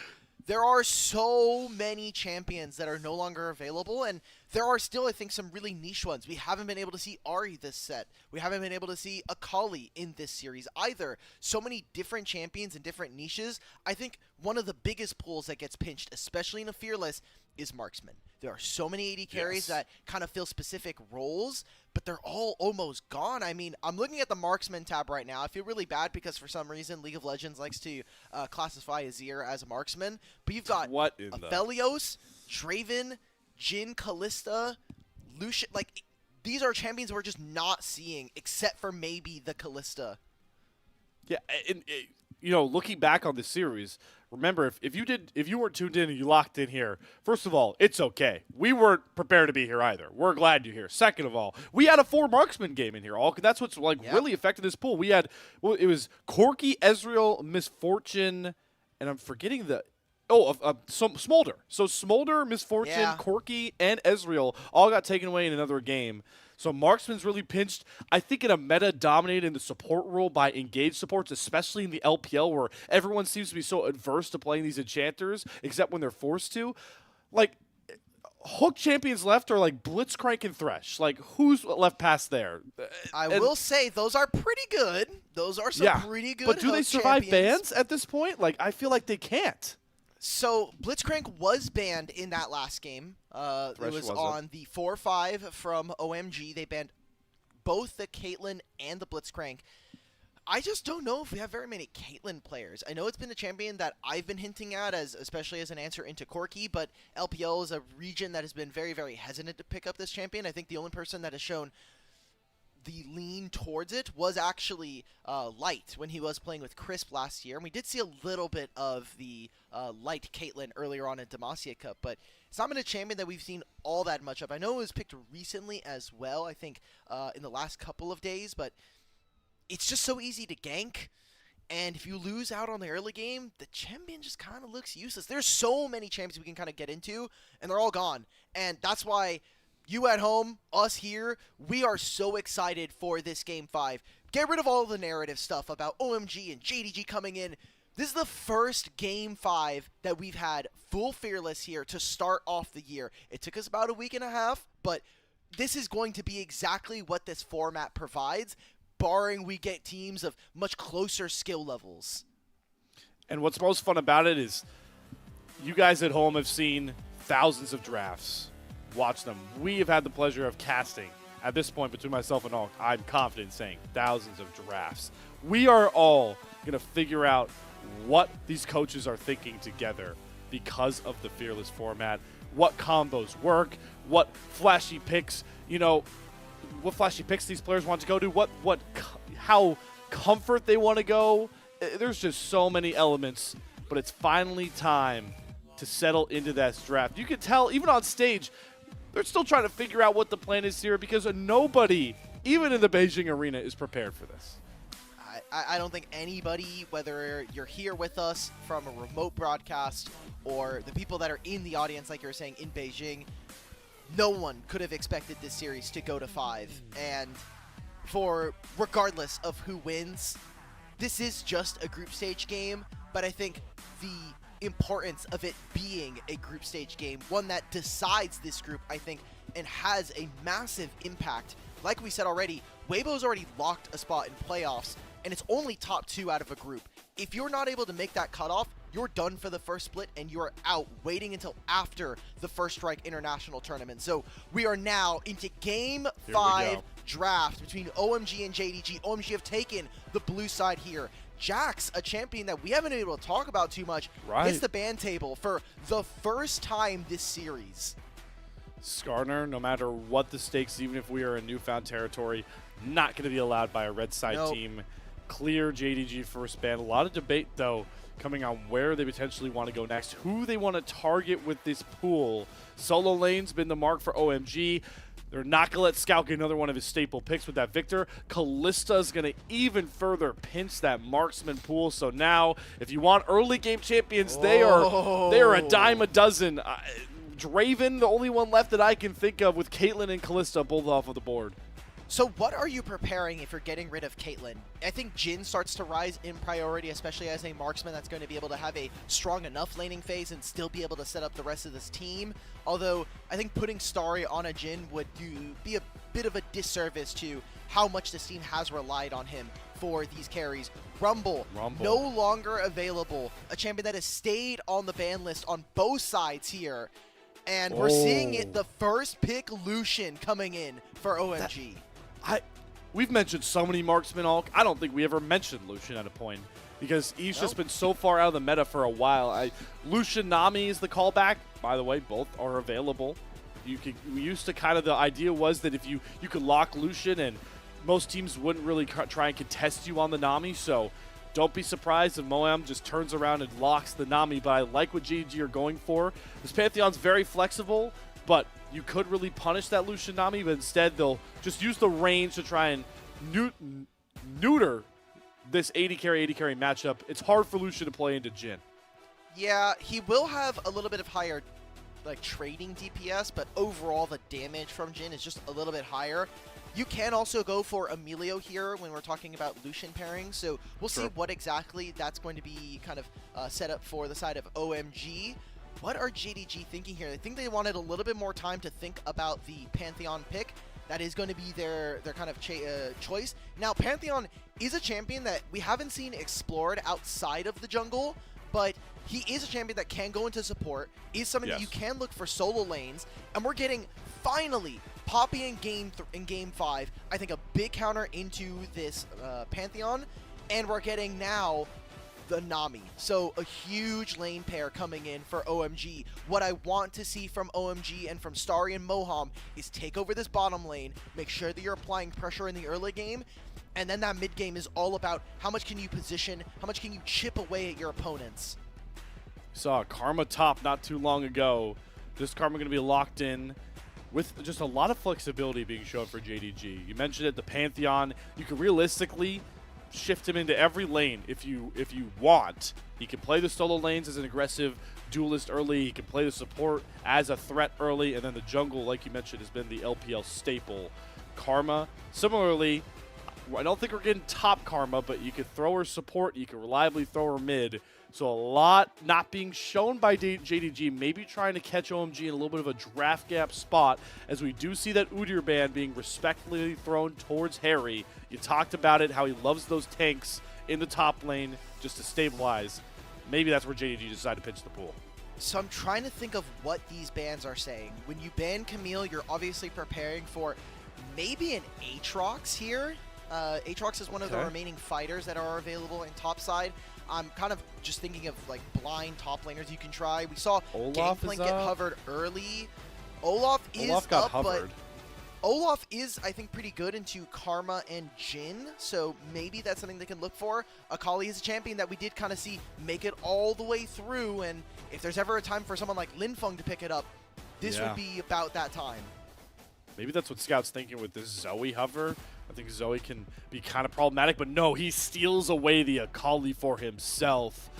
I love it. Scout really seemed to unlock that killer instinct we know him so well for across many years. And now he's trying to bring that from the Yone over to the Akali.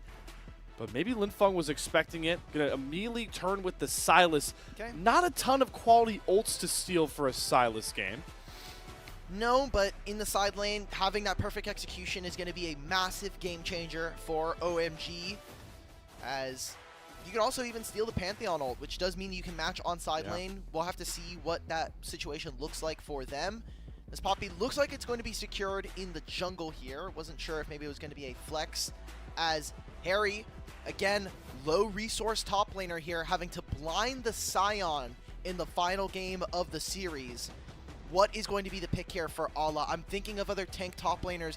If you want to be a bit of a bruiser, Darius, I think, kind of works in this draft. It is a bit tough into someone like the Lucian Nami, but things you can consider. Garen is obviously a champion that is going to be very annoying as the game goes longer. So many options. I want this. I'm a huge Mordekaiser guy. Lock it in for Ola. He just wants to dominate the 1v1, pull whoever he wants into that death realm, and eviscerate them. I love that call for JDG. That's the killer type of mentality you see from these top teams. And despite everything that led up to this point, awesome to see that JDG are still committing towards it. Tough. Last time we saw Ala play Mordekaiser in the LPL, it was in 2023 spring. It was actually up against another Scion. So we'll see what exactly this is going to be. In terms of what we see from this composition, Shun and Scout are going to have such an important job of taking down the short-range damage dealers. Sylas and Lucian have such a tough time of being able to play as aggressively as they want when a Pantheon is right in their face, has a point-blank stun, and deals a ton of damage to them. So I'll be looking towards how these two are able to play around not only the damage threats, but really the range in which they're allowed to play from JDG. It's time, Alk. It's time, everybody at home. Soak it, drink it in. Once we leave this familiar battleground, we will have made history. Game 5, OMG versus JDG. One of these teams will write history for the LPL as the first team to win a Game 5 in the full Fearless format. Let's hit the riff for one final time tonight. Just, honestly, I'm about it. I was a little hesitant. I was like, there's no way we're going to 5. Really, is this the game we're going to... This is a series we're going to 5, but look, OMG have performed. JDG have shown some signs of life, and while I would love to see JDG personally take a victory here, I think the story of 2 LDL rookies finally being able to have their shot on the main stage here in Starry and Linfeng, I think this is the perfect start for them. For if they can maybe find a win. Obviously, their start to LPL this year was not great. A 0-3 versus Weibo to open up the LPL. But taking down JDG, taking down Giants would be a great statement to have, as this series has been nothing without its level 1 invades. I mean, you got Pantheon, you got Karma. What else can we get? I think we're getting that brawl. Who gets that first blood? What brush is certain doom for JDG. Ola, he's going to find the wrong one, immediately has to burn the flash in such a key Mordekaiser matchup to dominate. A critical summoner for OMG to get down. Okay, are they going to try and dodge this matchup? It seems like they do not want to have to play against Karma and Jhin, which, honestly, I get it. You're playing Lucian Nami with first strike. They're trying to spot out where they were. They know that Pays and Missing are here, and you already know, hey, Mordekaiser's not winning this matchup. Sion's not winning the matchup, so might as well just put him on the weak side. We finally get a lane swap here, and it is predicted by OMG. Great job of getting wards down. Makes it even rougher for Alla to try and scale up in this one. Oh, you already saw him, bro. He stopped immediately. He's like, oh, wait a minute. Oh, no. That's not what I want. Time to walk mid. Boy. Oh, this is not how you want the Mordekaiser game to start. So he's going to try and leech XP here, buy some space for Scout, who does get a pretty positive trade into Linfeng. Wow. 2 5-point strikes straight to the dome against Linfeng, having to force out some of the healing as... hey, look, you're just playing a melee matchup. You are playing the Sylas. You just gotta deal with it, especially if we're doing this 2v2. This 2v1, I should say. Alla now still sitting in mid, just wants to soak a bit of experience. He's waiting for the wave to crash here, and he'll be teleporting after this wave is gone as well.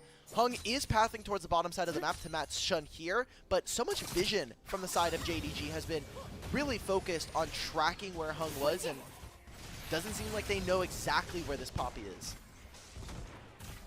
Pantheon clearing down in the same path. Look at all the resources Starry is getting here in this matchup. He's gotten a free farm, a couple of waves, grabs such an early turret plate as well.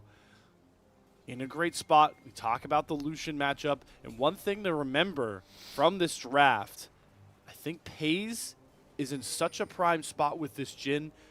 Nobody can ever touch this champion's range. Lucian, Sylas, Poppy, Sion, Nami, it's unparalleled. I will also say, Jhin does 0 damage versus Poppy and Sion. So true. If they ever get into a tricky spot, great trade coming in from Starry. Ooh. Massive HP, and look at where the junglers are right now. While Shun does have the advantage, I mean, you're looking at mid now. Pantheon's here. Oh, Linfeng's turned this on its head. Tons of healing, but Shun comes to bail out Scout. First blood over to JDG for the final time in this matchup. Oh, but they still don't know. They've just now spotted Hung on the bottom side of the map here. Alla as well getting this ward. This was so tricky. I thought, hey, maybe we could see Hung make an appearance down bottom lane, force out a summoner spell or two, but a play in mid lane, Linfeng does not get enough heads up as to where this Pantheon is. And that's a feat of strength going over to the side of JDG, and I don't think it quite blows open the game, but it's one of those things, especially for newer players, got to think about the mental of playing in a game 5 like this. A game 5 up against Scout, a player of such high pedigree. We came into this broadcast talking about the raw stats, and while much of that has gone out the window, Linfeng has had some stellar performances. Game 4 was marked by the pressure looking to be too much for OMG, and they need to find a way to lock back in. It's not, like you mentioned, game-breaking, but these small, minute mistakes compound exponentially in a game like this. It's great. It's great to have these players immediately kind of put into the spotlight of a best of 5. One of the cool parts of this LPL format is the fact that we have immediately best of 5s. There's no best of 3s to kind of warm up immediately and kind of eventually waddle through like a double elim bracket or like a double round robin. We're going straight into best of 5s, and you get 3 of them. You get 3 of them to prove whether or not you are a top 2 team in a 4-team group.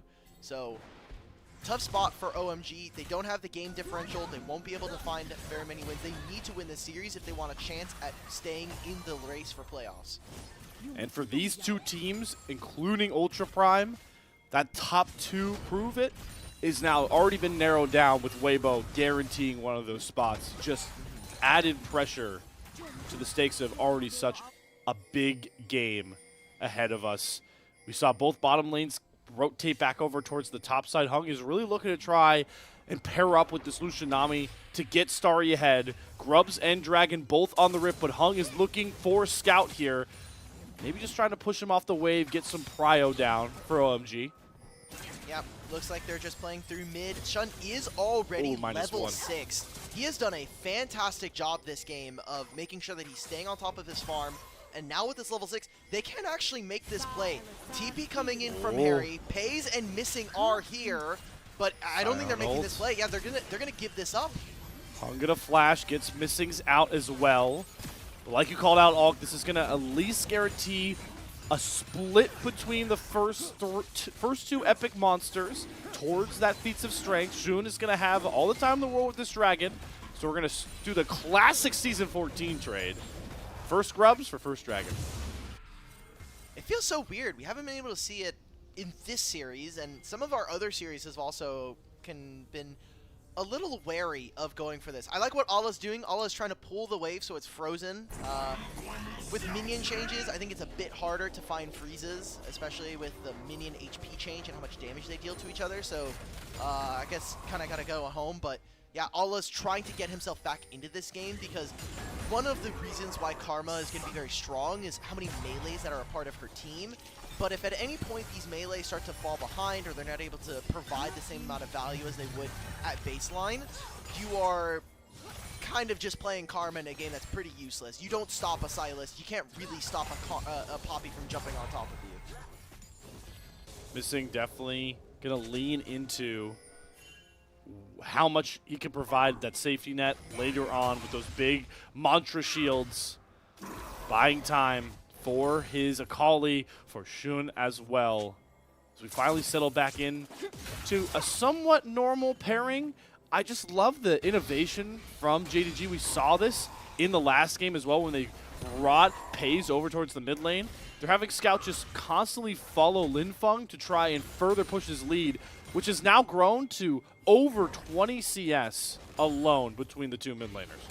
He's doing such a fantastic job, and it feels bad because Linfeng has had so many great games, not just in this series, but against Scout even, right? Like those first 3 games were some of his best games that I think he's played in LPL so far, even though, again, small sample size. So I'm looking for Linfeng to have a really big resurgence here, and while in the laning phase, I think Akali can be a bit of a bully versus someone like Silas, has infinite energy basically, or infinite resources. Starry's got to be careful now. That's Scout 1 versus 2. It's just too flawless, but he falls just short with the 5-point strike. Starry flashes to create some distance. Missing has the health bar to come up here and secure the kill. What is this Nami healing? isn't enough to cleanse. No, the mantra Q to the dome gets Missing the kill, but it should end up costing him. Hung is trying to run in with that steadfast presence. Good speed up from Karma, the shields, the smite. It's not going to be enough, but it's Linfeng from the backside. He has a stolen perfect execution, but he can't use it onto Scout because of the turret. It took a while, but they do finally knock down Missing. Oh, wait a minute. Shun's calling Pantheon forward. Oh, Pantheon just a little has late. the flash, but I don't think he's executing anybody. Shun's going to walk into this brush. He's going to force Still out thinking the about members it. of OMG. Yeah, I mean, he has double combat buffs ready to go. Half HP on Hung. I think you're more than willing to fight on this play. And Linfeng doesn't have any real resistances. That was a really sloppy fight. It is Starry eventually going down. It's both of his summoners gone as well. But it took so much, and even Linfeng having to flash there feels like an overforce. They wanted to make sure that that play went well for them. As we get a replay of this, you know, despite all of this here, Slayer, Starry played his damn heart out in this fight. He got so close to killing Scout. Yeah, I mean, Scout has to flash into Missing's heal range. Starry, the Xayah performance was outstanding. And he's on point with this solution, but it's just not enough right now. It's one minor misstep. If he had stepped back towards his turret, Moham was trying to block the empowered Q, and that right there could have been the game changer. But yeah, Linfeng flashing here and almost dying to the turret is kind of embarrassing, and I feel bad because, again, Linfeng is one of these rookies coming from the LPL, and while his first 2 games have been great, the last 2 have not exactly shown off. So now with Starry utilizing this culling in the mid lane, not getting much as well, I think that these grubs are going to be going over to the side of JDG. Hung is crossing over to the side of the map, but look at the top side jungle. It is littered with wards from JDG. And Linfeng doesn't have hijack, doesn't have flash available. He's just losing more and more CS. Should maybe looking to punish him even more. They do know. Hung does not get his blue buff stolen away. Oh, it was taken by Shun earlier. I missed that one out from the Sphere. JG setting up camp in this top quadrant. Looking to go for those grubs. Okay. So we'll split the grubs here. It will mean 2 epic monsters completed for JDG. They already have the first blood, so they'll need 1 more as long as they're able to fully secure this objective. Missy doing a fantastic job of just being a living ward. All he has to do is stand in front of this bush, check who is walking forward. Seems like OMG, they want to try to make a play here. If they can contest at least one, it's a big win, but Shun grabs another grub. Grabs the first one, Hung has to flash out. Big tidal wave does hit Pays. Linfunk goes in, but they're just going to lock him down with the Pantheon. The bubble holds him in place for now, but JDG now gets to run wild. Here comes the curtain call. Scout's damage is enough this time round. Big knockup comes from Harry, but all is trying to take up all the damage for his team. Grit shot goes wide from Pays, and JDG do walk away victorious, but by a thin margin. Hung made a massive misplay in that fight, and that was utilizing his ultimate while it's charging and flashing, which means it goes on full cooldown. A Poppy ult in that fight could have been a game changer, but unfortunately I think some of the nerves starting to get to OMG, and the game is starting to slip away from them as Hung walks forward. I mean, it is an empowered Q and smite from Shun that grabs them another grub here. The ult whiffs! So it's not even that he uses the flash stick channel. Yeah, I mean, Linfeng is in the fight, no one's there, and again, there's no culling. All of the damage from Starry is not up and available. Scout finds his man in that fight, gets the kill onto Starry. It's honestly Harry with a pretty clutch play on this Sion, but if I'm looking for Sion to make clutch plays in this game for OMG, I think we've got a lot of bad news writing on the wall. It's good to see Hung kind of redeem himself, lock Scout up, and that is the one kill they trade out. Scout was very close to finding a ton more damage as Starry shows off his full kit, making sure Missing gives him some respect, but the Deadly Flourish lands back from Pays. Heal to speed them up. Clutch Bubble comes down from Moham, but the cleanse still has to be used by Starry. Here comes the Starfall, but a great stun comes in for Hung, and Shun should fall. The healing from the Karma, and the bubble will hold Pays in place. Somehow, nobody falls. So close. Experience and a lot of the HP bars are blinking. Even top lane, Harry is winning a 1v1 versus this Mordekaiser. Shun getting out by the skin of his teeth by utilizing the E from Pantheon. That damage reduction, or the stoppage, being a massive game changer. Linfeng is 2 levels down versus this Akali. Finally hits level 9, but Scout's gonna hit level 11 before he's able to hit it, and I mean, look at this. Right now, Mordekaiser's just trying to steal stats. Set up for Shun to be here. No one else can match. No Pantheon ultimate to cut down the gap. There's another good claw out from Ola. Catches Harry trying to channel his knockup. Fortunate enough to have his tier 1 turret still up. But Linfeng still being marked for dismay by JDG. The CS lead, I mean, it's growing exponentially, Ulk. It's getting worse and worse. Linfeng is falling behind. And even in the mid lane, we didn't talk too much about this bottom lane as we've been so focused on Starry and Moham, but Pays in such a great spot, above 10 CS per minute, 2-0 on this Jhin, static shift already completed. He's in a very comfortable spot this game, but one of those problems with Jhin is always going to be, can you actually take down the front line? But if we're looking from OMG, they have a lot of magic resistance, but not a ton of armor. So for the time being, Pays is going to be in a really good spot to deal DPS in this game. Grand Starfall not up for Shun to be spotted on this ward trying to flank. He's got Scout behind him, so OMG really need to hightail it out now. They will be safe trying to hound that tier 1 turret. Back to your point though, and I want to give credit to JDG's draft really quickly for allowing Pays to really cook with this Jhin. The Mordekaiser, you just ult that front line out of the way, you get rid of at least one of this Sion Poppy to create space for Pays to cook. And Shun is starting up this dragon, so that'll be a feat of strength going over. Starry moves forward. Oh, the tidal wave gets 2 with the Harry knockup into the bubble. It's marvelous once again from the OMG bottom lane to pick up that clutch kill. Oh, but that's 3 epic monsters going over to JDG, so they'll have the boot upgrades. And in a game where every single bit of an advantage matters, maybe a tier 3 upgrade in an eventual team fight in this game is going to be a decider as to whether or not JDG are going to be going up 2-0 or OMG are going to find their first win here in Group B. But in a trade for that second dragon is going to be a Rift Herald here for OMG after finding an opening through mid. Legendary items coming through from most of these members.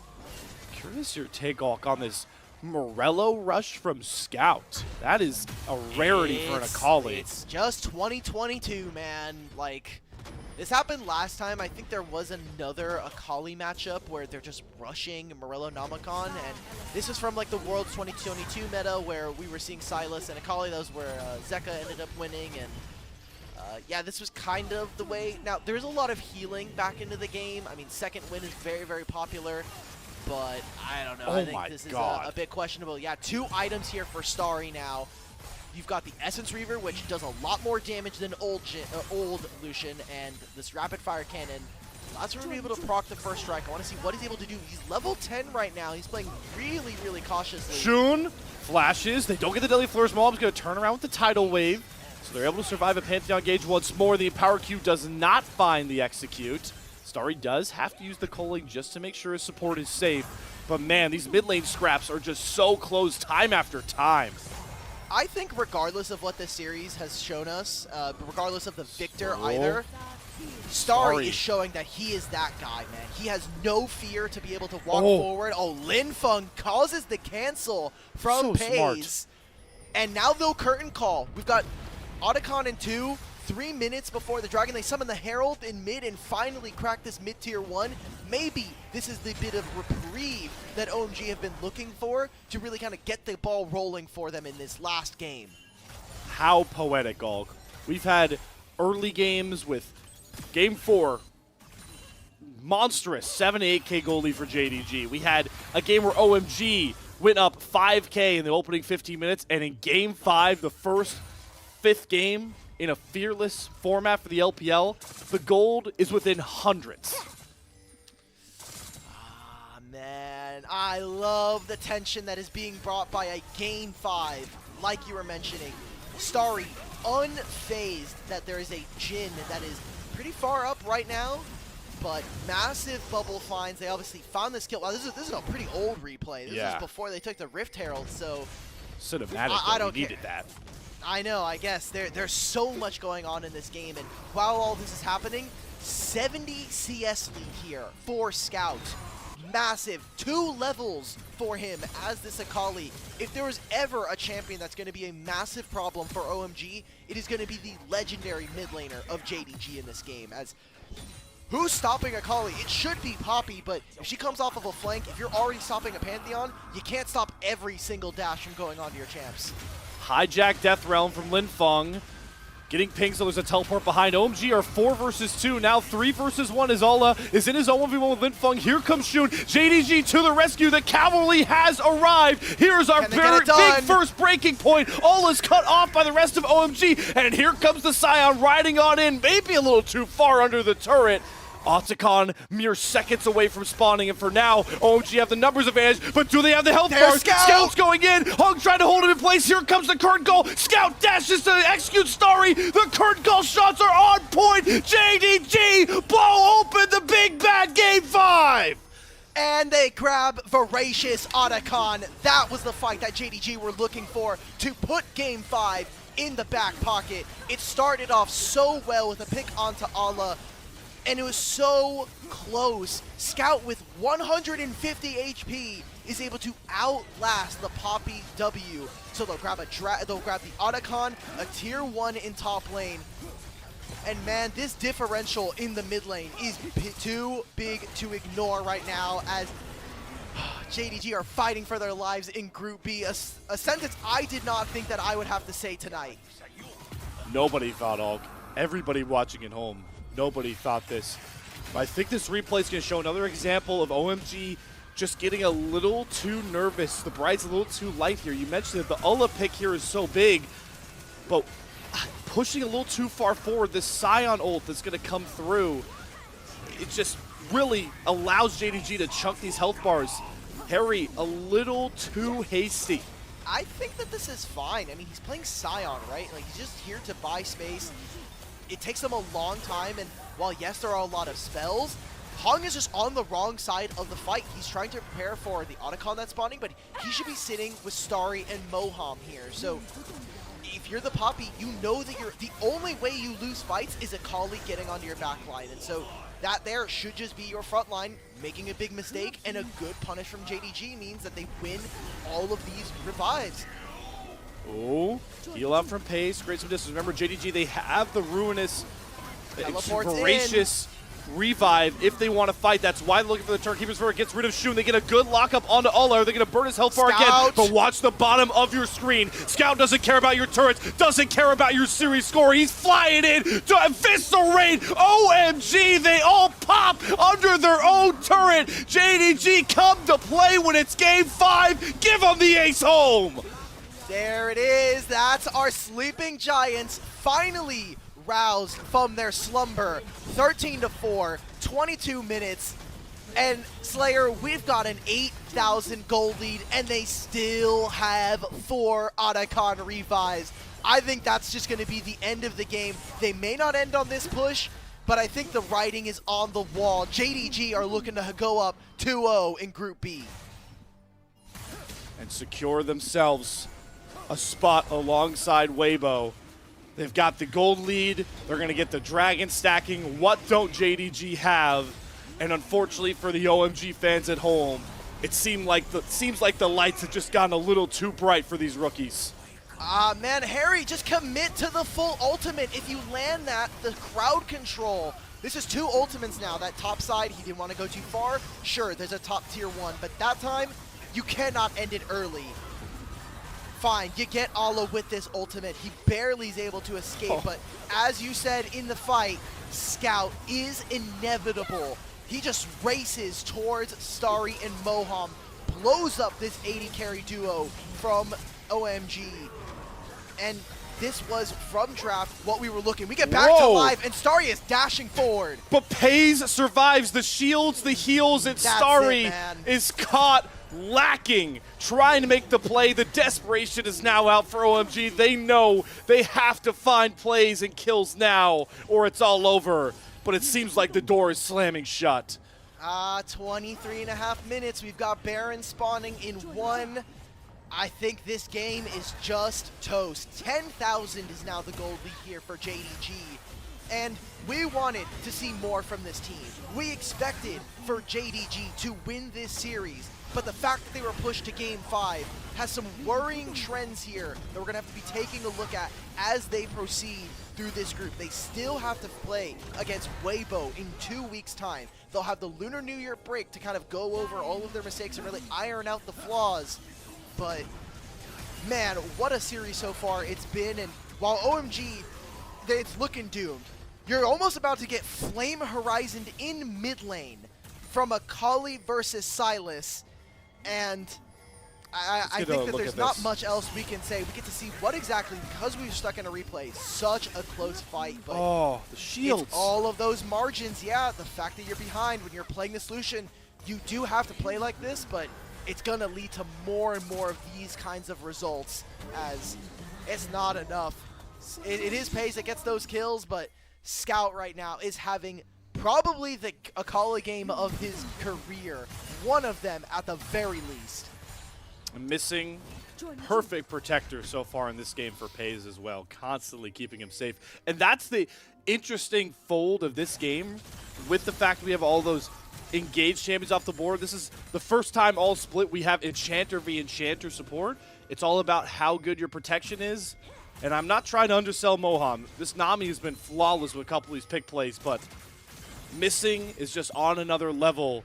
But oh boy, Ulk, another killing blow coming in. Shun uses the Grand Stall Farm. Moham is gone. That's Sushi on the menu. 1 down, and it's Scout once again, a Legend of the East, flying in to find the killing blow to eviscerate OMG. Ala finds the kill onto Starry. Harry being hounded. Linfeng using a blast code just to save himself. But will it even find that mark? No, the curtain call for Pays snipes him home. JDG have fully awoken, and they're going to grant themselves that 2-0 in record time.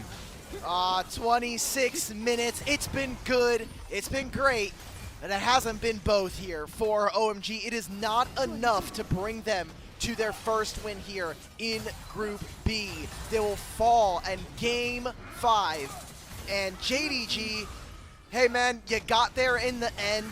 A win is a win, although it hasn't been as perfect as we want. Hung is going to delay it just that much longer. A shutdown going over to Starry is going to slow their end. So it looks like, Slayer, we got at least another 2 or 3 minutes before JDG look for another push.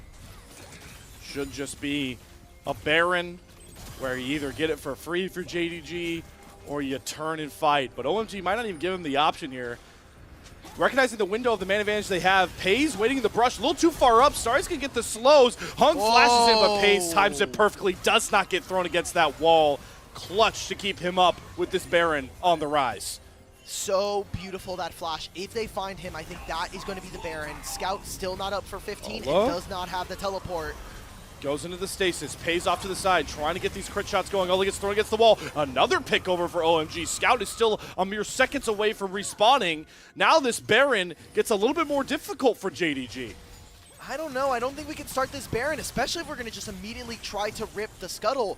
Shun is still available. You have this wave in mid lane. And as long as JDG can keep them here, Shun has ultimate. He can dive into the base and end the game. There's pings going for it. The Baron reset here. Scout can be spotted on the ward, but Pays is running down mid lane. He's just going to go for the base here. Now it's Shun missing and Scout. It doesn't matter about the Baron. It doesn't matter about the kills. Just cancel the back. End the game. Don't allow OMG to get back. What a finish. The grand stall for Shun. Perfect calculation from JDG. It may have taken all 5 games, but a sleeping giant of the LPL has woken up when it mattered most and writes themselves in the history books as the only team to win a Game 5 in full Fearless LPL. Let's go, JDG. You got it done at the very end, and now we're looking to the Lunar New Year break for this team as to whether or not they're going to be looking at a first or a second going into playoffs. It's a sad story here for OMG, but one that I think that a lot of these rookies can hold their heads high, and it is with these best of fives that we are looking for them to build their character, build their resume, and for now, build towards a stronger Split 2 performance.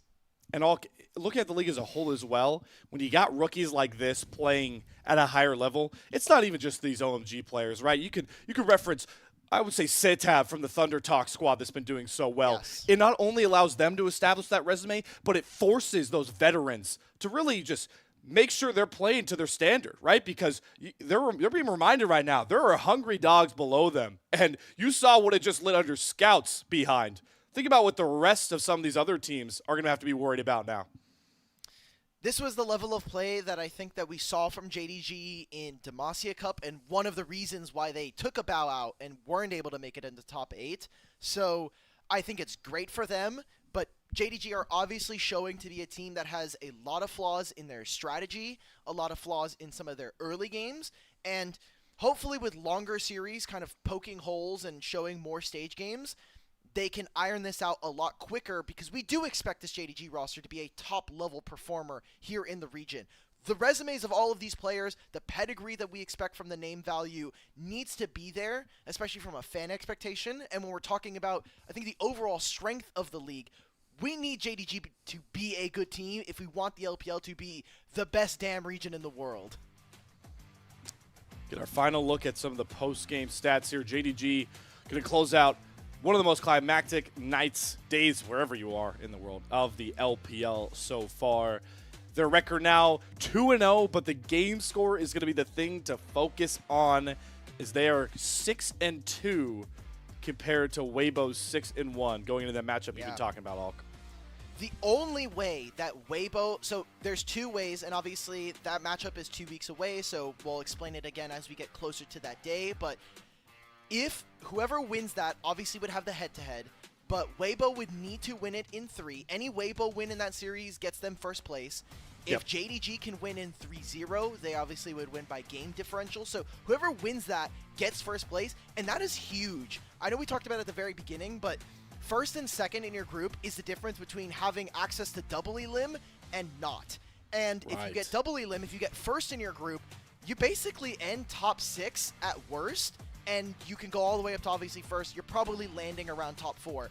But now you have to also think about what implications it has for other groups, as suddenly you're going to be saying, oh, I got second in my group. That's great. We're talking about maybe even like a group D situation with IG and NIP and RNG. You're like, okay, maybe this is like, hey, we got second seed. That's great. Who are we playing against? Weibo or JDG. Okay, maybe it's playable. But like, then you have to think about AL and TES. Who's coming second in that group? That's up for grabs as well. So single elim, best of 5s, full fearless. To end your split like that would be pretty dangerous, especially for them. It'd be you played 4 best of 5s. So you're just better than the groups that you beat, but not by much. That statement alone is what's so cool about this LPL format.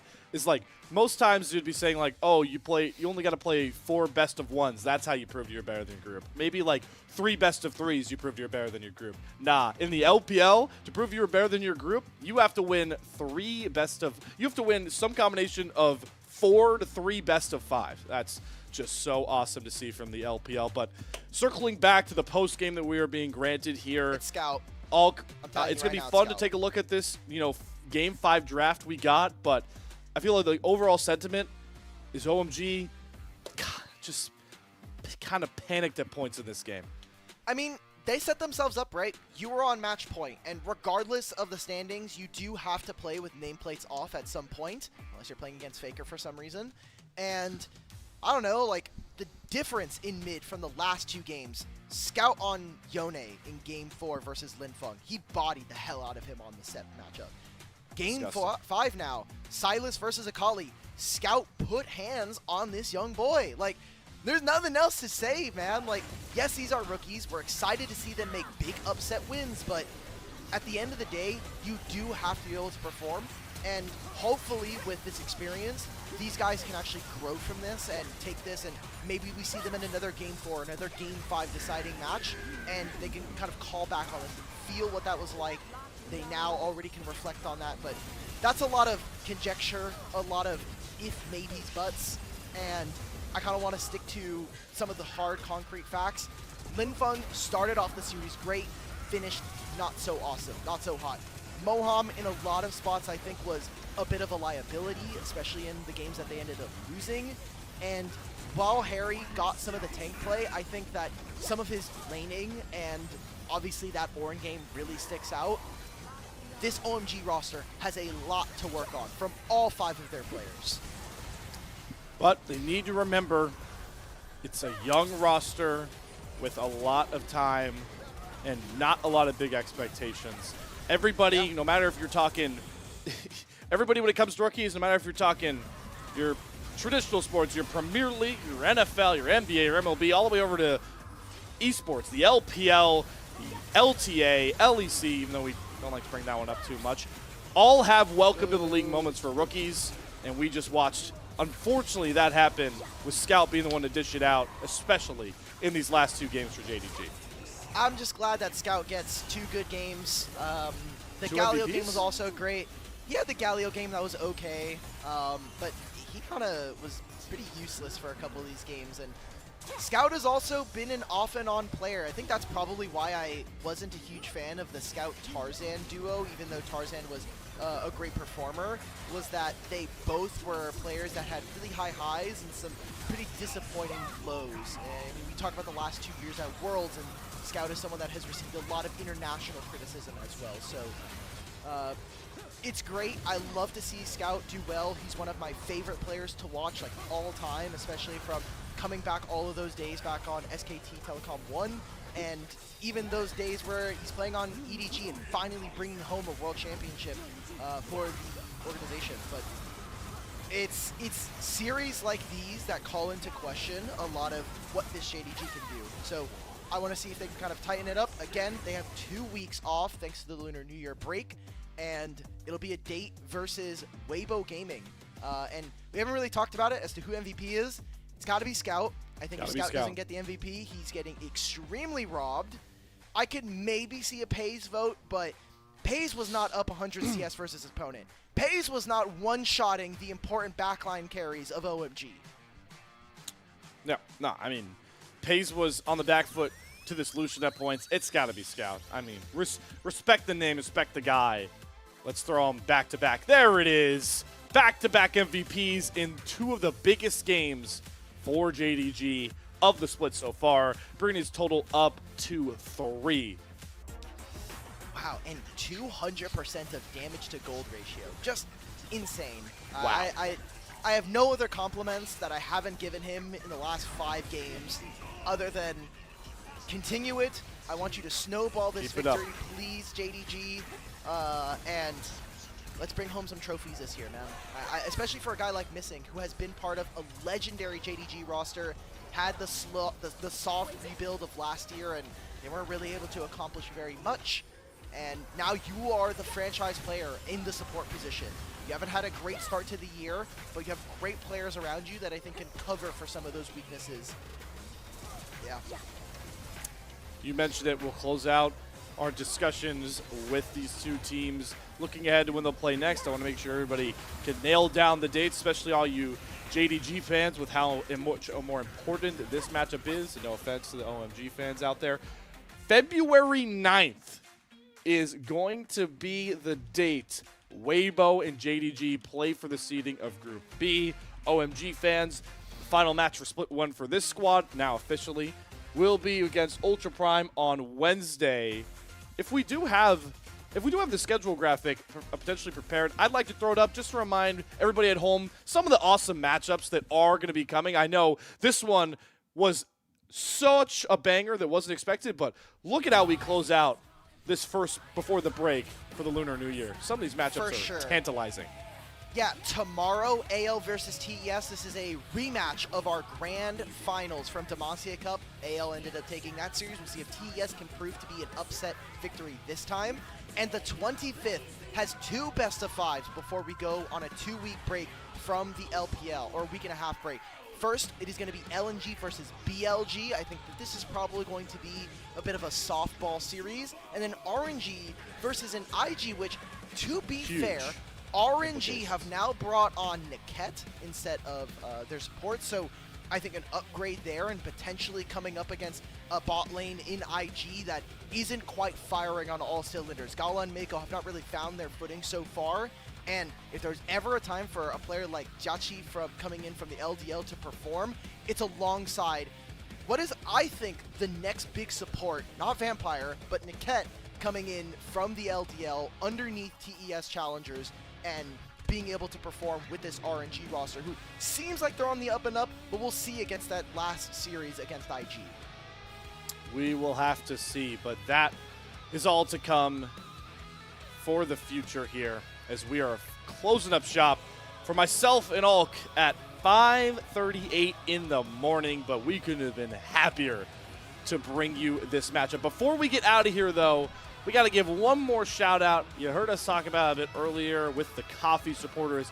We have to give some love over to a very special one. Thank you very much to our elite coffee supporter, Aaron Soup himself. Their pledged financial contribution helps level up the broadcast and give back to the cast and crew who strive to give you an English LPL product every day we possibly can. So, Aaron Soup, thank you so much. Thank you so much in general to all of our coffee Twitch subscribers, YouTube subscribers. Without you, this show does not run as flawlessly as it does.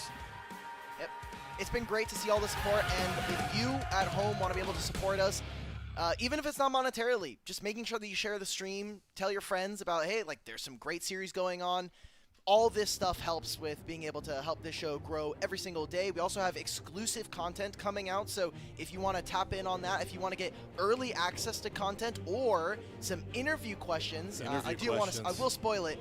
We're getting some interviews with Thunder Talk in the pipeline here, so if you want to get some questions down to, you know, players like Scout or some other players across the league, make sure that you're tapped in, and yeah, they're just part of our reward system. So you can kind of get to interact with some of your favorite players here in the LPL. But again, monetarily, it's not a need, it's not a necessity. Nope. Any kind of support you guys can show, even if it's just showing up in Twitch chat and spam pinging one of our mods, that's enough that we can ask for. At the very heart, we appreciate every single one of you, especially tonight, that tuned in through this absolute banger that nobody, including us two on the cast, production, everybody behind the LPL Official English broadcast, expected. Ulk, it was an absolute pleasure to go through this one with you, my friend. That's going to close it out. JDG avoid the upset of the LPL split. Take the 5-game banger, the first one of full Fearless format, 3-2 to go 2-0 in the group. That'll do it for myself and Ulk and Mickey on production behind us. Tune in tomorrow for more unofficial LPL English broadcasts and more of the best league in the world, LPL. Until then, stay safe and take care.